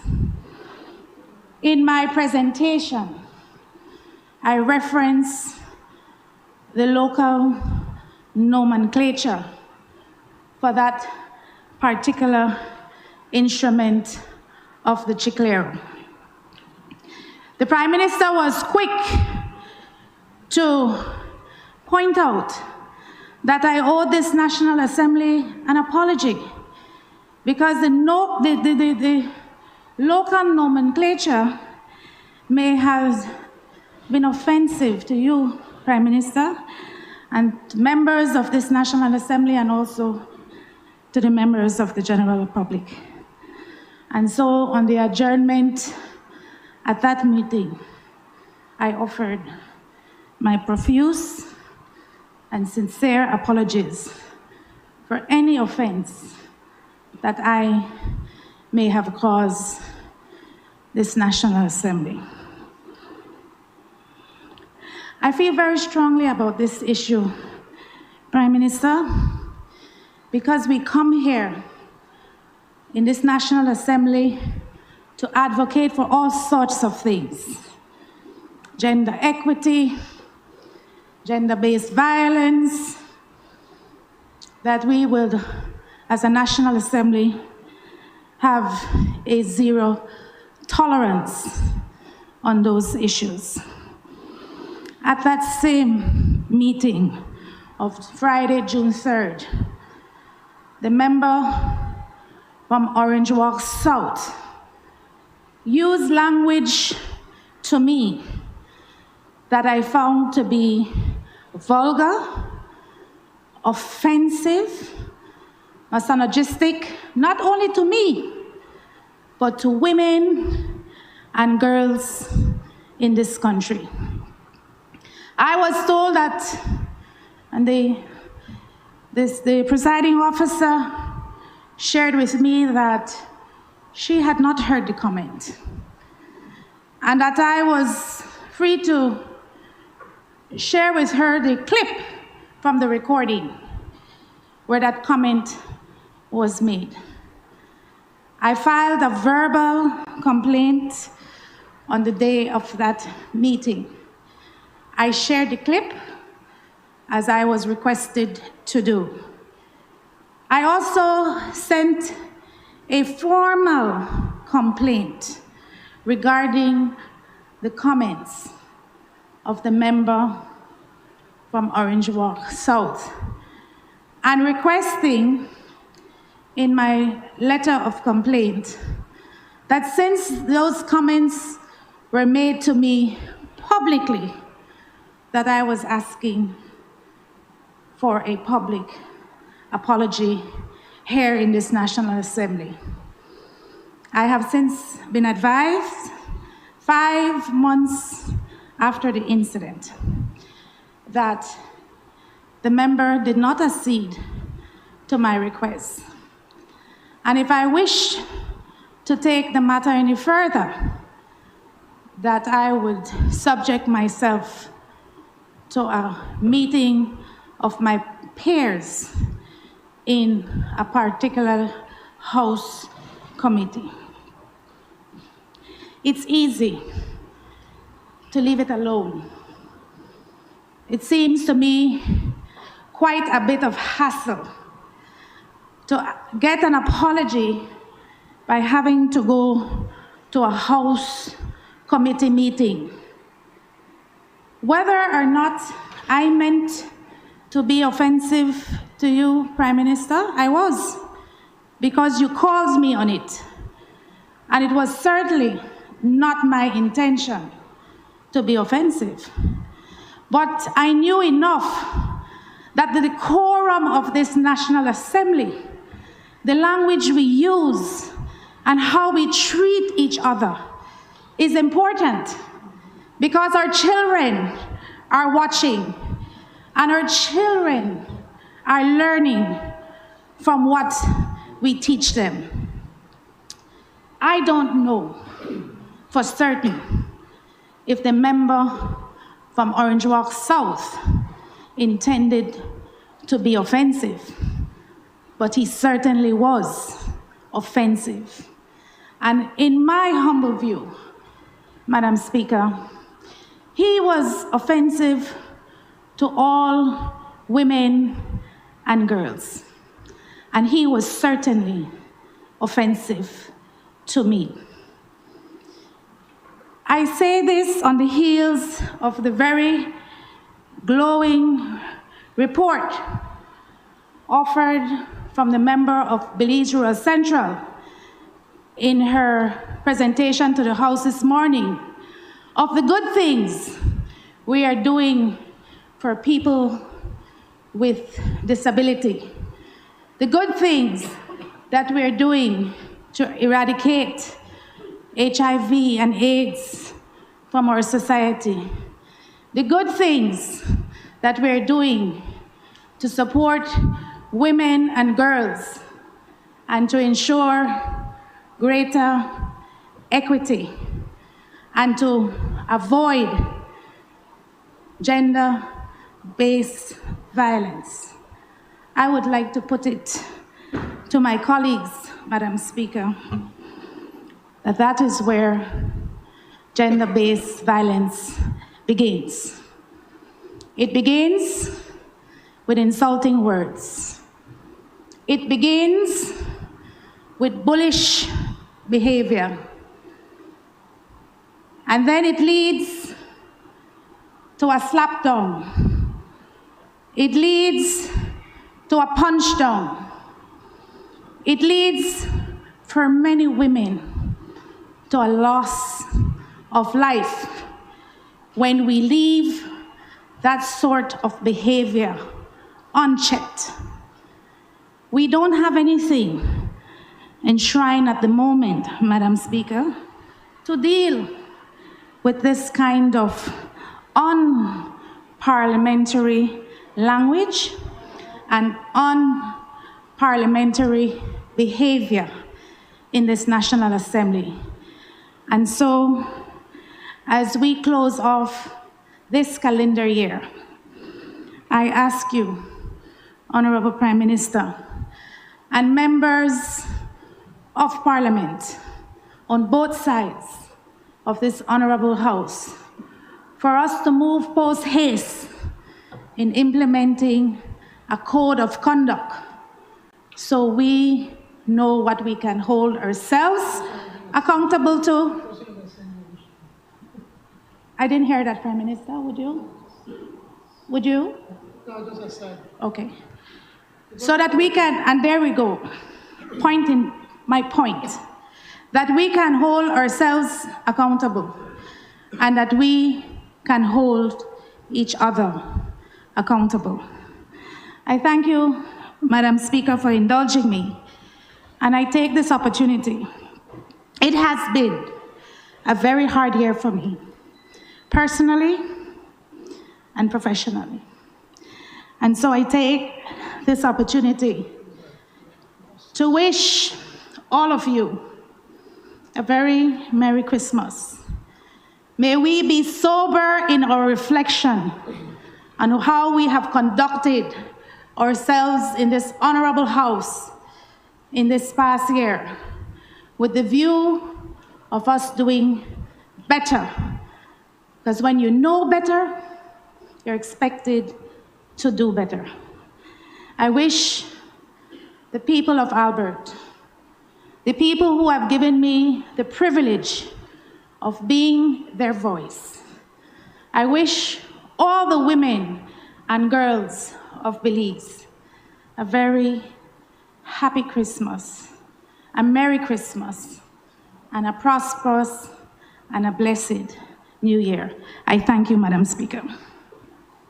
Recognize the Honorable Prime Minister. Madam Speaker, first of all, I want to say that I accept your apology, and I don't think you meant it as a racist comment, Madam, a member from Albert, but it's just sometimes we get carried away in the debate. And I think likewise, I think the honorable member from Orange Walk South is not here to be able to speak, to reach out to you. But he did tell me he did apologize to you privately, that he did not mean in any way to be insulting. Sometimes we need to look at the glass as half full as opposed to half empty. Because if the honorable member from Albert wants to be fair, if you remember the last 13 years how we were abused when we were on the other side. And I don't remember at any time you getting up and calling out your members of your government. One minister in particular was very, very disrespectful to the honorable member from Belize, Rural Central when he was referring to the private part of a man, if you can recall what that issue was. So when you compare the behavior of that house to where we are, we have moved so much better. The behavior has improved considerably from the behavior of the last 13 years. I'm in no way suggesting that we can't improve, that we need to improve, and probably this would be an opportune time to be able to take a look at the code of conduct, the draft code of conduct, and that it could be something that we can look at and debate in the House, and then to enact a code of conduct in the House. It just means then that a code of conduct that will be applied to both sides of the House. There's always opportunity for improvement, and I accept that. Thank you, Madam Speaker. Honourable members, before I put the question for vote, allow me to also extend season's greetings to all members of the National Assembly and to the staff of the National Assembly who really go beyond the call of duty and on some very long hours, very limited resources, but they do manage. Yes, sometimes there are some errors in your papers, and we do apologize for that. But the staff has gone, I think, above and beyond the call of duty collectively in trying to ensure that your packages are as accurate as they should be, and that these meetings flow in the manner that they should with their parliamentary guidance. I also want to take the opportunity, as it is likely we will not be meeting again before the year is out, and just to remind you, as per standing orders, that we officially enter recess period, and that goes for 6 weeks from December 17th. It really should end January 27th. Of course, if there needs to be a meeting prior, that will be accommodated. The purpose of the recess periods, there are 3 in the year, and the purpose is for that limited staff to bring Hansards up to date and to carry out a lot of the administrative work related to a lot of the decisions that have been made in both chambers. And so they do need the time to do that. And one such work, coincidentally, is the joint working group on that code of conduct, for which there has to be more work through the help of legal guidance because of one of the recommendations, and that was given to us. So we do have the staff, along with myself, in this case, along with the joint working group, also have to use that recess period as well to do that. I take the opportunity as well, members, to remind you of the official funeral of former colleague, Honorable Sylvia Flores, which will be occurring on Friday, December the 16th. Honorable members, the question is that the House do now adjourn. All those in favor, kindly say aye. Aye. Those against, kindly say no. I think the ayes have it. The House now stands adjourned. And belated birthday to the sergeant at arms. Oh, what? Birthday or belated?